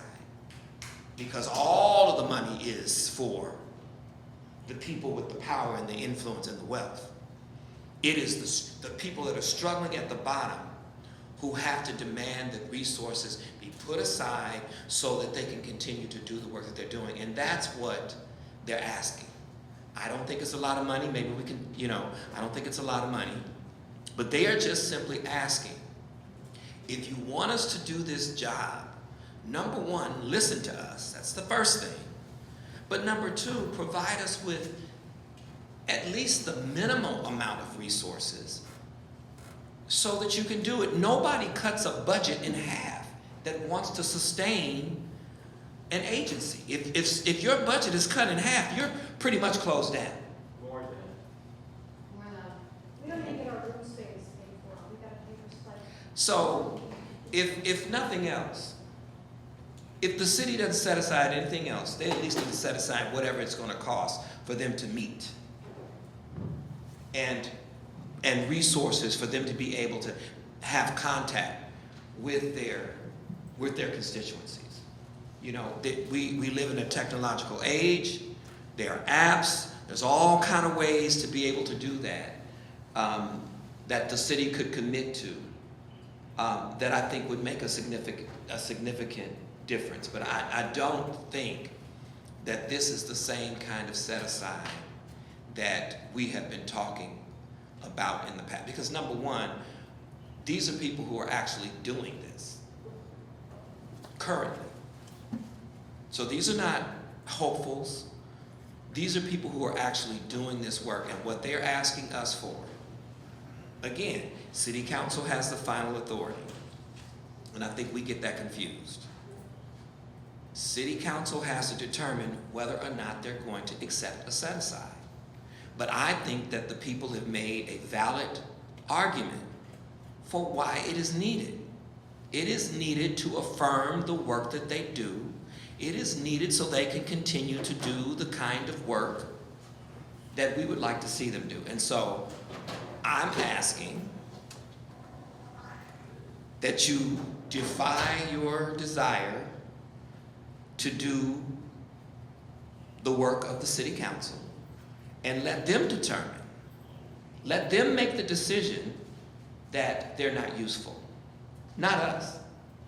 And that is how I see I think that's what we would be doing, you know. Let them, if they don't want a set aside, then they won't put it on a ballot. I have Commissioners Mack, Yap, and then myself in the queue, and Commissioners at 7:56. We were dangerously close to getting done on time. Commissioner Mack. You blaming me now? I did not say any names. I'll be brief, but I think just wanted to clarify or emphasize that number 3 says to be divided equally between the Department of Neighborhood Empowerment and neighborhood councils.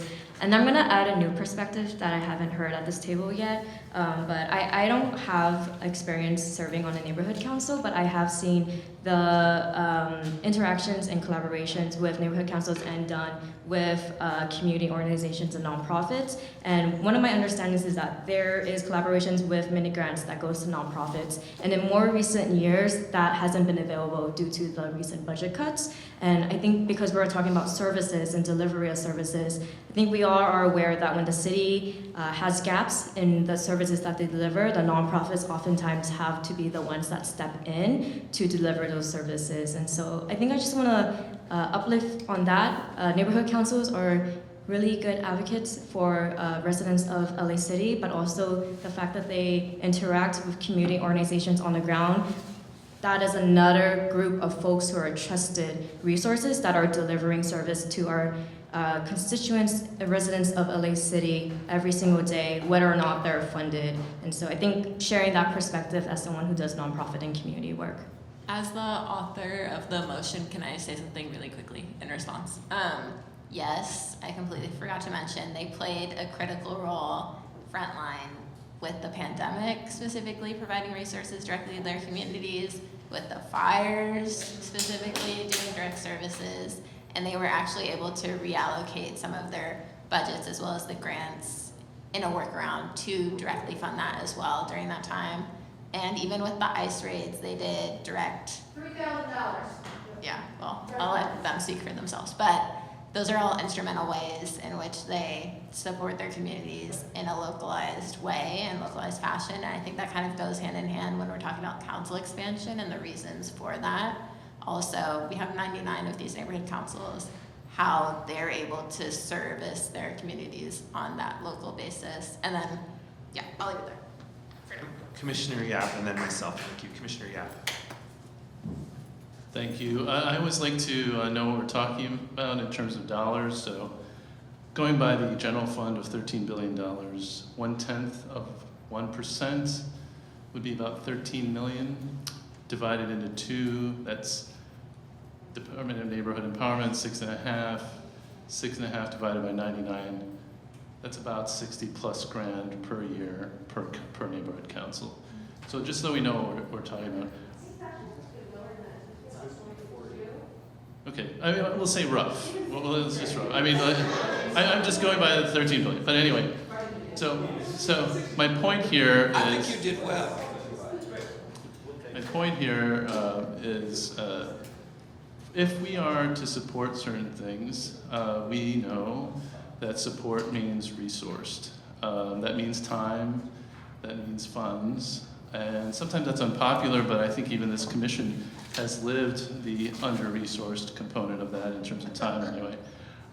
So I think that if in order for something to be supported, I think we must come to the reality that support means adequate funding, considering what value is being provided. So I would urge our fellow commissioners to vote in favor of setting aside this funding for the dollars that I just described, and knowing that a vote against that would be a vote effectively not in support, because support means resource. Thanks.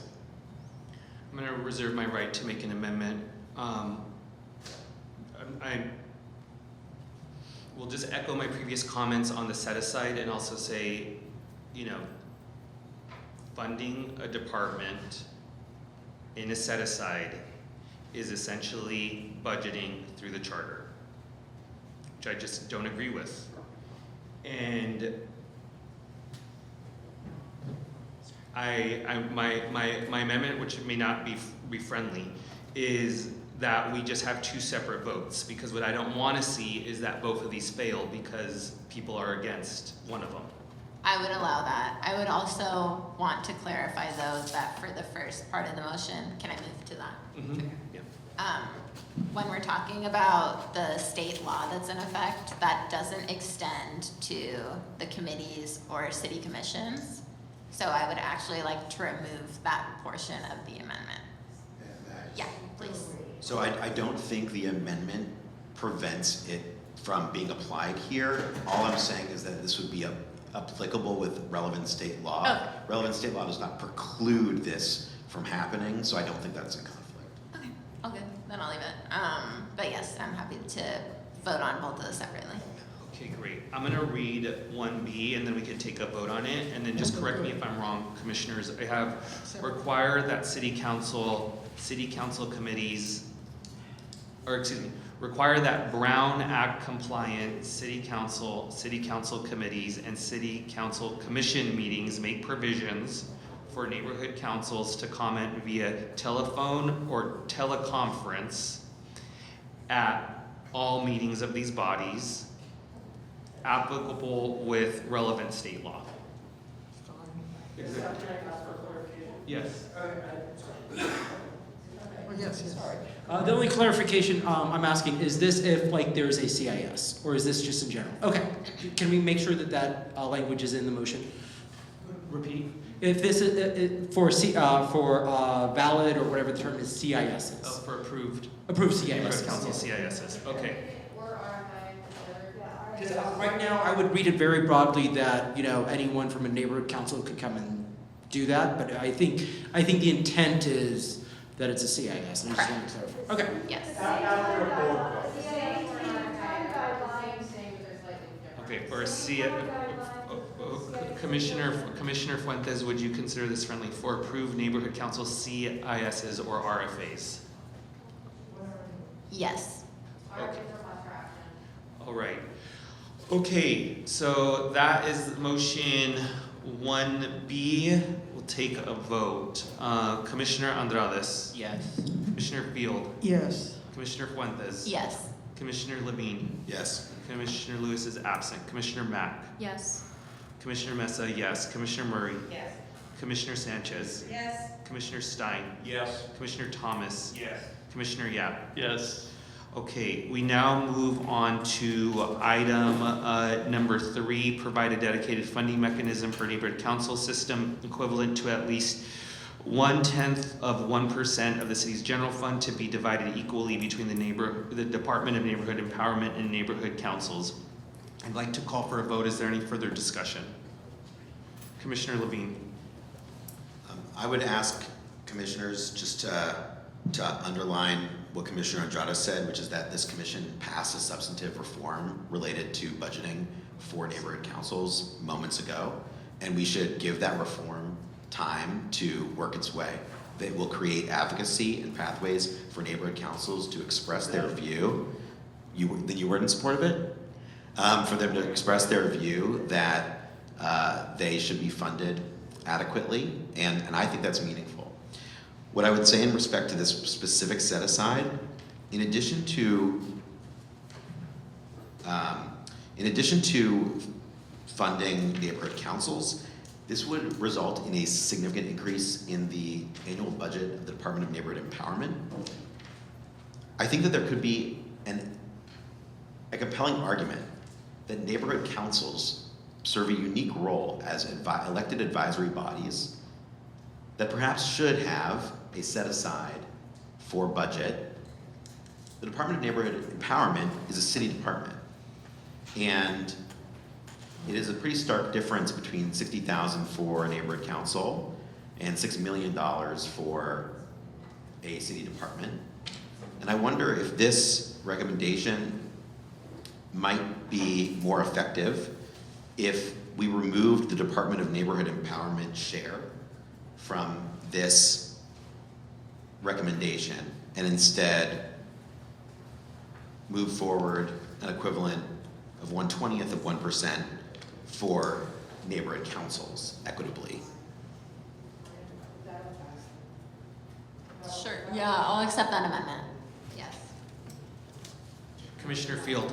Yeah, no, I think that's a really good idea. Could somebody tell me what the decimal point is of 1/20th? Is it 0.05? 0.005. Yeah. 0.005. And I'm just curious, does anybody know the current amount out of our general fund that goes to the neighborhood councils? Right now, we get 25 grand a year, 1099, but it's not based on a percentage. And this is all. Represents 70-something thousand people. Right. But that's less than 0.005? Yep. It's less than a stamp. Okay, I just want to understand the numbers, thank you. Doug's math, which is different than the math that we have had, that I think is from about 25 to 42.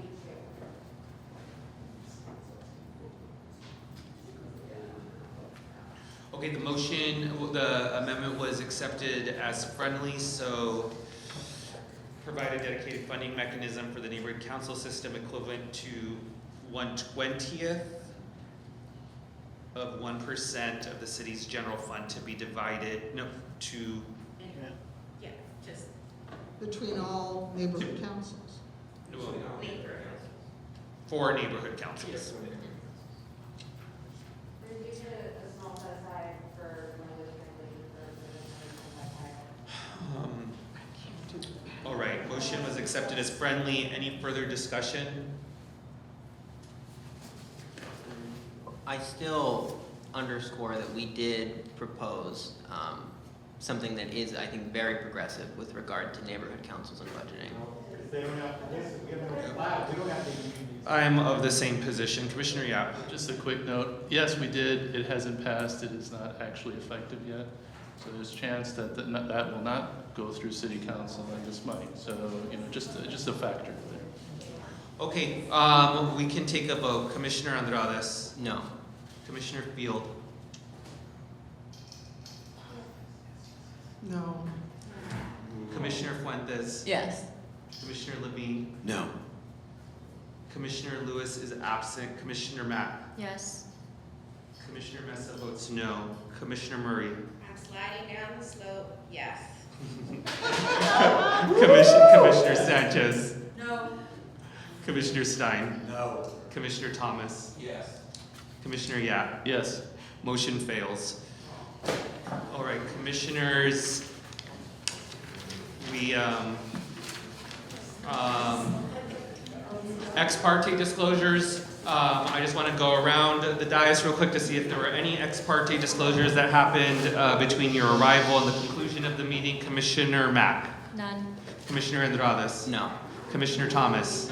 Commissioner Levine. No. Commissioner Stein. No. Commissioner Mesa, no. Commissioner Murray.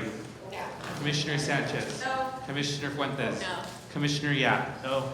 Commissioner Field. No. Can I have a motion to adjourn, please? So moved.